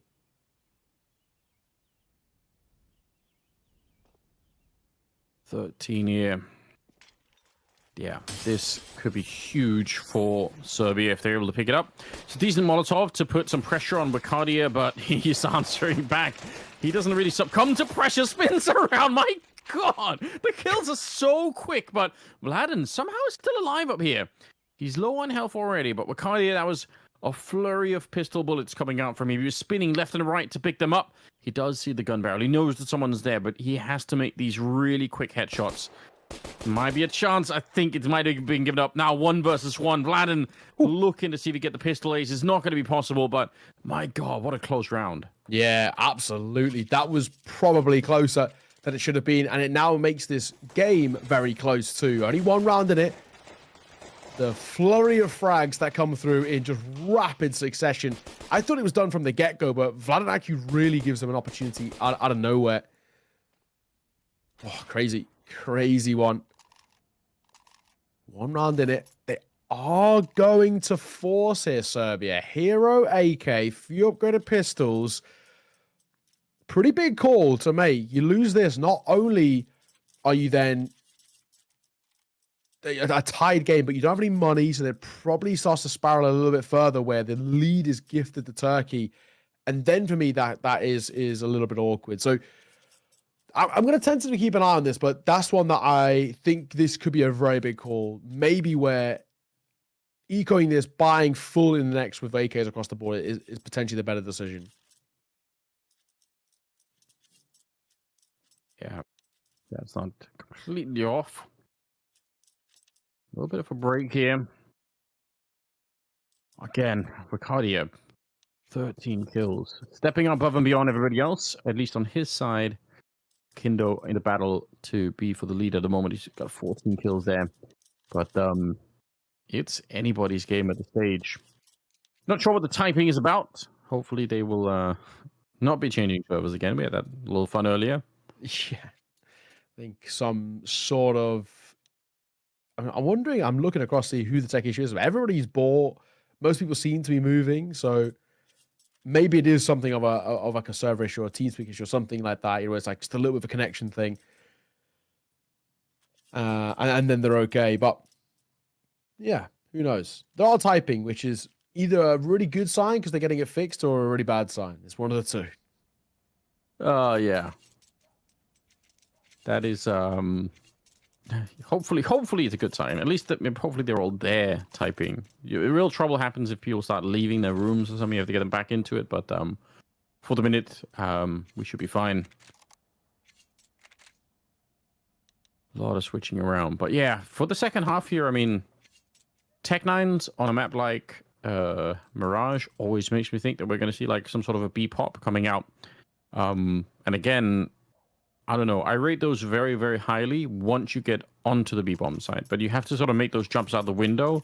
Mm-hmm. And sometimes the push just dies before you even get there. So, but I feel like if you land on the floor of the bomb side over at B, then you're probably doing pretty well. I think you're right. Sadly, we are sitting here and we have no update for now. So we have to just wait. Basically, there's a bit of a tech issue. We're not too sure what the tech issue is. Hopefully we'll find out. But hey, there you go. Never mind. It's done. Who cares what the tech issue is? Tech pause done. We're about to get back underway. 1 round lead for Serbia, but a pretty bold choice to force buy. In all fairness, a hero AK, a few upgraded pistols. I'm not too sure how I feel about this. This is a really scary kind of prospect that they've kind of put themselves into. You lose this, you not only lose the lead, but it's probably gifted towards Turkey. Yeah, that is a fair point. We're getting to that stage of the game where things are just getting very, very tense for either side.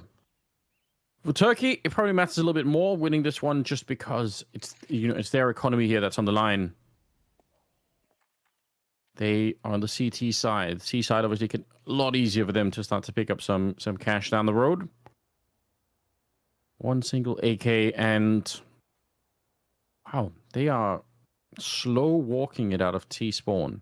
It's kind of curious. Would have expected maybe a little bit more speed behind this one, but they looked a bit confused at the start of the round. Either way, they're finally going to be a top mid, and at the end of all of it, it's just kind of a default setup that they've got going on. They're walking all the way from the middle, throwing no grenades, making no noise whatsoever. I mean, it could work. They could catch somebody off guard here. The question is, I think whether Dragon could beat Wicardia at this range. Already, the 1 kill coming in from him here. Wicardia looking to see if he could do more. Oh, and he will. That angle is powerful. 3 kills. You've got to be kidding me. It's now Aladdin and Dragon 2 versus 5, and they're going to get picked up. Not a single kill on the side of Serbia here.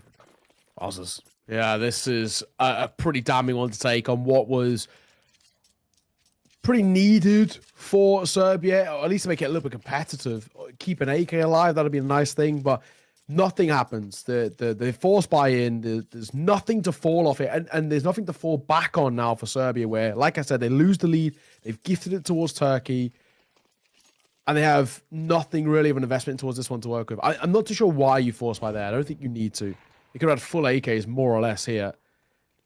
They could have even gone in towards, like, a Tech 9 without the armor and just tried to barrel in towards a site for a bomb plant in that previous round, and it would have been inherently more successful. Nade is good, but Vladin's shot is better. That's a pretty spicy one.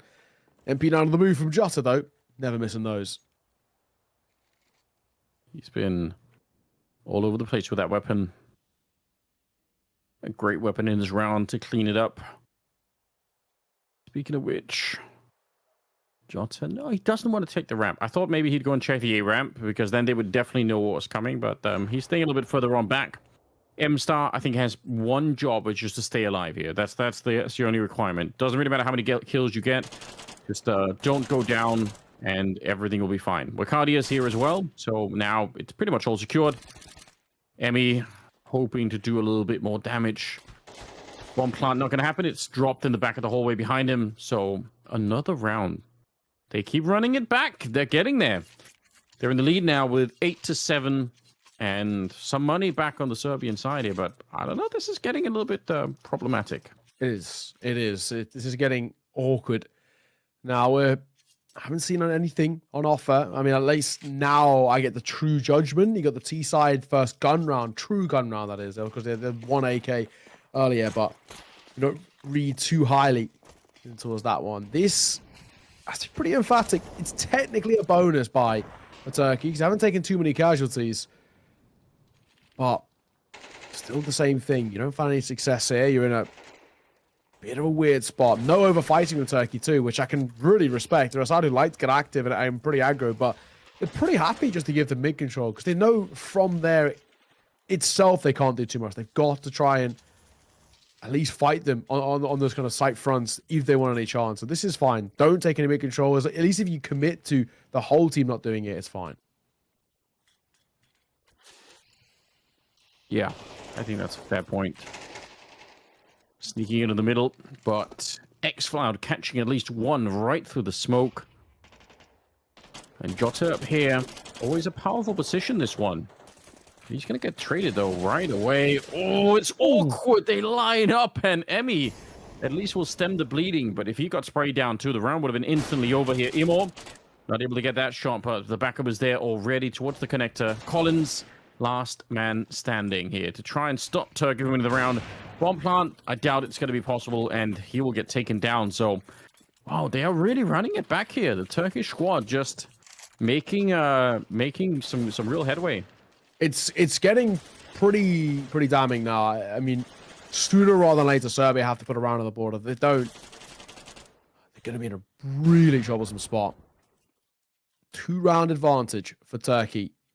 Hero AK for Emmy, which is it's bold, but I mean, what have you really got to lose? I think at this point too. 9-7. They've got to get a bomb plant. That's for me at least priority number one. The AK's already down. That makes life tough, and Wakadia gets caught in the open. I don't think he expected another push, but X-Cloud, oh my god, that transition is wonderful. He falls in the end, but he's done more than enough. Where have Serbia gone? They're lacking a little bit all of a sudden. I know they had some money issues, but they're not really having the impact that we're looking for here. The money, on the other hand, on the CT side right now is looking pretty decent. So they're not even getting close enough where they're sort of whittling away at that economy here. Wow, this is something happened. They had a little bit of a timeout, some tech issue to sort out, and once that was over, Serbia didn't really. They got back into this match. Gotta wonder what that's about here. Nice shot from Emo. That'll be another kill. And, yeah, this is looking scary. 3-round lead, and they're another 3 rounds away from winning this whole thing. All right. This is, yes, it's a wild situation we are considering at the half, but it's pretty rough. I mean, 5 rounds in a row, fair play to Turkey, but just no response at all. I mean, Serbia still aren't really even scratching the surface of this CT side, which is quite wild considering Turkey's CT side is really what let them down in that previous matchup, in the previous map, and where they really couldn't find any form. They a different side here, Mirage. Jota in towards Sandwich. It's a bold position to play. It's normally a one and done, but in all fairness, there's one. Make that 2. He actually has the support of the orb. Could be in a bit of trouble now, but as long as he gets somebody fighting with him, they could trade, but they don't. And actually, this is awkward, this fight. He will fall. He needed a trade, and he doesn't get it.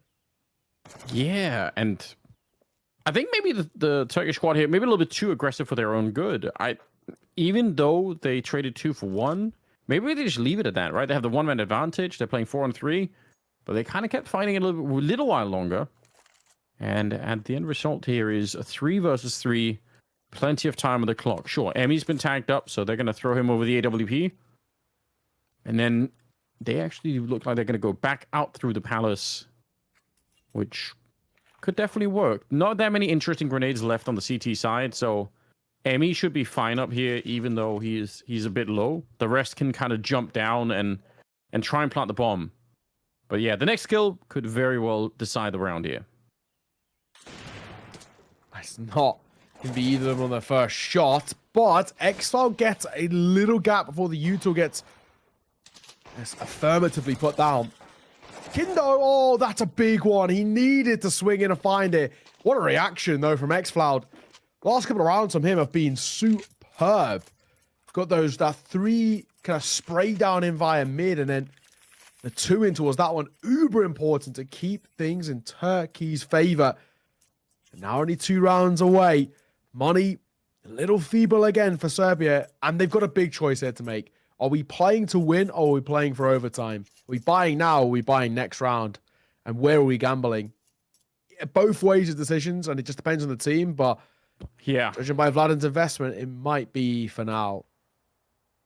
I mean, this is a really weird position to be in. Again, it's been such a competitive match all throughout. It's been really, really fun to watch, but Serbia kind of look like they're running out of steam towards the end of the game here, which is unfortunate because they've been able to keep up really nicely otherwise.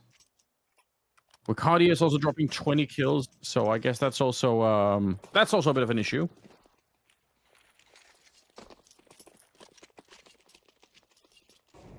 Okay. All right. 11-7. They have opted actually kind of for neither of the 2 decisions. 2 of them have Hero AK bought, then the other 3 have decided not to. Xcloud, this is so aggro. I love it. He's going to get so much information. There is nobody A, guys. He's wrapping mid already. He isn't stopping either. He's going to go all the way around. The pot flash catches Emmy. So that makes his life worse. Jota checks in a little late. This is all about timing, but I'm still looking towards top mid where Xcloud gets his. Yeah, the timing is really good. Wicardia is going to get traded right away, but M-Star just swings in for a left and right. He's going to get double kill before it's all done with. And they know where Emmy is. Inside of the Molotov, it seems he'll be dropped down low. Grenades on top. Why not hunt him down? They feel so confident. The flashes are on top, and it will be Turkey to take round number 12 for themselves. They're just 1 away from securing the victory here. Wow. Wow. What a weird second half. Serbia have not done anything. You know, they had a 7-5 half, and since then, it's been one-sided. And this is quite surprising because Serbia, I mean, the T side in that previous match was really, really good. I mean, that's where they did all their best work, and it was actually Turkey on the CT side who were, you know, I hate to say it, but pretty woeful. They were 10-2 down then. So, yeah, so rapidly things have changed in towards Mirage. It's not over just yet, but it feels like a get in there. Emmy gets popped in towards mid, and he'll deliver on the first kill. Wicardia gets caught with aggression, something that he's used to doing himself. Yeah, taste of his own medicine, you might say. Nicely done from Emor, but there's a guy walking through the smoke. Collins, my God, he's a second away from catching Emor then. He still might just catch him because it's so unlikely that someone's going to be there. He did at least get a chance for a shot, but could not connect it. My God, if Emor would have landed that, it would have been right back on. But now it feels like M-Star has got a lot of work ahead of him. He's got no idea really where anybody is. The bomb is eventually going to... Oh, he comes back for it? Might be able to make it a... Oh, does he hit the drop down? He does, just barely, but he still can't win the fight against Dragon. So, okay, finally, the first round of the second half for Serbia. Yeah, exactly. It's the first one, maybe of a few, potentially, if they're lucky, but, you know, right back into the investment for Turkey. No issues asked, and I think that one, a couple of nice opening kills. If Emo gets a second here, I think he's given a chance. I think it's put into a 2 versus 2. You've got 1 player towards A, 1 player towards B. It's doable, but he dies. A's open. There's a B lurk, and it's simply put to bed. So nice and easy. Here we go. Just 4 rounds in a row It sounds doable when you put it like that. It can be done. You see the money on the Turkish side, coupled with a little bit at the back, but otherwise it's not going to be that much left here. Remo, definitely a shot that he could have hit, but didn't get a chance to this time. But once they run out of money on the CT side, it's Kindo back at it again. Very cool. And just kills landing left and right here. Serbia, why did they wait so long to do this? Why couldn't they do this a little bit earlier in the game so that they had more of a chance? But yeah, this is completely being cleaned up at the moment. Yeah, it's true. Nice kill from Wakadia, though. I mean, Vladin's low. I'm not even going to give him the conversation about this being a starter here. He'll keep on with his M4. That's basically all he can do. There isn't really too much around him. I mean, Emor's got a bit of money. So has X-Floud. They both technically could buy. If Wakadia can then stay alive, he can maybe drop. But I don't know if you're forcing the next, in all honesty. So yeah, this one is kind of feeling like it's probably going to be a save around the M4, which is then Serbia to 10. And then we can look at potential of overtime at that point. Yeah, that's the problem, right? 4 rounds, sure, but they won't all be fully equipped by rounds. Some of them are just going to be way less interesting than that. What a bizarre game it's turned into now. I will say this, I mean, if Ricardi could save the M4, then you really never know what's going to happen, right? It's possible that he can have a significant impact. It's been done before. Look what we are, though. What is the play? I mean, I already see we have an AWP, we have an M4. Turkey, are we going to go around this? X-Hunter's money. It's just Jota and M-Star who then would probably have to take... Well, one of them would take maybe a drop from Wakadia, which would be maybe at best an MP9. Is it worth it? No. Is basically what we're going to say here. M4 and AWP. It's not an impossible round to convert, though, especially to close a game. Maybe Serbia might be thinking that money isn't exactly great over there. We might have a chance just to fight this one. Wakadi's getting acted to. Another thing I don't hate, if you've got a rifle, you may as well gamble with it. I agree. I hate it when people just sit around and hope that someone's going to show up where they are. I like it when people go out and find the action in those moments. Emo is going to take the kill against Kindo. That is a devastating way to start this round. And now Serbia.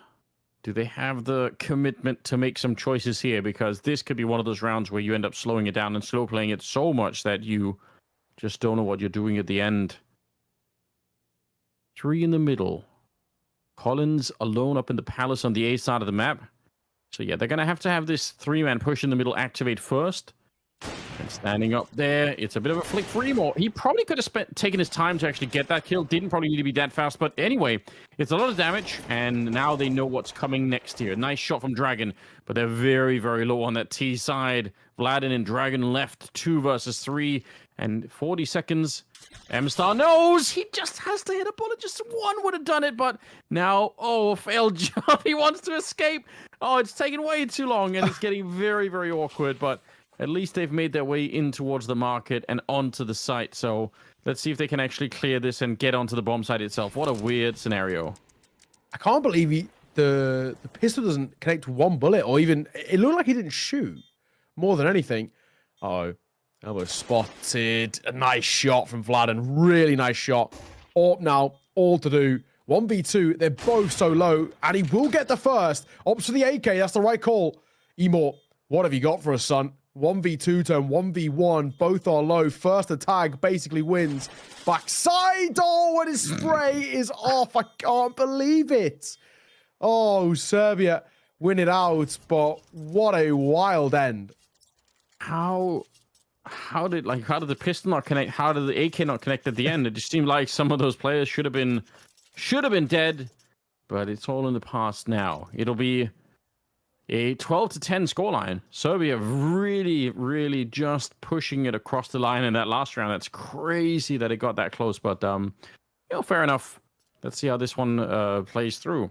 The money for Turkey, not amazing, but they're trying to buy something in this round. They just need one more round. Well, yeah, weird game. That one, absolutely, one of those bullets should have been converted. The window player should have been dead. There's kind of no two ways about it. And also kind of something that you spoke about just early in that round.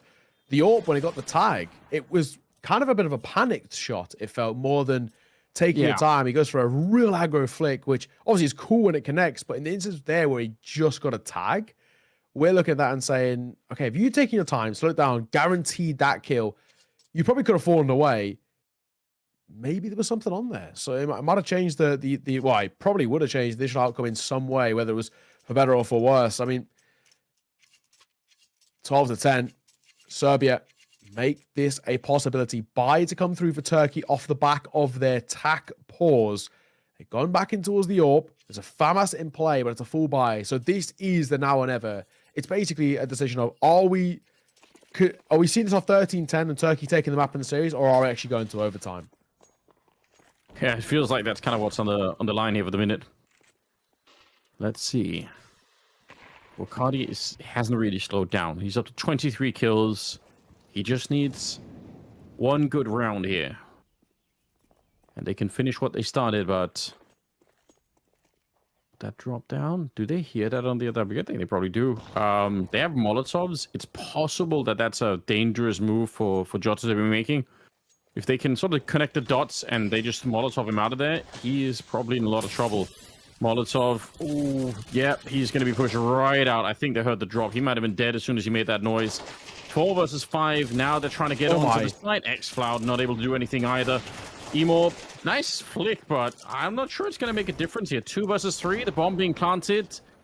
Tough call for the retake right now. M-Star, as the smoke clears, there's just an army waiting on the other side. So, Wakadia, last alive with an AWP, and it's probably better to save it. Yeah, just keep hold of what you've got. Oh, man. Serbia, been credit to them. It took them a long time to get in towards the second half. Finally, they've got it.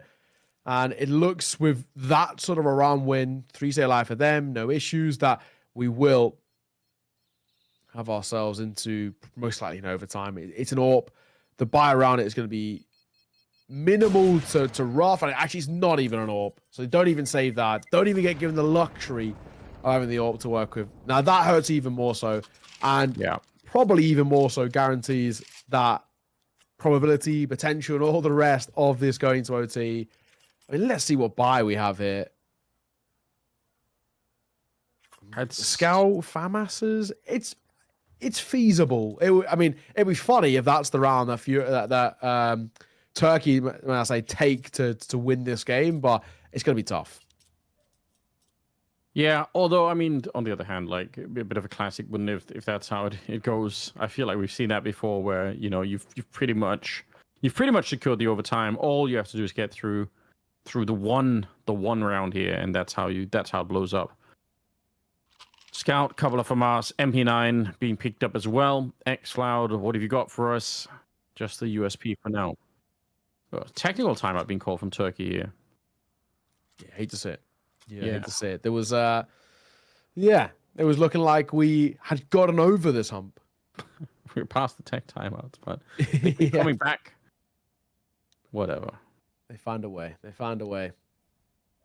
Either way, I guess we can look at the buy, which includes an auto shotgun for Xfloud. Where is he going to decide to play with this is what I'm looking at. What's the destination for an auto shotgun here? He's been playing a little bit over towards A.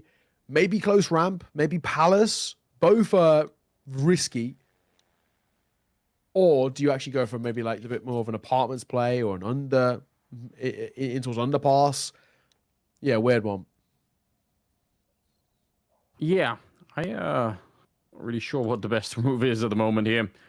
I feel like at this stage, you've had such a great lead, right? You really made it work. It was like 12-7, then I think, wasn't it 12-7 at one point, 12-8?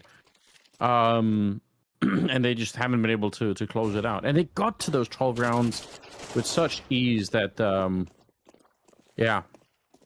it's kind of hard. It's a little bit baffling. We're back into it. Wakardi's got blown up already. Auto shotgun shouldn't be getting this kill. And indeed, it'll be Vladin to set it up. Flashing around the corner.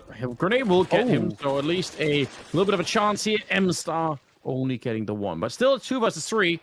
It is doable. And he gets this one for free against Jota. So just Imor. They know where he's coming from here. And they should be able to just essentially grenade him out forever. They've got more Molotovs. He does push through the first one there.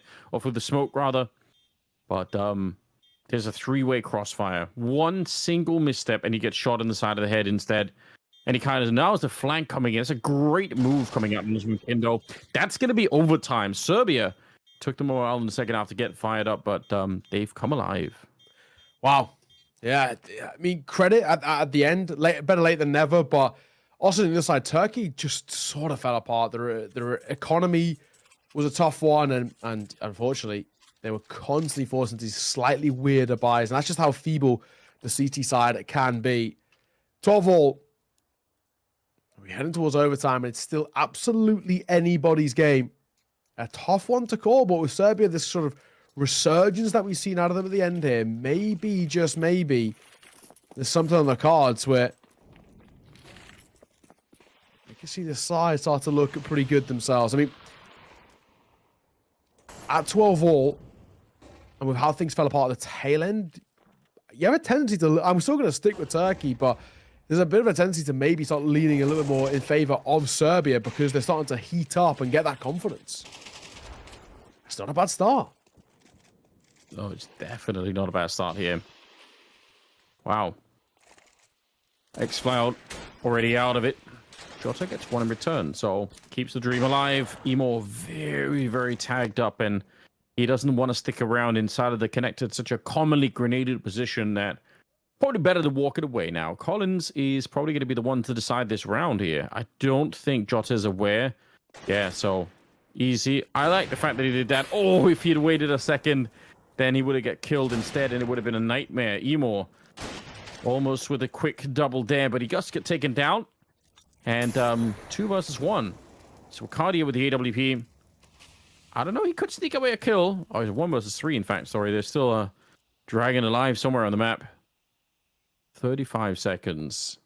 Wakadia, I feel like if he had the AK, I'd back him a lot more. Oh, nicely done. Serbia continuing their win streak into overtime. Okay.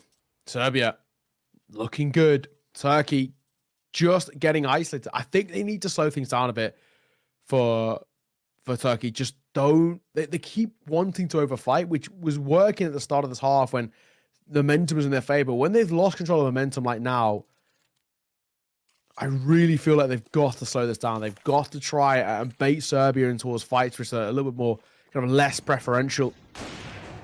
Oh, God. Dragon through the legs, nutmegged with the bullet, but doesn't get the shot. And he fighting towards mid again. A double stacking via window where both are just going to fall away.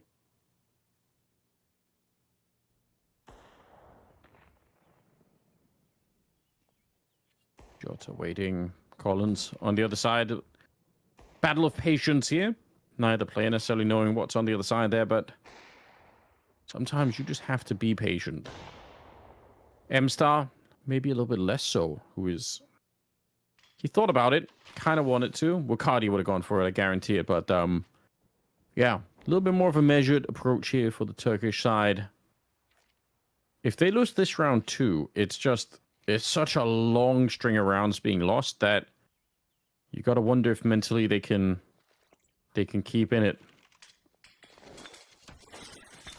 Ooh, nice. Big fight for Jota. That's a good one to find. And he actually falls away enough in time, which he can try and set himself up. Sort of panicked, but he's actually doing quite well here, Jota. And he's going to get another 4 here. Just dancing around the ladder. Good for a second. Will he get a third? The answer's no, but Wakadia can trade. Yeah, he can. Emor's going to go down. 2 versus 2, and good job. M-Star, right position, right time. They're going to be jumping all over Vladen. Oh, and just down to a 1 versus 1 at the end. It's very well played. Turkey, they needed this round so badly, and they do finally pick it up. So I'd say a scary, scary position to be in overall, but yeah, good recovery. Exactly. 13-13. Who's going to take advantage heading towards the second half? Is what I'm looking at. This could be, again, a bit of a difference maker, but at least they finally found a round. They were struggling, telling the regulation where there was just just nothing on offer for them. As well, all of this is with North Macedonia. They're waiting in the wings to play the loser of this matchup. And they've seen how scary actually both of these sides are. So I'm sure waiting, maybe not with excitement, or with a little bit of nerves, potentially a bit of tentativeness, because both these sides look really good. Yeah, no, they do. Making their way towards the middle. It's a very, very classic default setup here coming in from Serbian side. I do like this from M-Star. We talked about it last time. It looked like he wanted to go aggressive with the B hallways. This time, he actually is doing it. So this round is on the timer right now for Serbia, which they're currently beating. If they keep going, it might be interesting. Jota, that's a massive kill. Again, it buys more time for M-Star. The only thing you need to do is stay alive on the bomb site. Fight as little as you can. Don't go too crazy. M-Star's walked up right behind them. They've got no idea. An absolute surprise. Now, we look at the one, but still, it kind of screws up their plans. Dragon moving back towards Con. He's being held for now. Actually, he's not. Macardia smoked. So he will be held for in a second. Macardia just going to jump over towards CT. All of this is for nothing, though. You know, Macardia is dragging attention, but it's all actually about the sandwich player. Jota, as long as you don't move, he should probably just be the win factor. On the cross. Oh, my God. How? Okay, thankfully he gets it in the end. Doesn't get the second, but time is ticking. The Orb gets a nice shot, in all fairness. One more's back triple. 5 seconds, though. Time is ticking, and it will not make a difference. Credit. Just going to play timer at the end. Turkey win it out, and that is their advantage still. So they're made to work for it, and the tail end of the regulation was rough, but they've got a lead. They've kept it. And now they're heading towards the second half with it in their favor. It's just about, can they back onto the T side, which is, it's been a little minute. Can they make it work for them? Yeah, that's yeah, you're right. You got to sort of remember what worked and what didn't work once they were on the T side of things. What an absolutely wild game this turned into. 14-13. We're going to continue. First team to 16 here is what we're looking for, and honestly, I have no idea who's going to be at this point. I feel like it's a bit of an open question. It's such a, it's so tough, really, where we're at the moment. I'm still going to stick to my guts and say stay Turkey in terms of the name value and the individuals and the rest, but I mean, who knows? It's kind of the position we're in. Pause is done. Attack pause to be had as well before heading underway in towards this one. Does feel like a little bit more onus on Serbia as well. You lose this and you then got to be flawless for a couple in a row if you want to take it towards a second OT. Turkey take first T-side round. They're so close then to the map, the series, and continuing through the upper bracket. Well, let's see how this plays out. Top fragging is still Ricardia with 25 kills, but Vladin, Kindo, Emi, and actually the rest of Serbia. Look at how close they are all in kills. It's between 22 and 19 on that Serbian side. That's a huge team effort at the moment to put this together. That's pretty impressive stuff. 13-4 here as we move into the second half of overtime. Smokes up. Kindo countering the seconds. Always a bit random when you want to do that, but didn't work out for him this time. They don't know about the double AWP, though. They hear the AWP in the middle, and they don't expect Dragon to have a second one over in those hallways. More. Oh, yeah, I'm going to say, there was him trying to get space up, but that smoke, it was the bottom con smoke, not top con, so there's always going to be a little bit of a gap above it. One of which he just wasn't really aware of. Emster does get his. Nicely done. Doesn't take that much damage either. So pretty important frag, but then the AWP. Oh, nearly got a second. He nearly adjusted in time. Ems to find one more. Put into a 2 versus 2. Round might be on. And Exile still being a bit of a nuisance over towards A as well.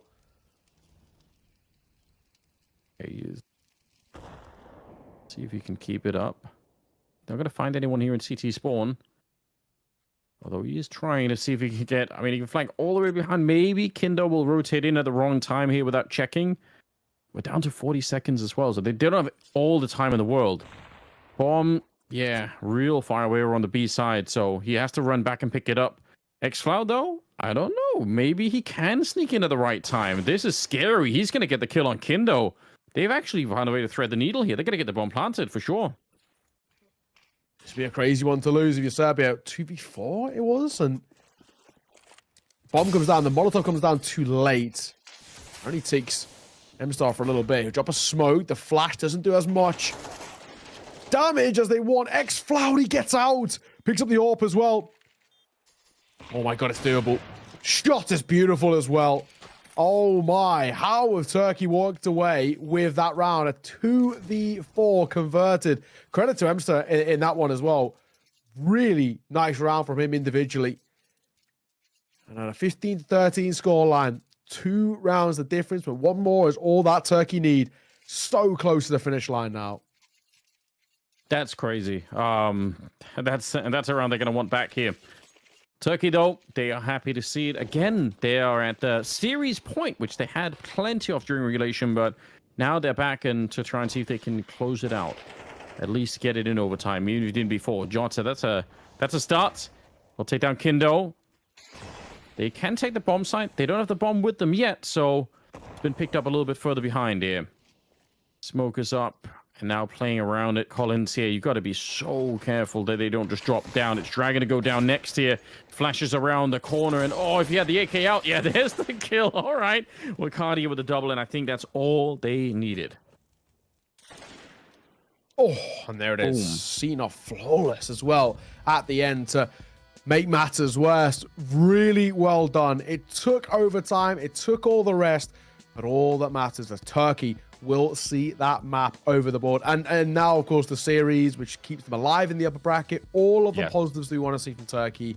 They were the favorites coming towards that game in terms of the name value, but I think Serbia, very impressive. That second map in particular was good. The recovery at the tail end of Mirage was really solid as well. But it's not game over for Serbia, I think, is the main thing, right? They now, of course, they'll be dropping in towards the lower brackets, but they're still alive. They're still in for a potential, a chance. It's North Macedonia who are waiting there in that lower bracket too. So a game in which I'd probably then talk to you the other way and say, especially with how good that series was, Serbia have got to be the favorites in that one.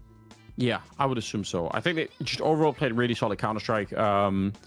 It's a shame they disappeared for a while in the second half there at Mirage, because again, I mean, the fact that they got into overtime was really sickening, but it could have been way more interesting for them if they could have woken up a bit sooner. But overall, just looked like a really solid team. I don't have any complaints. It was fun to see Kindo. I'd say he played really, really well. Every map we've seen from him so far, he's been good. So that's kind of cool. Yes, no, agreed. For Turkey, there's a lot of positives to take away from that. Their individuals look good.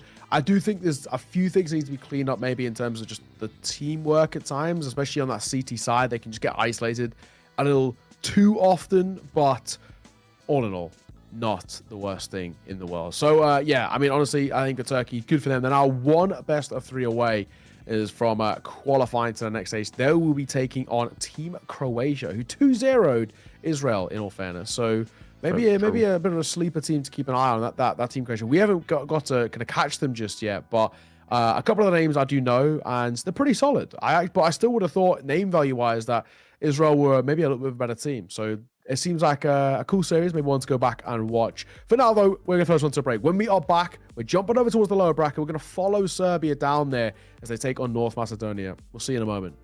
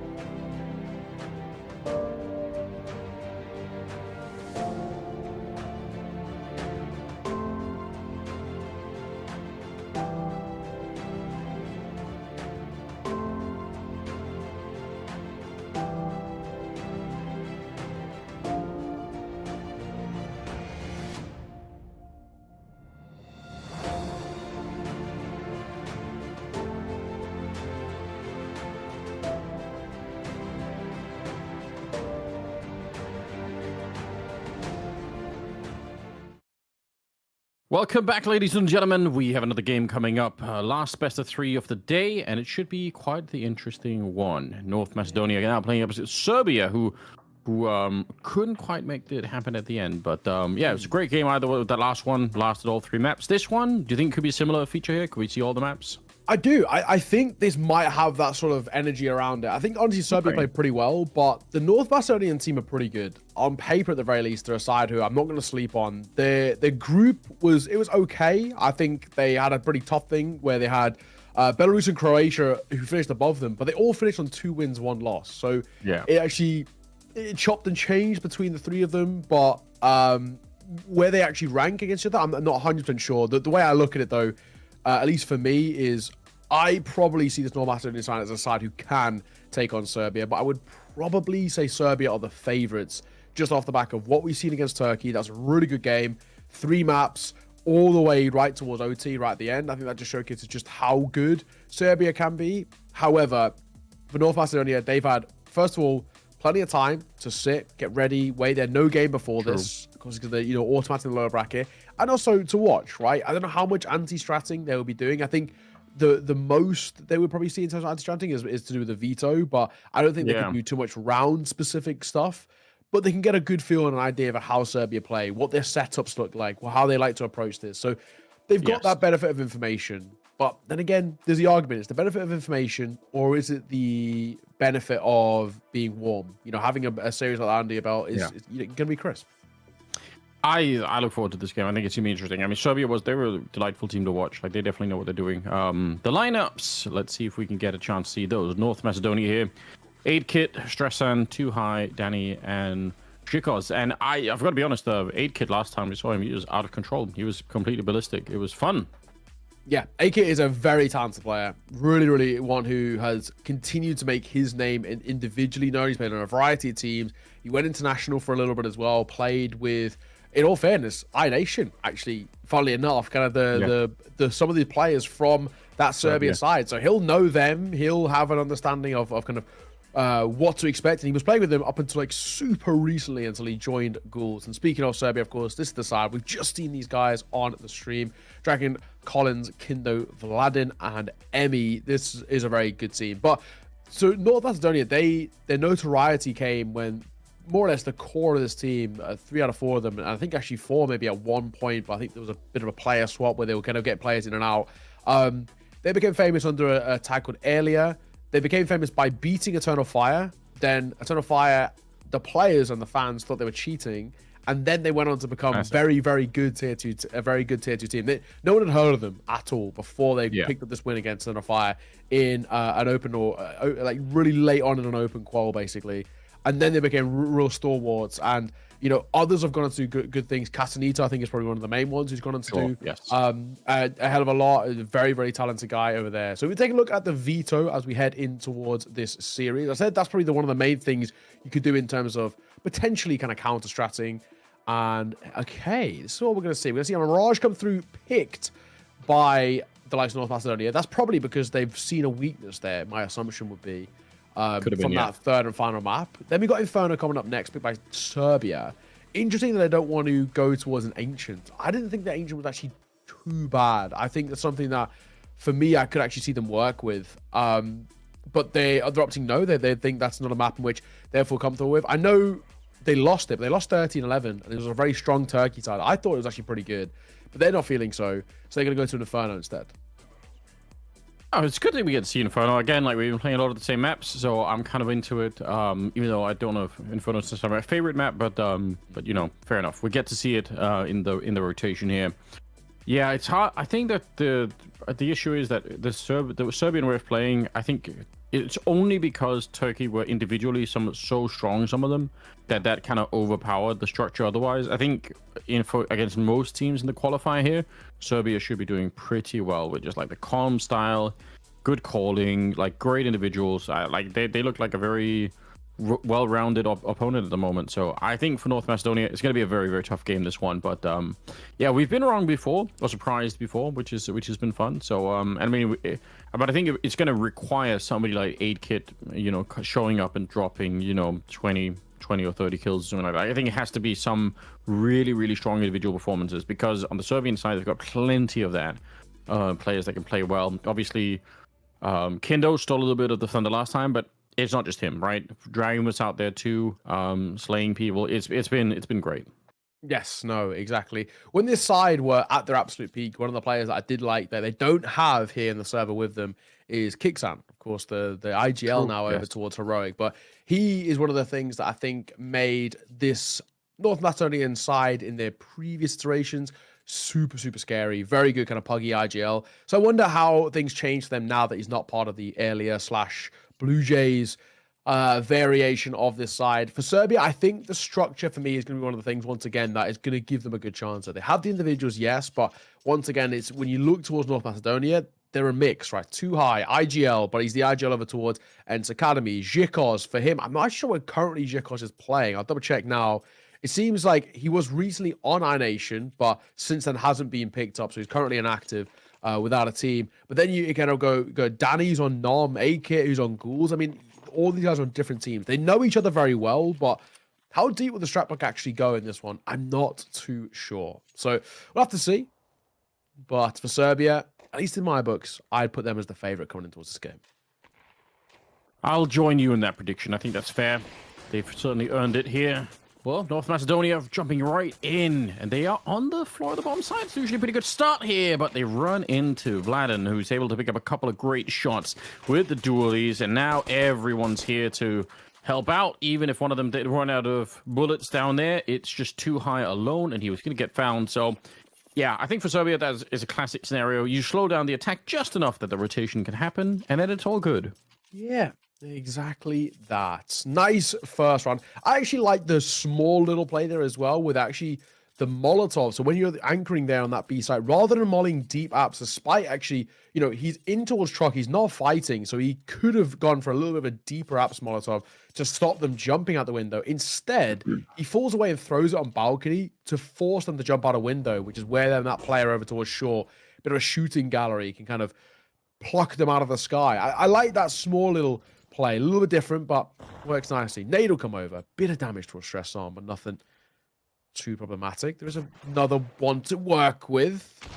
It does do again a little bit more chip damage, but the MP9 will get the first. Yeah, moment maybe where things could have gone sideways, but it's all good for now. Bomb, not at the bomb site. No sneaky, cheeky bomb plants coming in this time. I guess Mirage is one of the maps where you can sometimes sneak in a bomb plant in the middle of the chaos. Yeah. You just jump out of the palace, you run down, nobody's watching what's going on, and you get it through. But this just wasn't one of them. Too high. He was crouched in the corner with a deagle, but it was all for naught. It's going to be 8-Kit shot in the back, and it's a good round for Serbia. They don't lose anything. They get some kills with the submachine guns. It's all going according to plan at the moment. Yes, yeah, it is. Yes, it is.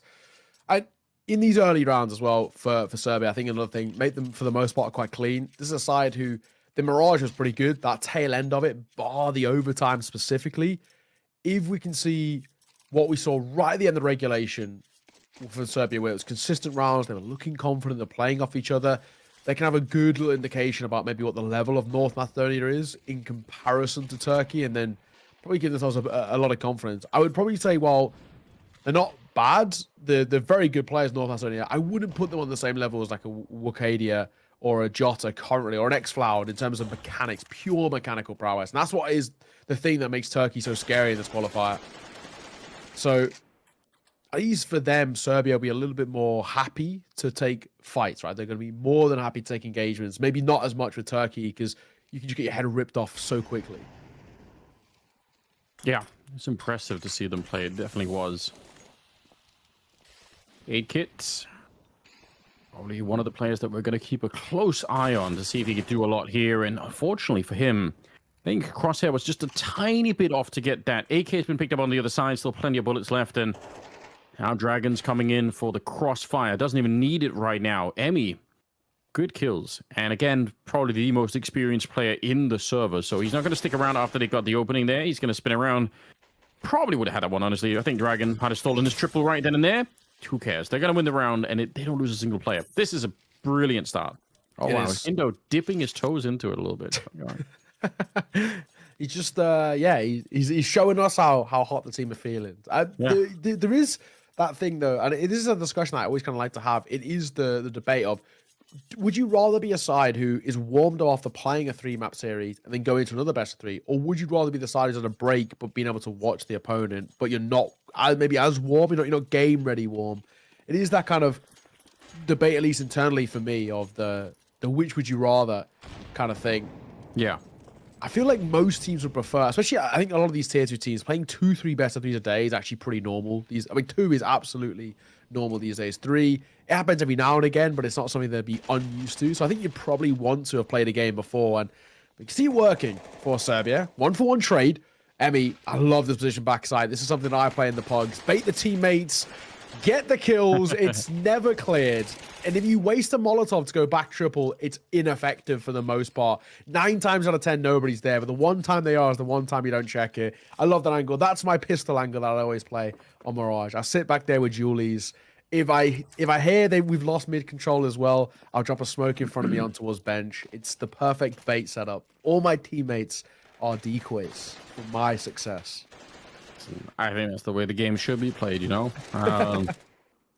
You can always claim, especially win the round, that, you know, you did it for the team. So, wow, Emmy's having a great start. 7-0 in his favor. This is lights out. And so far, only 3 kills on the North Macedonian side. So, Serbia, again, going according to plan. They seem unfazed by really almost anything. I mean, I think even in the game against Turkey, where they ended up losing, even when they were behind, they never really looked stressed. They kind of knew what they were doing the whole way through. So super respectable. And for the T side here, it's on them to create some openings, create a little bit of space. Deep nade does get caught by the corner there.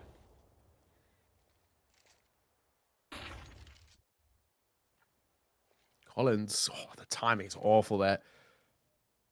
Had a chance, and it dips away. At least a smoke will come down. It's a T-side smoke. So actually, Jikos, the best thing you can do is probably push through this and play up towards bench. A CT smoke will go in towards top con. Bit of a battle of the mindsets here about who spots who first. Yeah, smoke up in the window now. Applying a lot of pressure to the middle are the North Macedonian side. Once that smoke clears, that's probably the signal to try and see if they can take a little bit of control. But showing himself and leaving Collins alone, it's not a bad idea. A little bit of mind game there. You're sort of like saying, oh yeah, I'm walking away. Emmy comes back in and will find another kill for himself. And they just absolutely clean it up here. Shiko's the last one left, and he cannot get the job done. So 5-0. Serbia continue. All right. 5-0. This is pretty simple and pretty worrying, considering it is, of course, North Macedonia's map pick. Normally, I would say if you get to almost 5 rounds on your T side of Mirage, you're doing okay. And it's still absolutely possible, but there's not as many opportunities now. That's really kind of started to dwindle quite rapidly. Sort of half bite to come through. Double AK, double Deagle, Tech 9. A little bit of util, especially in the pocket, are too high. A lot of onus on Jikos and Stress on to do something with the AKs here. But yeah, I don't know. All right. A slightly odd one. I think for me, North Macedonia, this is one of those rounds where you've gone for a little bit of a weirder one with a kind of a double hero AK, but then you're playing a default anyway. I like it when they go in towards these rounds and they bring something new. They go super quick or take fights. Just change it up a little bit. Yeah, they need some success right here. Even if this is a hard round to win, just, you know, inspire a little bit of confidence in the team. Get somebody fired up. Oh, the timing of Collins is absolutely disgusting. For Shikos, he was waiting pretty much the whole round towards A Palace, and by the time, just when he decides, okay, I'm not going to hold that angle anymore, that's when he gets peaked. Too high. We'll get 1 kill. Probably should be about it here. It's an awkward fight, but eventually, Emmy will be the one to pick it up, rocking a 10-2 scoreline, and Serbia just continuing the march forward. I mean, there's nothing slowing them down at the moment. No, not at all. This is good. Why not? They're continuing taking fights, and it's continuing to work. And North Macedonia, like I said, with those sort of rounds, you go for a default call. You don't change anything up. So it's quite simple. Not for Serbia, they've got the better weaponry. They've got a deeper kind of util belt to fall with. Everything is going to kind of work out for you generally, unless you do something a little different, and they don't.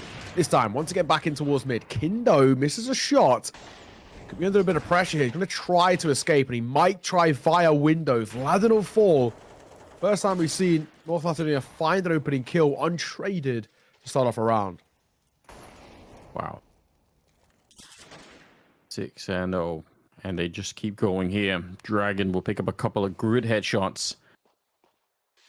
Once again, slow down the T side. Bomb is in the middle, and they're so unsure what's going on. They're holding T spawn because they're not sure if someone's pushed through on that side. So everything is just kind of falling apart here. Stressan in a fun position. If he can take down Collins, that might be a way to open this back up. But if he dies instead, the round is almost certainly over. And Collins, we didn't talk too much about him getting into the game, but on that first game against Turkey, he was lights out. Like, he had a very, very good performance. So definitely someone who's probably worth highlighting as well.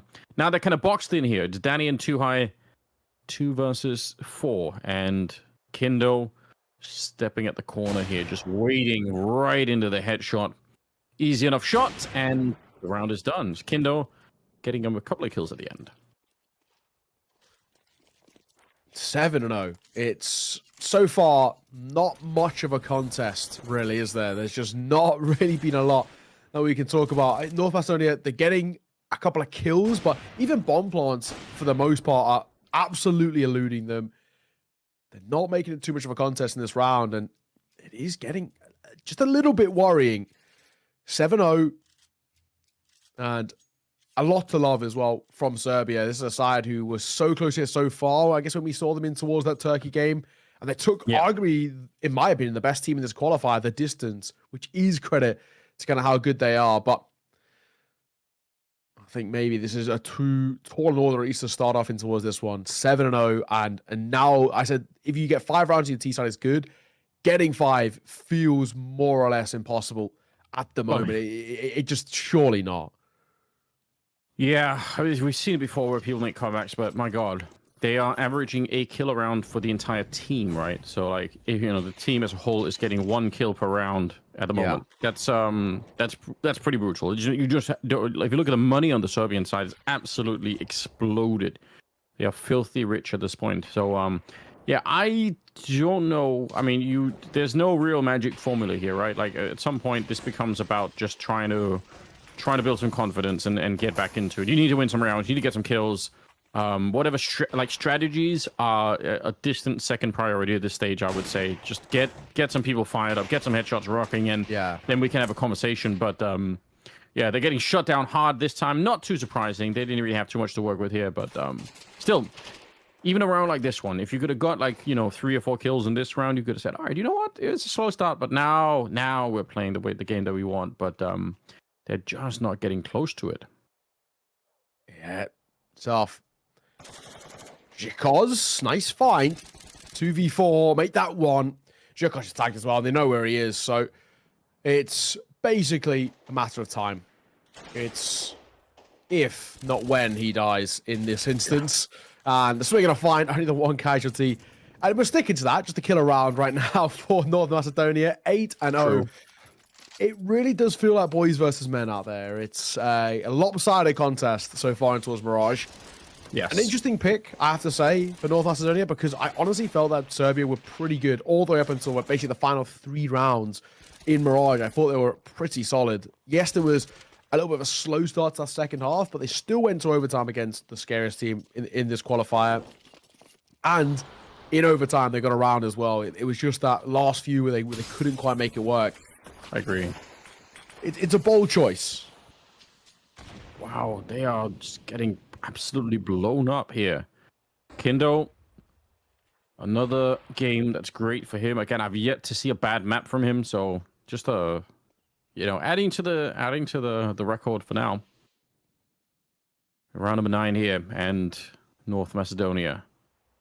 3 in the middle. Bomb still in T spawn, so also not the end of the world, but just one of those scenarios where if you have some success early on here, then you might not be able to capitalize on this as quick as you would want.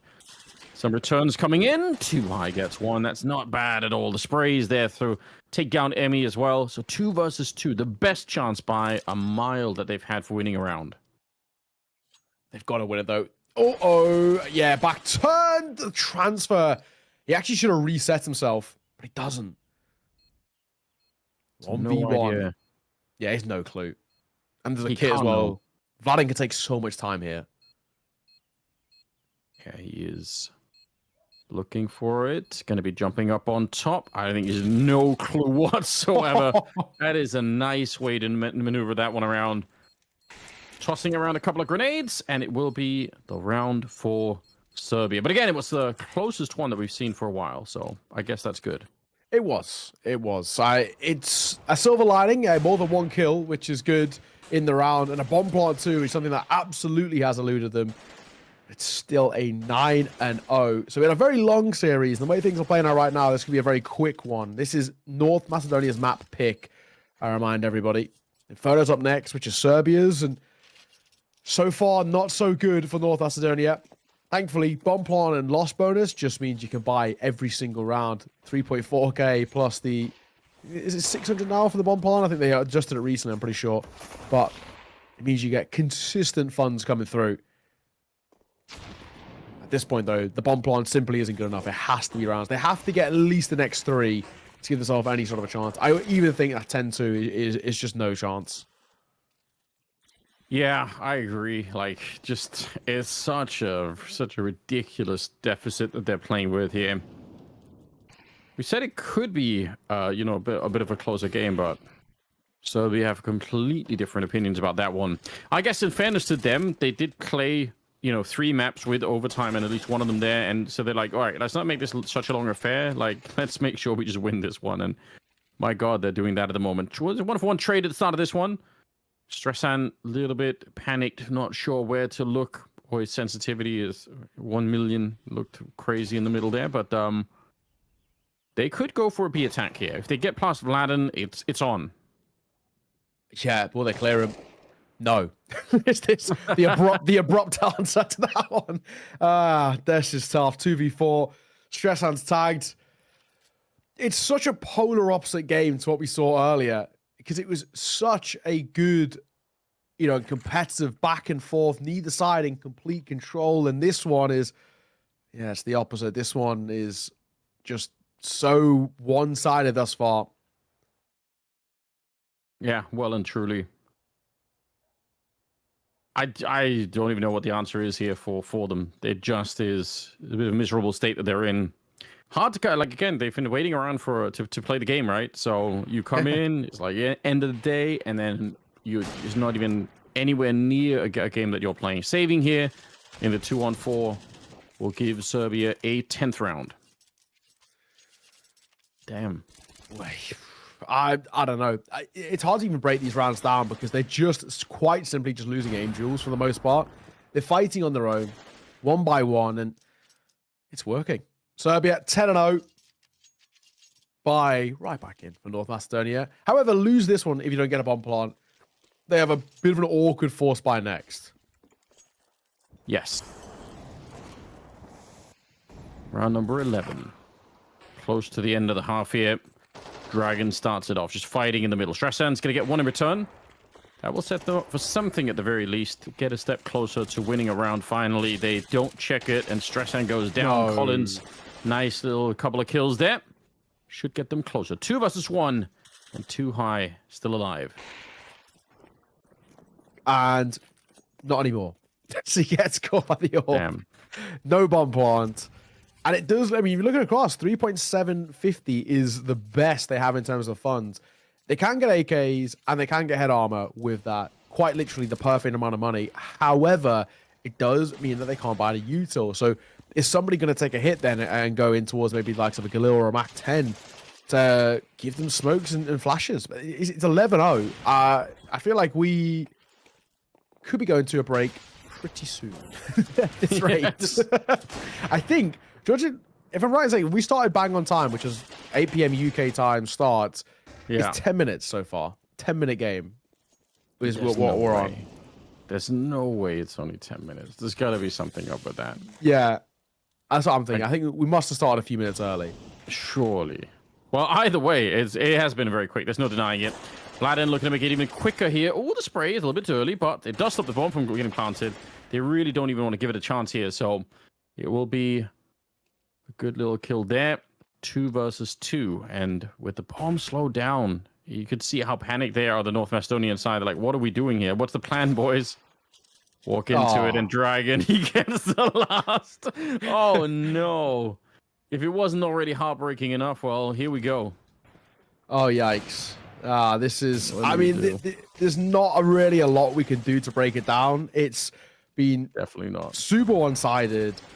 Serbia look great, and I'm glad they do. I'm glad they're not disheartened off the back of that loss against Turkey, because Turkey were also great as well. So it's a tough opponent, and they took a tough opponent to the distance. But, I mean, just look where we are now. They were OT in towards their previous Mirage, the final map against Turkey, and now they are 12-0 up, and we are 1 round away. Yeah. 1 pistol from Serbia taking this flawless. We haven't casted a 13-0 in the EU cause. I think we casted 2. We casted 1 in Asia. Yeah. It was Tajikistan lost to Kazakhstan 13-0.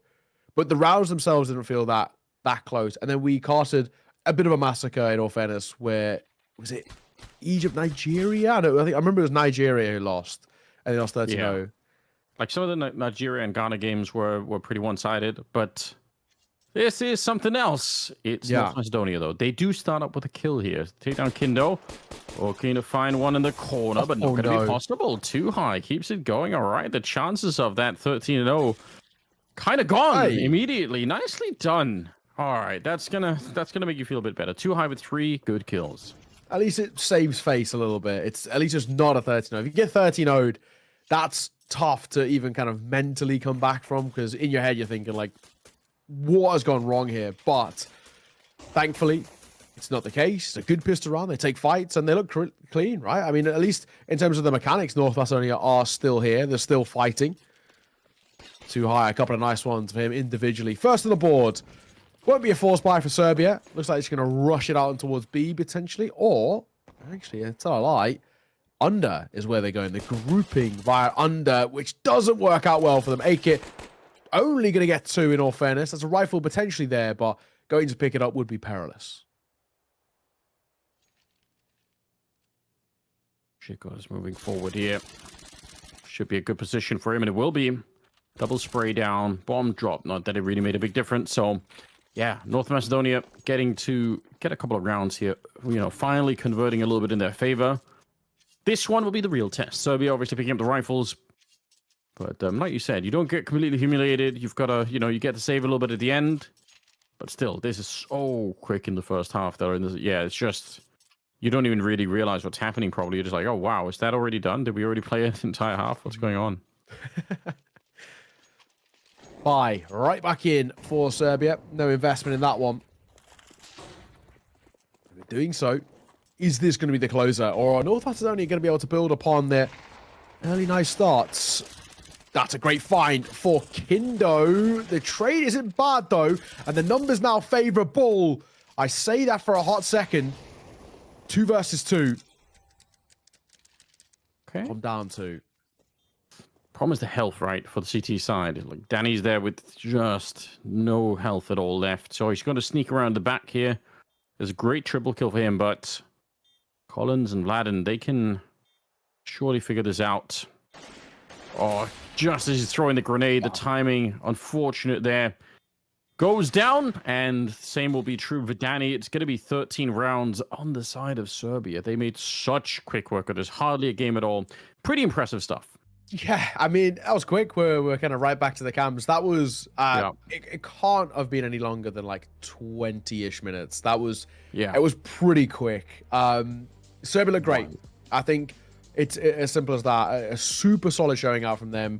The entirety of that first half, there was no mistakes. They looked clean. I mean, we even said we got to like 8 or 9-0. We were saying at this point, North Macedonia are averaging like 1 kill a round. That's how dire things are. I'm gonna run through these highlights and you can just see just how dominant they were. And it does set up the series in a bit of a dark position, I guess, North Macedonia. That was their map pick. That was meant to be the map which they're going to come into and set the tone and all the rest. We've got Inferno coming up next, which Serbia have picked into. And the way I look at this now, if that's Mirage, which is the map that, you know, Serbia are probably happy to float, but it's not one they're always kind of going to pick into. If they're happy to pick into Inferno, which, at least from what I can see, seems to be a map in which the core of this side love to play, and quite a lot, it doesn't spell good times. No, there is a chance it's going to get sort of even worse from here on out, but hopefully it won't quite be the case, and we'll see some more exciting stuff coming out from the North Macedonian side. Certainly a real wake-up call for them. You know, they realize the opposition they're up against, so they're not going to be a surprise next time, but recovering that kind of a loss can be pretty difficult, I've got to say. Yes, it's without a doubt going to be a tough thing to try and do here. I think it's more the mental state I look at it. They weren't winning Angels. Their style of play was just loose in not a good way. They weren't trading off each other. The spacing was pretty woeful. Yeah, I mean, the highlights, they really do paint quite a bleak picture. We need to see a different side heading in towards map number 2 is what we are trying to set up here. It was one-sided at 13-2. There's not really anything you can take away if you're North Macedonia from this one. The big thing is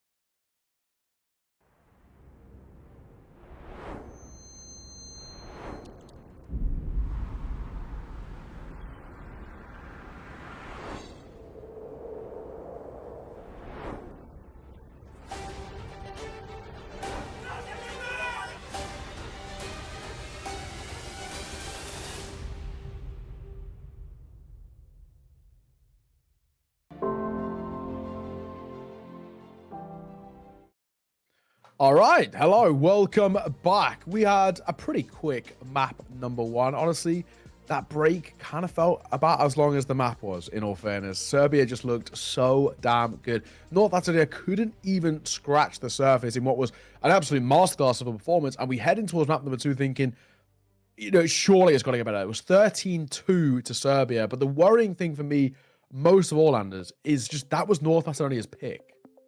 Yeah, and I don't know, just a world of difference between the two teams on that one. Hard to say if it was North Macedonia kind of stumbling into the game, Serbia already being warmed up, or if it's just like, I don't know. The thing is, we know some of the players on the North Macedonian side are better than what they showed here.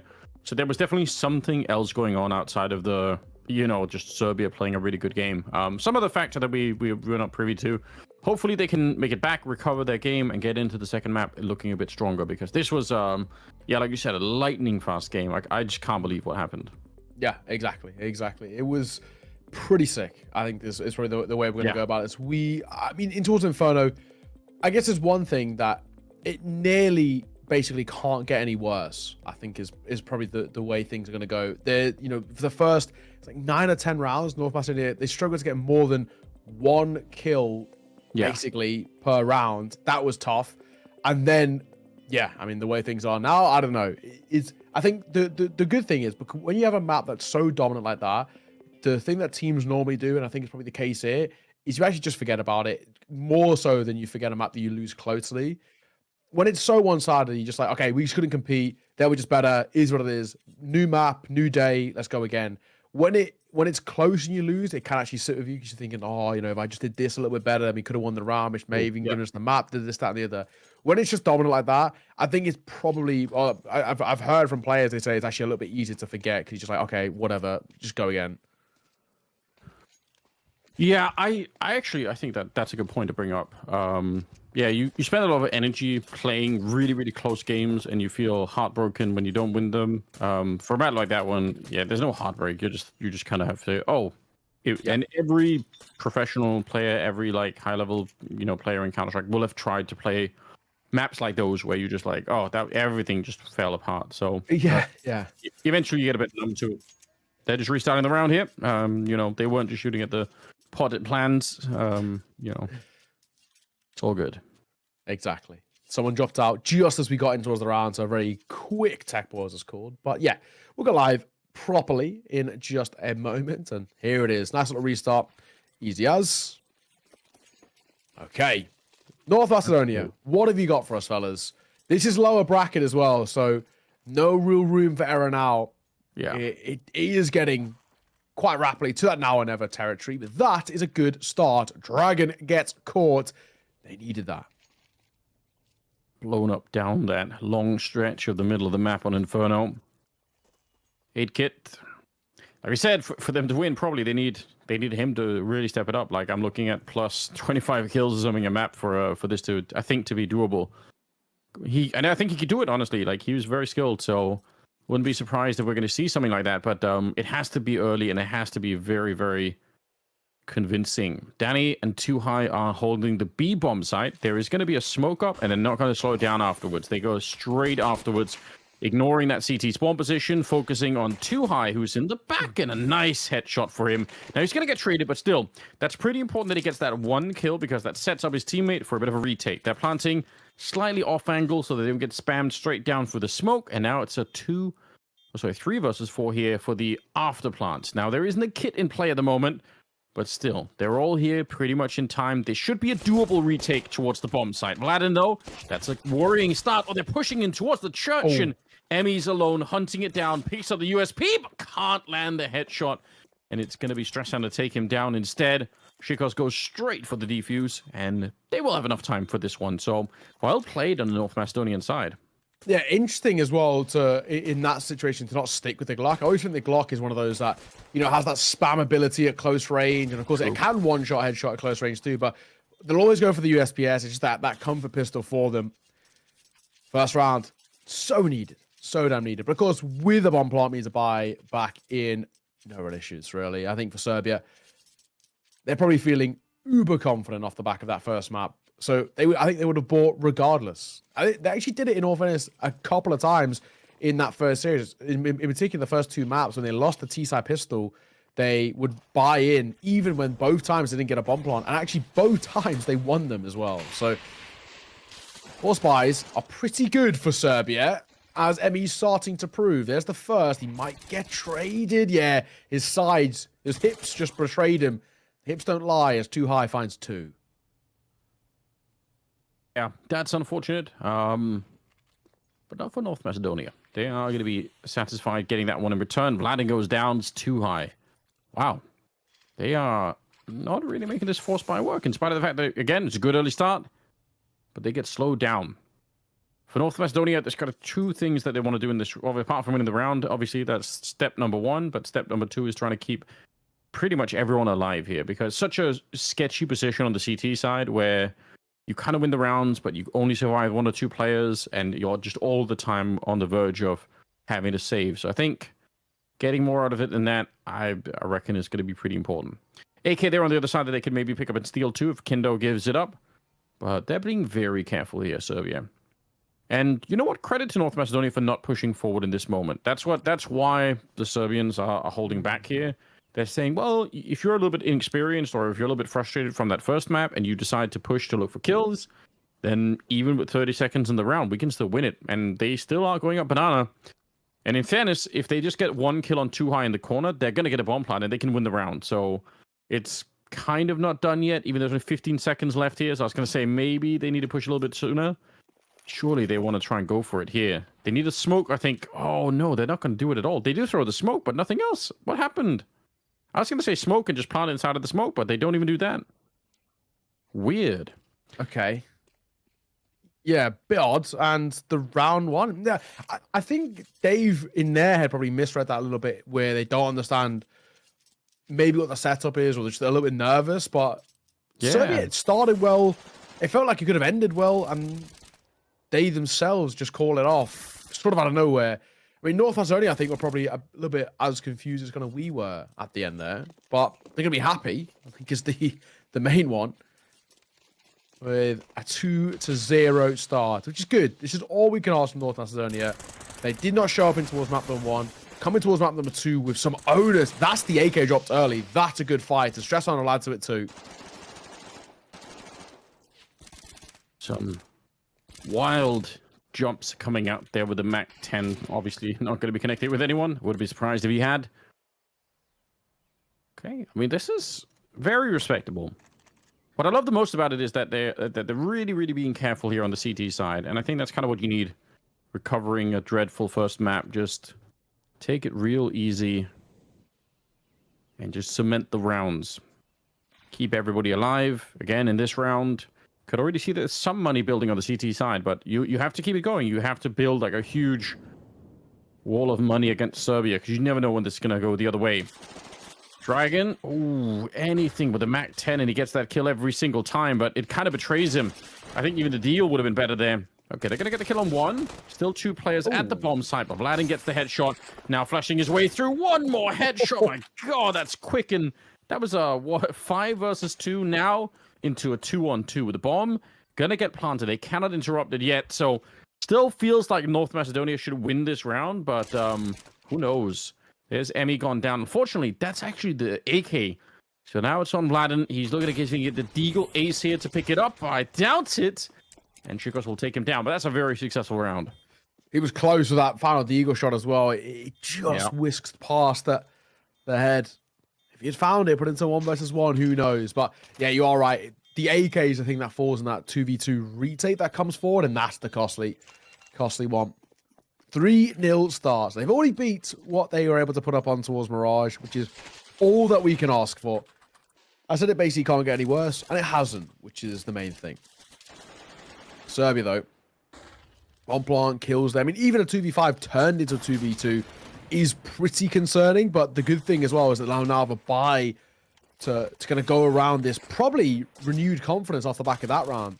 Individually looked pretty crisp, so maybe a chance. Buy going to come through. AKs across the board, bar 1 Galil in the hands of Kindo as he wants a little bit more of that utility.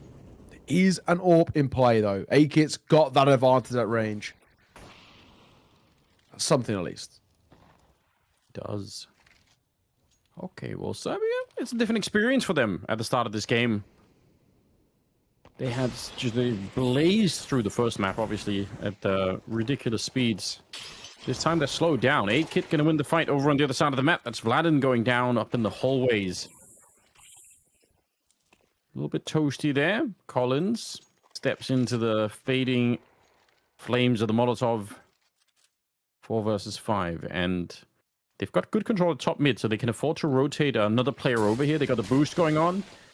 I don't think that Molotov is going to do anything. Yeah, they'll get smoked out almost immediately.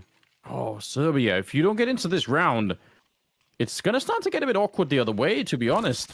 Too high, very good little boost to take that first kill. They know there's 2 people back there.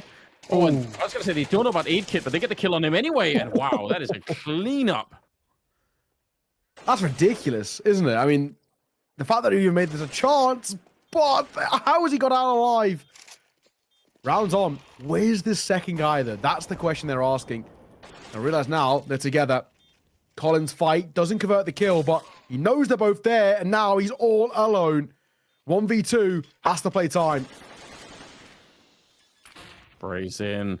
Tap the bomb again, but it's already ticking away. He's playing with the time. That's so smart for Stresan. Instead of just, going for it straight away, he knows there's so much time on the clock still on that bomb that the T player has to move through that smoke to go and do something. So North Macedonia, they win it in a clutch 1 versus 1 at the end. Now, Serbia are going to be able to divide this round, but wow, this is a different feel. It is. This is pretty good. 4-0. This is exactly sort of how the Serbian side started in towards that Mirage. They just couldn't seem to lose a round. And it's kind of what we're getting at the moment. 4-0. Serbia will rebuy back in. The lost bonus bomb plant, that's the situation they're in. So they've got those subtle little positives. They don't have probably anything to challenge the orb, you'd assume. 8-Kit crosses back over towards long. An abs control taken here for Serbia, which is good. Zhikos might opt to fight behind this smoke. Dragon's ready for it. Oh my god, how has Zhikos got away with that kill? That is so lucky. I don't know what's happening anymore. I mean, this is like almost looks like not quite mirrored, I guess. Serbia are fighting back a little bit more, and you can kind of tell they're a bit dangerous. And that last one being down to a 1 versus 1, again, the CT side has lost quite a bit of money in that. So it is deceptively a little bit closer than it seems, because even though the 4-0 lead here, but regardless, I mean, credit to the North Macedonian side just being able to do this much work after absolutely getting beat up on the first one. Nicely covered by Danny, making sure his sniper out in front doesn't get hunted down. And again, 5 versus 2. My god, what is going on? Yeah, what is happening? What is happening? Serbia, the remaining 2 with 35 seconds. It looks like they're going to give it a go, but actually, I said a lie. They're actually going to save. I thought they were trying to creep up in for an apartments play here. They're going to keep hold of the AKs. 5-0 start. I'm impressed. This is a weird but wonderful game. Yeah. That we're getting out here. It's so hard to explain. I don't know what's going on, but, I'm along for the ride.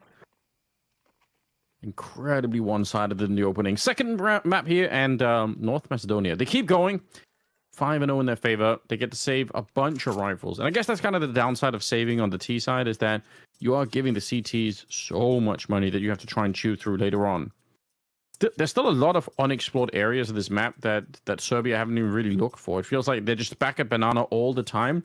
Where are the pushes towards Arch? Where are the potential dropouts from apps into pit? Like, there are a lot of different ways to do this that we haven't seen them try. So I'd be interested to see if we're going to be seeing some more tactical depth coming out here from the Serbian side, because so much fun as it is to attack Banana, maybe at some point you just want to give it up. Ooh, Stresan, look at this. He's pushed down. He's actually going to keep going. Nice flick from 8-Kit. That's what we love him for. And Stresan wants to escape. And I actually totally respect that. Once you get the first kill, having a CT player there probably not going to be worth that much. Zhikos goes down. He was on a bit of an adventure, but still, they retain the man lead. Yeah, nice working too high.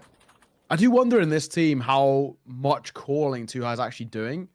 He, primarily in IGL, but with North Macedonia, obviously these guys don't really play together that much. I'm assuming it's probably a little bit of a looser style of calling. That would be my assumption, that it's, just kind of calls out a spawn. We're playing these spots, but they're not doing too deep of a kind of a strat book here, maybe in comparison to Serbia. But a 3v4, they're going towards A. There's 2 players here to meet them.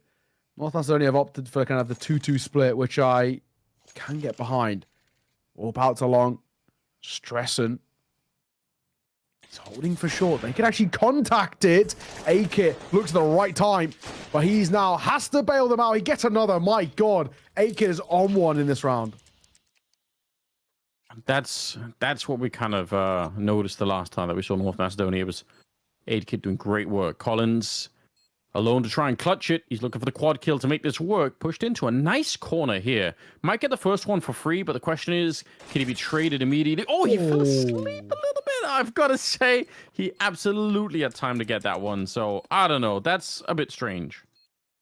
My God. I think...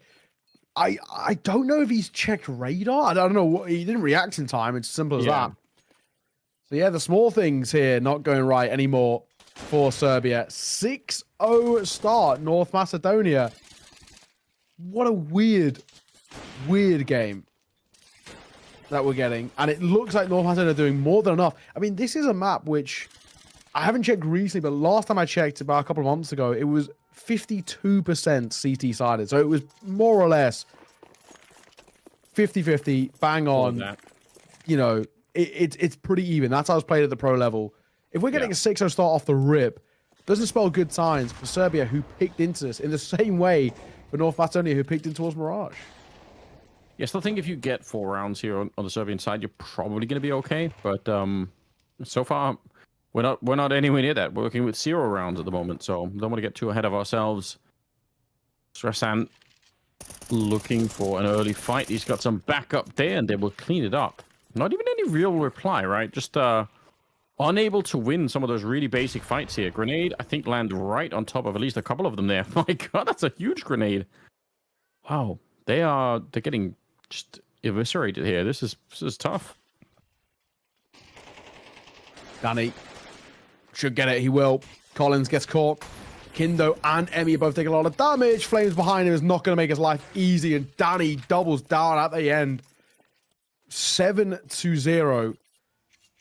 What is happening? Where have Serbia gone? Where are they? North Macedonia, they're 7-0 up, and the way things are playing out right now, we could actually pretty quickly start discussing Anubis at this point. Yeah, that's what it feels like. This is completely spiraled out of control. I might lose it, Anders, if that happens. I might lose all function. Yeah, I mean, it makes sense. This was such a straightforward, okay, Serbia are way better than North Macedonia. We're not in any doubt. We're not asking any questions. Yeah. And then boom, they're back. I mean, I guess in Serbia definitely have more kills than North Macedonia had at this point on the first map. But who cares in a way? They've got so much money on the CT side anyway, and Serbia just aren't making any headway at all. This is kind of a little bit disturbing. And again, I feel like there are changes that they're not really trying yet. I think you could just, step up into the middle and pop flash your way through. Get a kill at Arch, maybe you go there. Maybe you just kind of you can keep it up. I feel like they're doing this stuff where they're walking around, slowly around every corner, looking for a couple of fights. They're not winning those fights, and then there's not much of a plan left. So, yeah, it's just a little bit too slow for my taste at the moment here. Get it going. Yeah, I feel you. I think for Serbia, at this point, fellas, you got nothing to lose. Let's just start fighting. Truly fighting. I mean, even in this round, you got Tech 9s. Do something quick, something audacious. Yeah. Because you've gone for a default here, and you've just been chipped away by nades already, and then you'll probably lose your fights at range. I mean, there's your gun barrel spotters, so now they know you're there. This is a small little thing that they might not even realize.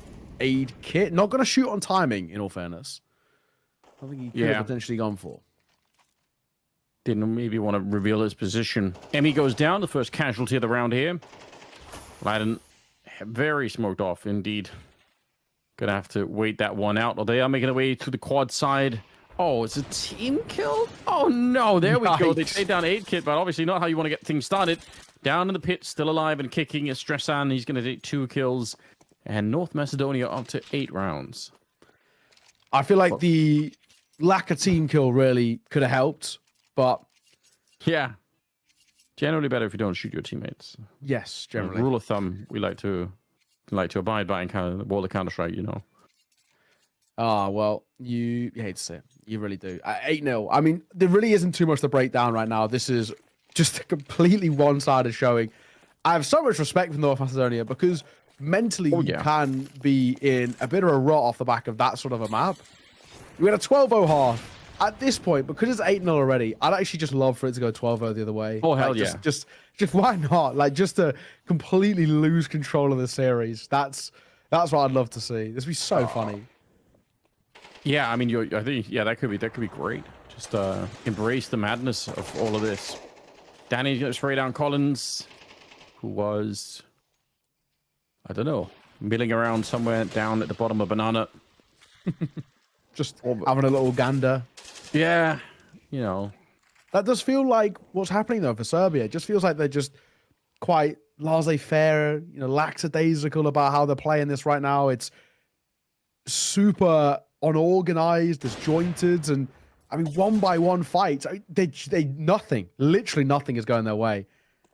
Yeah, I think typically the way to get out of some of these situations, I mean, whether you're playing at this level or you know, or at a slightly lower level, I just think generally, like, you can always say, hey, listen, I'm gonna go to this corner, you pop flash me in, and then let's try and do that. Let's, you know, maybe we get a kill that way. And then, you know, it's not the best feeling in the world if you have to resort to those kind of strategies, but at least you're getting something. You're creating an opening. You can trade your way into a bomb site. Like right now, a lot of these fights, you're looking at them, there are no flashes being thrown for any of the Serbians here. They're just kind of swinging the corner, looking for a fight, not getting it. They throw a couple of smokes towards the middle, but generally speaking, this is just very, very one-sided. Kindo versus 4. Misses the second shot there. Will get taken down. So North Macedonia back with another round. Yeah. 9-0. Like I said, I'm hunting for the 12-0 now, because at this point, we may as well. We actually may as well. We're going 3, the way things are playing out right now, unless the most ridiculous CT side comes through for Serbia. But this is a map, like I said, which statistically isn't even super weighted. It's the most even map we have in the pool in terms of the sides and all the rest. So 9-0, the buy again for Serbia isn't great. And this is one of those rounds where, you know, we mentioned it a few rounds ago, where you got a lesser buy. You're not over-investing because you want to buy towards the next round. Why not do something a little audacious? They're trying to default and it's not working. Just try and play aggro. Try and play super up in the face, off the nose kind of thing with these Tech 9s, and just try and guarantee a bomb plant. I would love to see Serbia change this up just a little bit here. All right, they are going much quicker this time. Unfortunately, they are getting slaughtered trying to get there. They find 1 kill in the corner, but that's all that they can get here. Nice shot through the smoke. Stresan, that's a very, very cool round for him. 4 kills, going to steal the AK there, and they just keep going. Serbia, they've kind of left the server already. It feels like they're not here. Okay, well, I do like that they changed it up. They didn't get a bomb plant. They were a little focused on the kills there. 10-0. And even you look at the individuals, nobody is really showing up towards Serbia. At least at times in North Macedonia where they were losing, but like 2 high looks pretty good, for example. Yeah. But yeah, this is not the one. Stresan, if he just peeked on that corner, he would have gone for free. He does get one regardless. Traded and doubled down. Is this it? Maybe not. Zhikos, other ideas? He's done pretty well for himself, too. 3 versus 3. Emmy will finally find him. And by far and away, the best chance here that Serbia has had to finally pick up a round very, very late in the day to start to get this done. But blowing over the smoke a little bit. Bomb surely going to get planted here in a couple of seconds. Yeah, Collins in charge of that. Although Danny has snuck his way through. I don't think they realize. So he shouldn't be able to get more than the 1 kill. Presumably he's going to get traded almost immediately. But there could be a little bit of an element of surprise here. Deep Molotov. I think it's going to block out one of the too high. Can't really do anything. So Danny's the one that's really pushing forward. And now they definitely know that he's there. Does get traded. Oh, but they still get Emmy on the other side. So a slight chance maybe for something funky happening. 1 versus 1 here. Bomb ticking inside of the bomb site. It should be the round win here for the Serbian side. Kindo, he gets traded, but I don't think there's enough time for that defuse. He runs straight on it. Does he have it? Does he actually have it? Oh, it's down to the wire, but it will be the Serbian team finally picking up something. 0.4? Crazy. That's wild. 0.4. But, yeah, it is a first, finally, on the board for Serbia. I don't get the 12-0, which is in itself kind of heartbreaking. Tragic, but it still probably feels like it's job done anyway. 10-1. Obviously, a buyback in for North Macedonia. They have plenty of cash. And even because of how expensive that was, with nobody surviving for Serbia, Galil Mac 10 have to come through. So going to make their life a little harder. They should have spotted at least a couple there. AK on the jump across that they're going towards top B, and I'm sure they now hear them.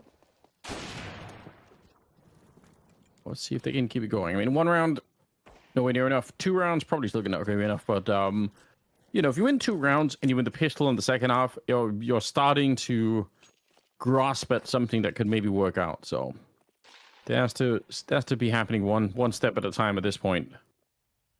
Can't believe what we're seeing here. This is such an unexpected result. It's gonna be confusing if people watch the results later on HLTV or something and be like, what happened in this game? 13-1 and then now 10-1 the other way. No real that was to happen. That's probably I don't remember the last time I've seen something like that happen. No, I've seen some bad ones. You know, like 12-4s lost and 12-5. We had a 12-5, but yeah, I've never seen like a 12-13-1 then go. Oh no, not I guess a 12-1 go all the way to like OT and lost. That kind of vibe. I don't know if that's happened at like the where we are, kind of the upper tier 2 level.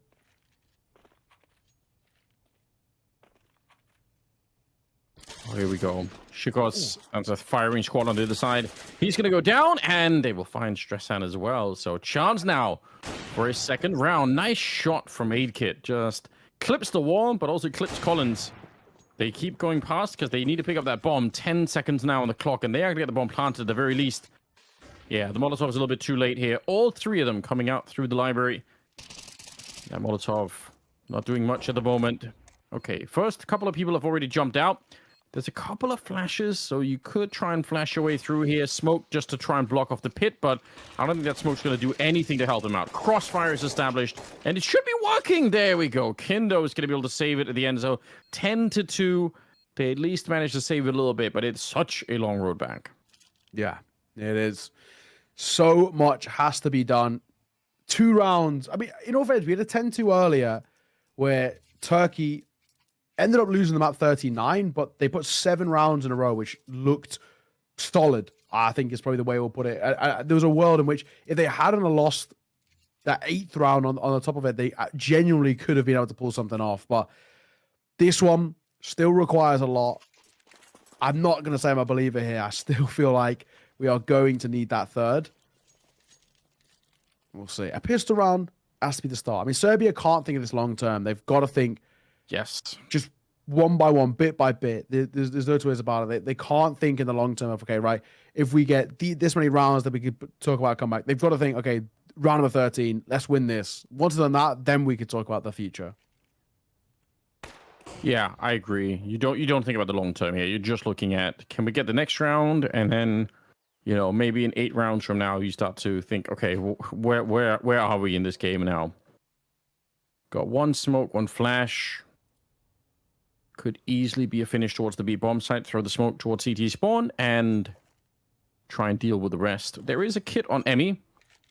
Always worth noticing at the start of a round like this, because if he dies somewhere, that kit's going to be real important to pick up again, no matter what's happening. Okay, it's going to be a split towards the B bomb site. That's exciting. I love this. North Macedonia, they've been playing great Counter-Strike on the second map, and now they're also putting out some good tactics. Now, Kindo is hiding in the church. He sees it coming. He knows what's happening, but he has to get a double. Never mind. He's absolutely blown up. Nicely done. Jumping Glock shot right to the skull. And it will be a 4 versus 3 with the bomb planted. And again, Emmy does have the kit, but my God, it's going to be a hard retake. Yeah, I mean, it's one of those where you may as well give it a go, but it's not easy, is it? Jumping up, Glock for the first. Danny looking to double down. He knows. Now they know where both are, in all fairness. Vladin will get one through. Another, and he looks for a second. Is not to be the case. Last man, they know Dragon's over here. He doesn't really even have time as well. He'll pick up a kit, but he just gets deleted. Swing with the Julies. And Stressan finishes the round with 3 kills to his name as North Macedonia find 11. So much better. So much better for North Macedonia. And it feels like we're on the way out now with probably going to be a 12th here. We are seeing a 4s, and this is one of the few times as well where I say, why not? You've got nothing to lose. You're in such a big hole. You may as well. You may as well. Yes. Why not? No, there's no wrong or right picks here at this point. Like like you said, you're so far behind that it doesn't really matter. Like no one's going to criticize you for forcing whatever you can. Got 3 MP9s, 1 5.7, and 1 Scout, and it starts out pretty respectfully. But yeah, the jump around the corner there. I don't think Collins could have actually helped out that much. I think he threw like 1 grenade inside the bomb side. They're going to trade their way through and try and see if they can make it forward. Vladin, nice couple of shots actually. The Scout, Stressan, still with a little bit of health left here, but potentially an awkward round with 2 people on the North Macedonian side here already getting quite tagged up. Yeah, and Collins still yet to fight. They, first of all, don't even know where he is. And I mean, second of all, full HP. Moto smoke. Will they even consider wanting towards balcony? It seems like Too High had an idea. Oh, labor spray from Vladin, though. That's going to make matters worse. So now they've got the information of 1. They hit the steps of a second as a kill comes through. Mac-10's got to do it all. Not to be a successful force buy for Serbia. Fair enough. I'll give them their credit as well. Serbia, they have won a lot of force buys. Against Turkey, it happened on kind of a multitude of occasions, and I chalked it down to basically just Turkey over fighting. In that instance, though, it's not even that North Macedonia have overfought there. They've just actually played it well. I'll give them their credit. There's a third. Yeah. Many more need to happen, though. Oh, yeah. This has to be the beginning of something truly spectacular. Can't imagine for North Macedonia if the comeback happens for Serbia. Like, that's going to be a really terrible feeling if it gets that far. It's too early to really consider, but we're, you get there quicker than you know sometimes. 3 Tech 9s, 1 Mac 10, and it's Too High with a single AK-47. What can they do with it? A single AK. I'm surprised, actually, in all fairness, that Stressan's not the one to wield it. He's looked pretty good. On the corner of balcony, Vladin will just dip a little bit further back, but he sticks up here. I say that. It's only momentarily. As he jumps down. 11-3. If you find a 4th here for Serbia, we can talk about where they can spiral positively, because it breaks that North Macedonia economy. If they lose to a force by response, though, it's probably the map following suit in due time. Yeah, you would have to assume so. Although this is looking pretty good. The bomb is back at the bottom of the T-ramp. And 2 people trying to see if they can execute on towards the pit. It's not going to be happening. Dragon able to clean that one up. Now just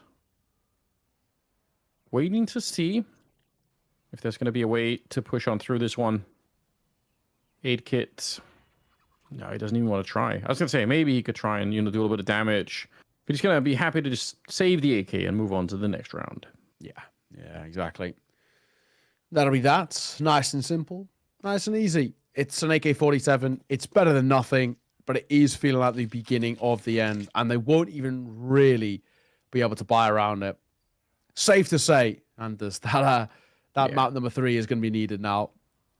A wild game, but I just think I can't see a world for Serbia. I'm putting my foot down and saying there's just no way. 11-4, even though they get that round there flawlessly, it is already a low buy, so I'm not even going to read into it too much. I can't see a world. It would be one of the biggest chokes I think I've seen in the last few years. I've casted a couple of bad ones. Overpass in particular, used at the tail end of Go, especially has some really awful ones. But I cannot see a world in which Serbia pull this off. And maybe part of this is the caster curse trying to work in, but it would be ridiculous. It would also be hilarious in itself as well, just to really lay up in towards one of the most chaotic games of Counter-Strike we've done in a while. Fighting towards mid is super scrappy. I mean, I kind of want to see these sort of rounds out from Serbia on their T side when they're on the low buy. Yeah, I mean, let's see what happens here. I don't know if I'm not going to count Serbia out yet. I think there is a way they can still do this. Nice couple of clicks there. Could see, I mean, one of the worrying signs, I guess, for North Macedonia is Kindo starting to wake up a little bit here. That's 13 kills on him, 3 of them in this round. Vladen started to get a little bit, you know, sort of like into the game. Could see he's landing some more shots. I think at this stage, 11-5. I would say 2 more rounds, like 11-7, and I'm starting to get slightly worried for North Macedonia. That's where, like, I think the counter starts to begin, and you think, oh, wait a minute, yeah. like now we have to be super scared. It's true. I'm not considering it until we get to 11. I think 11-9 is probably the way. I kind of said the same sort of amount. It's that 2-round buffer. But so far, back into the investment. North Macedonia, they just need, honestly, one more mistake is probably enough because it just puts so much pressure onto Serbia's shoulders. Anubis is our decider. We had a little bit of attack pause as well to converse. What's the idea? How are we going to try and get back into Sevilla, Serbia? Like I said, the only way you can go about this is one round at a time. I think the worst thing you can do is think long-term and think, right, this is our plan. This is how we're going to do it, this, that, and the other. It can actually kind of break you a little bit mentally when things don't work in your favor. You can kind of get annoyed. You've got to think just bit by bit. Yeah. Yeah, it's not worth it to get too occupied about what's happening down the stretch. Just focus on the here and now. Speaking of which, too high does go down. Kindo spotted out, but still good for the kill. And he's got some, I was going to say, some backup there in Vladen. That maybe didn't even need to really get himself killed. They had already thrown down the incendiary grenade to slow them down. But regardless, it's a 4 versus 3. And sneaking through the bomb towards T-spawn. That's kind of interesting. They might get caught, won't they? Let's be honest. I say that. They sneak through and a Tech 9 is the one that finds the kill. I thought they'd at least maybe go like kind of 1-for-1. Stress on as a strong angle, and he gets gifted the kill there. And here's where probably things start to peter off, I think. Both are drawn in that direction. Kindo, he's got the orb. He's so low here. Any sort of damage, any bit of util, and he's in trouble. And now he's spotted to make matters worse. Deadman walking, and down he goes. Bomb planted. Round done. Do you actually honestly just save the AK here? I don't even think it's the worst thing in the world, because then Collins can drop over one as well. Yeah, I guess it's, individual choice at this point, right? I think we can kind of tell the chances to actually retake this is pretty much 0. If North Macedonia were out hunting furiously for this, sure, you'll say that could be interesting. But as long as they're playing it relatively cool like this, then you're not going to be finding those last players. So a little bit there, but Stressan takes him down. It's North Macedonia up to 12. Just 5. Yeah, just make it off it work, now, fellas. Yeah, let's go Anubis. Let's start discussing already, because I mean, it's been that case since 8, 9 sort of rounds in where we were saying, right, this is guaranteed, and all of the rest. 12-5. There is a bye for Serbia, which is good. Doesn't involve the AWP for Kindo, but at this point, it is what it is. 12-5, 7-round buffer for North Macedonia to seat off just that 1 round to take us towards a 3rd. And what happened towards Serbia, I don't know. And this is something that we'll probably discuss for the rest of the series. Yeah, I'm not sure anybody knows, but it's been a bit wild, hasn't it? Just a complete collapse from what looked like one of the easiest games they've ever played on the first map, and then into this where they just get absolutely nothing done. Very, very slow to get out the gate.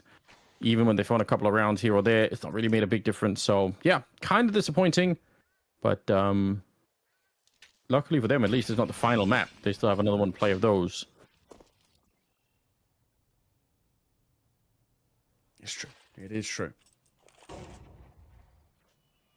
Not a lot of engagements happening in the early point. Oh my god, Collins only gets 2. That's a good little lineup. Guess the cubby players, guess the close player too. That's not bad. I don't even know if you'll realize how much damage he's done to the second, but it's kind of insane. Yeah, it works. Oh, Collins with a nade in his hand. Just absolutely caught out. Stressan trying to push in here. And he'll get the job done finally, but another player just running in there. That seemed like it could have been dangerous for Dragon, but you know what? He got the job done, and 25 seconds here, 1 versus 3. They get him through the smoke. That's at least something. Another round that goes their way right at the tail end here. 12-6. They need another 6 rounds in a row, and at least there was no bomb plant, so they have a slight start here, a little tiny start here for them. Yeah, on the Serbian side, where they should be able to relax, and there's not going to be that much opposition, hopefully, for the North Macedonian side. So it's true. It is true. There's a bit of breathing room, but there is breathing room. As the other side, there's breathing room of pressure because the backs are up against the wall, right? So they really can't afford to make any mistakes, and it's something that Serbia have just been so prone to so far. Yeah. Grouping towards apartments. They're going to try and, I think, pop mid. They're looking for a boost with the smoke. Good adjustment for a second. Good isolation of fights. Great isolation of fight. And they line up. Really well played from Vladin, though. Finds the first. Takes a little bit of a step further back. He goes then a second. Has to swing him. Finds that one. Lines up the third. That's how you play those ones. So you don't give them chances to trade you off the rip. Find a kill. Drop a little bit further back. Another kill further back. It's well played. Just pistols, but they're good. They're important all the same. Yeah, again, everything counts, right? It was just 6 rounds. Now we're down to 5 rounds. It's going to be a buy in this one. And yeah, but if you win this next one, assuming there's no bomb plant, you're probably going to be up against another round where there's not going to be too well equipped. So still doable here. Missed shot, aid kit, sending some bullets back. Playing a dangerous game against that AWP, but both sides will kind of give up on that little fight. Now, where do they go with it? On the T side, that's the big question here. Where do you want to find the entry? Smoke's up in the middle and towards bottom of banana. So right now, Serbia are kind of fighting for control of that bottom banana position. Actually, they're pushing down as well. Something that we see less and less at the tier 1 level. Okay. They don't keep it around. They kind of go back pretty quickly, I guess. So going to be rotating into almost a 4-1 split setup here. So 4 at A, 1 over towards the B bomb site. Nicely done. That's Kindo. First kill of the round. Serbia aren't done just yet. They found the first and they don't get traded. So they got the numbers to work with. As Kindo reset back in towards his under position here. It's pretty strong. There's a smoke out via long, which does give him the chance of being isolated. Let's see where you want to go from here, though. I think for North Macedonia, they're still not in too troublesome of a spot. Yes, they're down to 4, but as long as they trade properly, it should be fine. That's a good way to play it. Too high. Swing and a fine. Kindo gets core. 4v4. Nicely done. Spray is pretty good there. Vladin realizing he has to check if anyone's going to be flanking him through that way. He's taking up a lot of attention right now, and we'll get the kill. That's so well played. Aid kit wanted to get up and hunt him down, but there's only 4 seconds left. They don't even have a chance to plant the bomb here. It can't be done. I don't know where the bomb went, but wow, that's a round. Yeah, fair play. Really, really nicely done. All picked up as well. At the end, that can be dropped over towards Kindo. We know how good he is with it. 12-8. Still not considering it until we get to 10 for Serbia, but they basically get gifted the 9th, which is nice. Gets them ever closer. North Macedonia, in that instance, I thought they had at least a chance when Too High finds that first coming out from Boiler, but really well done. Chris shot from him, but then the response was even better. And playing out through Bauk like that, finds a kill, falls back, jumping across, drawing attention. Full blind. Emmy's getting peppered with flashes, and he gets away with a kill, and a nade as well that comes over. There's a fair chunk of damage. He's in trouble. Yeah, AK, he had no choice there. He was in a molly, and he was already half HP, so he had to swing. Well, you can see how that, I think it was a 7-round deficit at one point, like at worst, and now it's going to be down to just 3. It happens pretty quickly when you don't have the money to buy on the T side. You're not getting the bomb plants. You don't have the round loss bonus yet. This one, 3 Tech 9s left. And as long as they keep it together, which honestly, throughout what we've seen out of Serbia so far, that's what they've been really good at, is kind of keeping their cool in some of these moments. So I'd be surprised if they're not going to be able to, just keep playing this default kind of Counter-Strike. It could really carry them through. Like, this could be overtime. Yeah, exactly. Which is a crazy thing to be saying. Bad miss shot, though, from Dragon. They don't expect Collins back sight, so he gets 1 and a second. Beautiful. Beautiful work. No need to worry. Not at all. There is only the 1 casualty taken in that one against the low buy round. Back into the buy. I said I won't consider it until we get towards 10. Reason being is because in towards the round that would be the potential for 10th, we are going to see North Macedonia back into an investment. So here, if Serbia find this one, then we can maybe discuss about the wildest collapse going, but I'm still not sold. It just takes any hiccup, one player to pop off of like a 2K and open a site, and that's it.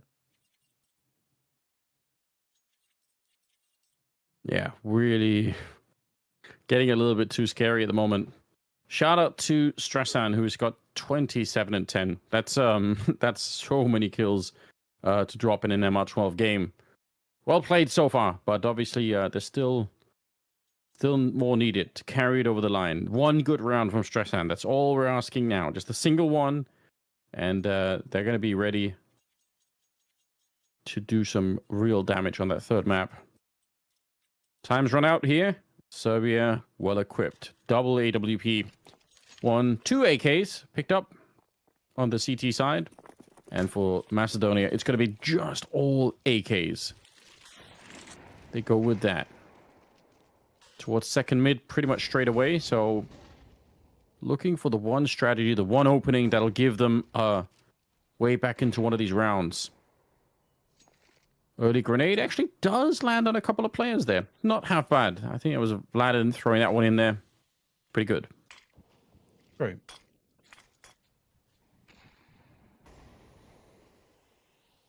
Dragon holding on the edge of that smoke. That would be the right call. Hot flash will force off the angle. All right, maybe.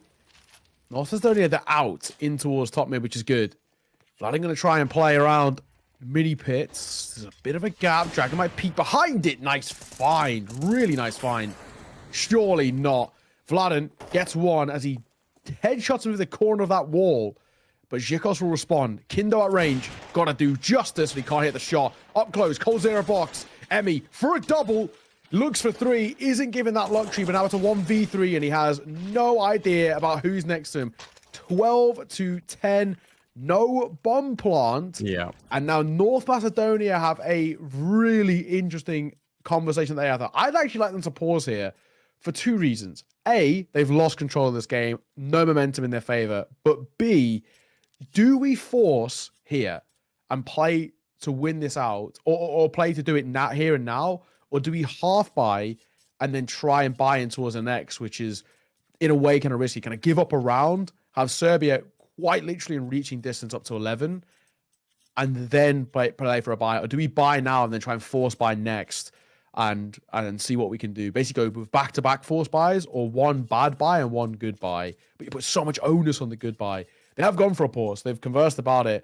And their option is Hero AK Zhikos, which in itself is a little wild because he's got the 2nd least kills. Why is he not in the hands of Stressen? I think very often the logic for why you don't pick it up on your best player, or the one that's performing the best, is that it creates this like weird mentality in a team where you're basically telling someone, hey, you're bad.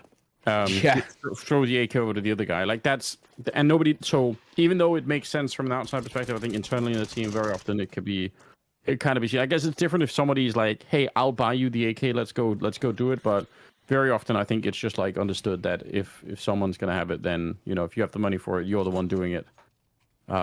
Regardless, 10 to 12 here. We are into the last couple of rounds. Serbia mounting a big comeback on the second map.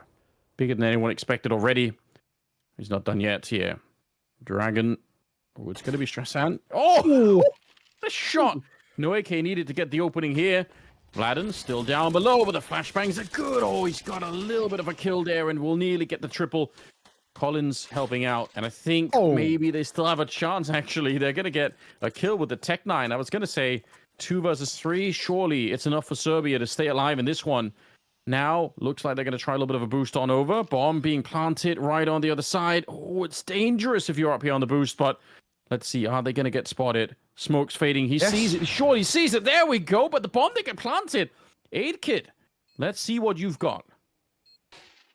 He's had a couple of moments, but maybe not so much in this one. 1 AK, 2 players to find, and both from the same position. Well, there's the first. Now he doubts himself. Where is the second guy? Is he flanking me? Aid Kid will fall. Oh, we are going down to the final round. I cannot believe it. Credit to Emmy for not losing that one out, but my, oh my.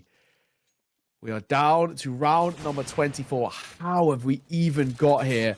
In itself, regardless of the result, we have to question what happened to North Macedonia. But if they are to lose this out, crazy, crazy situation. Yeah. 12-11. That round alone, though, I mean, it's well played for North Macedonia, right? They 1 AK, they get 4 kills, they get a bomb planted. That bomb plant is huge for them, and it's going to give them so much money to work with. So that's important. Shikov's going to be sacrificed a little bit. He's got the Galil, but I think it's overall still very much a good idea to what they did at the last round. Here we go. Overtime or bust for Serbia. And this actually, unlike the other game that we were just talking about on the first map, this is one of those things, if you're Serbia now and you lose, you're like, oh, come on, like, we did so much work to get here. How come we just couldn't get one more round? Yeah. It could be a little bit more painful. It's no, it is. It's kind of it's kind of true. It's one of those. Like I said earlier, it's worse to lose a map, I think, in a close fashion when you've done something really special, where it's like a comeback or individuals looking good, than just getting absolutely slapped about in a map, because you can just forget about that. Be like, okay, we just couldn't compete there. That was not good for us. Collins, he's trying to tap, trying to spam. Nothing really comes from it. Yeah, that was actually a play on towards logs. X-Ray betrayed me for a second there. I thought he was peeking top car, but first few seconds, not a huge amount. And Colin's playing super passive here because they are stacking towards A. So he's got to try and keep them at bay. Still a minute on the clock. Smoke goes down outside of the B bomb site, slowing that one down. I don't mind the 4-1 split here, but it is kind of scary to put it all on Collins. Looks like that smoke has kind of left them, ran them back from the banana position, so they don't want to stick around. Nice flashbang. Dragon, and then on the other side, Kindo, and again, Serbia. This is where you want the experience to really shine through, where they say, okay, now we got the 5-on-3. Now you play this one as safely as you humanly can. So, yeah, fall back, buy time. There's only 25 seconds left. It would be a miracle if North Macedonia can win this round. Oh, wow. 3 will make at least the first fight go well. Danny, it's a great swing. Look at that timing. Akut, that's reaction. Hello, who is here? Anders, what has happened? That is one of the biggest chokes I've seen in a while. That it felt completely unlosable. 11-1. We were it was 10-2, wasn't it, at the half? In fact, it's not 11-1. It's 10-2 at the half. Yeah, and a kind of ridiculous choke. It makes you ask a question: if Serbia were just 1 or 2 rounds better in towards that first half, the overtime wouldn't be needed. But we are going there, and absolutely the way things are playing out towards the overtime, then we have to look at this and say, surely Serbia are the favorites now. Obviously, you don't need us to tell you, but obviously at this point, the momentum will be with Serbia. That's such a mental reset. You're like, we actually did it. And for North Macedonia, it's such an adrenaline dump. You all the time you're playing for one more kill, one more. You're close to doing it. like in that 22nd round or the 23rd round or whatever, they almost got the job done. So like you're keeping up the energy throughout all of that, but now that you're here now, you're thinking, man, what it will take? Like, how come we can't get it over the line? Again, Stressan is playing out of his mind. He's got 28 kills, but Vladin started to catch up to him. And Serbia looking to see if they can steal this away on a second map. North Macedonia, super painful day for them if this is how they end up falling.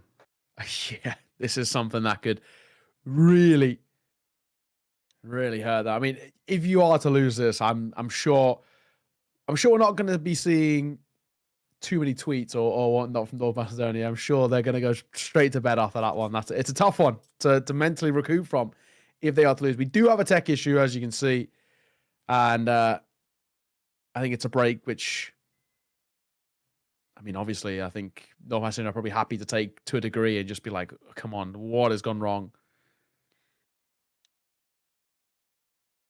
Yeah. I have no idea how you recover from that. Oh, apparently it's a toilet break. So that's fair enough. I mean, it has been a bit of a long game. Tristan's back. He's bored up now, so I think we're more or less ready to go. Nice. I mean, that is fair. We'll give them that. They deserve it. They have played a very long game here.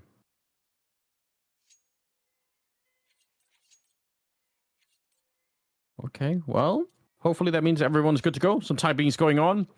And we are headed into overtime in just a couple of seconds, hopefully. We've got the AWP on 8-kit. You're right, he hasn't been blowing us away with his performance so far. Could be kind of hard to opt Seaside Inferno anyway, so maybe it's not the best playground for him at the moment.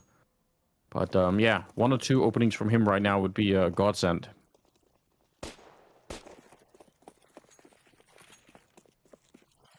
Oh, I'm just so baffled that we're even here. What a game we've been gifted with here. Let's see if things continue in a positive note for Serbia. I mean, the funniest thing would be North Macedonia winning the first round of overtime, just to really rub salt in the wound. Classic. Yeah. Super classic scenario. Oh, too high. Moving forward, he didn't quite check it, and he will go down, but Collins can't really escape that. Shot! How did he miss? There's so many people out there, but can they push on through? Flashbangs and smokes are out here. Emmy, he's got the right idea. He just doesn't have enough bullets for it. Pulls out the USP, and he's not hitting them through the smoke, but he will finally take down 8-kit. Madness. Emmy, he might have saved the team here. Can they find it? Yeah, grenade around the corner. Emmy is an absolute god. 3 kills. Last of them with the HE, leaving Chikos alone. 1 versus 3. He's taken out the first already, but as you can tell, there's no bomb plant. All of the advantage right now with Serbia. Chikos, he's very lucky to avoid the spam there through the smoke. He has no idea where the second guy is. Is he doubled up in towards CT? Is he playing banana? He's just going for it. That's ice cold, right? He might as well just got peeked and killed. So pretty cool to see him just say, all right, I don't have a choice here. I just have to try and go for it. Oh, he's been spotted in the corner. That makes it very, very rough. Now they can double up. Oh, we did switch his position. They might have realized. Yeah, I think they know. Grenade on over, just to let him know. We definitely know you're hiding back there. Stop pretending. And Dragon will take him down. It is going to be Serbia to pick up the first round in overtime. Okay, Serbia. That's all Emmy. Yeah, it is. He's such a... The fact that he even gets more than 1 there. The first I can give him, but any more is kind of crazy. The trade comes towards Collins is fine. Emmy getting even a second out of this is crazy. That one's fine, fair enough. And then it's fortune. The pistol gets... I think it's actually a dink on that first kill, and then he repositions himself for another with that nade. Good work. Emmy showing his experience. He's still got it. 13-12. So North Macedonia, it's still in this run of form. They still can't seem to find a T-side round. Oh, you really do hate to see it. It's a tough position they've put themselves in. Spamming down through that smoke for Dragon. A nade actually could do a real chunk here. And it does. Look at the damage dealt. Stressen, Aid Kit, and Danny all taking a huge amount of damage to that HE. Yeah, painful way to get the round started here. Again, for North Macedonia, it's a whole long string of rounds they've lost. Should be an easy kill right there. Vladin, probably not worth repeaking this. You've already got the advantage, and he gives it back up again. Yeah. again, they've been playing pretty disciplined Counter-Strike all throughout here on the Serbian side, so I'm a little bit surprised to see that.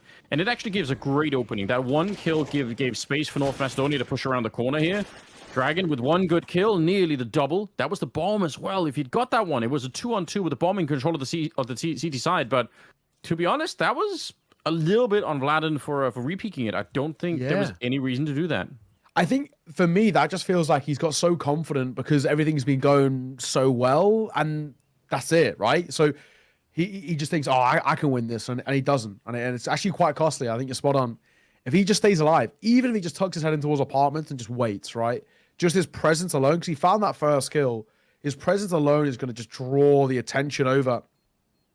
But it isn't to be.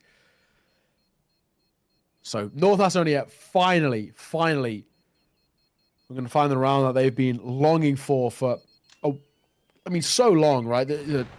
Telling the regulation, even before that, they just needed to get that 13th on the board, and they get it, but sadly, it's not the most important 13th anymore. Final round of this OT. If Serbia go 2 for 1, it's pretty huge. Other side, however, if it's 1-2, then potentially something's on the cards here. I mean, I do want to see if North Macedonia can make a little bit of a spiral of things when they head back on towards the CT side. I'm going to keep my eye open for it. But I think now Serbia feel, for me, warmed up and ready. Yeah, they do. But I mean, if North Macedonia pick up this round, it's, I don't know, it's kind of right back on again. And almost anything can happen. That's 2 out of 3 rounds. It's going to be going to them on the T side. Not obviously directly equivalent, but it'd be something like winning, 8 rounds or something in regulation, right, on the T side. So not quite, the math doesn't quite math that way, but just to get a sense of like the scale of it. 4 people at the A bomb side, and when it starts like that, you already have such a good stack going on. There's absolutely no way to break through this one. Unfortunately, there's just way too much of a presence. If you wanted to beat this 4-man setup, you probably need at least, an opening kill and a half here. Some good shots being returned, but again, the problem is there's still just so many people here. A third one even, or a fourth one, I should say. So yeah, great work for North Macedonia to try to come back in the round, but that 4-man setup is very, very hard to penetrate. So it will be Serbia with a 14-13 lead. Yeah, that's true. 14-13. They've got that small advantage, Serbia, and considering how they were able to come back in towards this game, which in itself feels next to impossible, it's a crazy situation that we even are here. If North Macedonia lose this map, this is one of the worst collapses I've seen in a long, long time. You hate to say it, but it's just the truth of the matter. Oh, yeah. Serbia looked completely out of it. 10-2 at the half. I was like, yeah, they're done. There's no way. To come back from that sort of a scoreline is ridiculous. It's not done just yet, but they are one step closer than North Macedonia currently. Yeah, this would be... I mean, they would know it as well, right? It's not like they're going to be thinking, oh, we did, the best that we could. Like, if you give up this kind of a lead, you're like, oh, like you remember it for a couple of days at the very least. Thinking back on it, like that was our chance to at least get a third map, because that's what we're playing for at the moment here. Again, Strasan, gotta highlight it just because I don't think we called it out too much during regulation, but he's up to 30 kills, so it's been a very, very cool game for him. Just want to make sure people recognize that at the very least. Great team effort on the Serbian side. Vladin is a little bit ahead of everybody else, but generally speaking, they've been a solid unit. Now, they were so slow in regulation when they were on the T side. That was kind of the bane of their existence, was like walking the corners, getting just getting killed, not even trading any of the kills. I would love to see them have a little bit more like flash for some openings. If they get up into apartments now, like flash from middle, jump into pit with like 4 people. I just want to see them try something that's more explosive in that sense. Mm-hmm. Yeah, I feel you. At least for now. There's not a huge amount of action happening, but look at the time. At 25 seconds that we're going in for the fight. Fellas, this could be risky. And the first one's not good. CT side will deliver on a double, but then they pop in towards the side. 15 seconds to get this bomb down. Emmy will give them space to do so. So a plant will come through, and the AWP can't deny as much as AKIT tries. This is a winnable position. You don't have any more grenades on the T side, and that's kind of a big issue. They can't really slow down. Oh, it's a one flashbang, but no Molotovs or smokes to get rid of this library position. Bomb is ticking. And Macedonia, what did they do? Deep Molotov there towards the one corner. Kindo, easy shot. Oh, and they're going to do more than that. Collins will follow it up, and it's a good double, and it's Serbia finally now with match point here. I can't believe they're back in this position. They had such a rough time. Obviously, dreadful first half for them. It's two rounds on the C side when they started the game, and now here we go. Yeah. It's insane that we are even here. I mean, I genuinely cannot believe it. Wow. I mean, how has this even happened? I think from looking at it, it was 10-2, then 12-5, and then things fell apart. So a ridiculous one if this is able to be pulled off. Oh, one round away. North Macedonia. What a crumble. Draken can't get up yet. Finally will. Oh, and he misses the jump. Actually, unironically saved his life, him missing the jump. He doesn't even realize it. That's the best possible thing. The gods are looking down so favorably on them right now. He couldn't get up the jump. There's an invisible wall there, and it was the CS gods keeping him down. He's going to get the kill as well, just to make matters even worse. That's a funny one to look back. If any of these two teams look back in the demo, they're going to laugh at that one. Yeah, the gods have rigged the game for Serbia. Really, they're tired of overtime. They're like, come on, let's go. Collins, ooh, not quite, but there is a trade at the very least. Still 3 versus 3. They know that there's a player trapped in the corner, but it's super risky here for Kindo. Oh, he's so brave, just running in there, executes him in the corner. That is crazy. Imagine if he misses the shot. He's just dead immediately. Now, they're going to go for it. They're going to get the bomb planted as well. The one thing is, Dragon is real far away. If they go for a lightning-fast retake, Dragon might not be able to participate and do anything about it. But if they wait 5 seconds, then Dragon is going to be there, and I think that might be the game. 3 versus 2. Kindo and Dragon, both low. This is to close it. This is for Serbia to pull off the most ridiculous thing I've seen, and they've done it. I genuinely cannot believe it. How, in God's name, have North Macedonia lost that map, lost the series with it as well? 10-2. They were up at the half. Then 12-4 or 12-5, and the most ridiculous resurgence I've seen in a long time. That's one of the worst chokes I've casted in a minute. That was insane. Yeah, super heartbreaking for North Macedonia. Yeah, I mean, it was impressive that they could make it back after the loss on the first map. So I guess that's really cool. Strasan obviously playing a lights out game, but it sucks that they couldn't make it through and find that third map because they put in so much work. But it wasn't meant to be, unfortunately. Serbia, pretty resilient team, you've got to say. Yeah, the mental resilience is just kind of insane. I've got to give them so much credit. I guess to close the show, we can just run through some of the scores that were happening simultaneously. Obviously, we finished kind of way before everybody else, but I think there was a couple other games that would have been happening. Let me just have a look. Got lower bracket stuff, which is kind of where we are now. Upper bracket was all concluded, obviously, a little bit earlier. For us in the lowers, we had, let's have a look. Poland beat Bulgaria. That's actually a pretty decent result from them. Poland beat Bulgaria 2-0. That Bulgarian side looks very good. I'm actually surprised to see them go out this early. And of course, that does mean, being at lower bracket, that they are eliminated. Belarus beat Moldova 2-0. Israel beat Albania 2-0. Okay. And of course, then we got a 2-0 here. So that does mean in the next round too, Israel-Serbia. Pretty spicy game. On the other side, Poland-Belarus, it could be decent as well. But yeah, Israel-Serbia is a real cool game. I'm looking forward to that. I think it's going to be great fun. What a day of Counter-Strike it was. At the end of it, I mean, we had some surprisingly close games, obviously apart from that first map here in this series, but otherwise it was, it was tight Counter-Strike that we ended up seeing, and that's obviously what we want. But we do have, still more stuff obviously coming tomorrow. But yeah, great day. Shame that North Macedonia couldn't find that third map. They kind of deserved it. Yeah, exactly. We're going to jump back over towards I think I'm right to say we'll jump back over to the West European qualifier tomorrow. Yeah, so back over there, which would be pretty cool. We've already locked in 4 teams out of 7, so we want to see if we can round out the remaining 3 in that instance, or at least get an idea of kind of who's going to be in consideration for them. But for that, we're going to call it a day. Thank you very much for watching us. It's been a long day. We've enjoyed both the best of 3s, which have gone the distance. We had quite a few overtimes and all the rest. For now, though, we're going to take a deserved break. We will see you tomorrow. Same time, same place. See you then.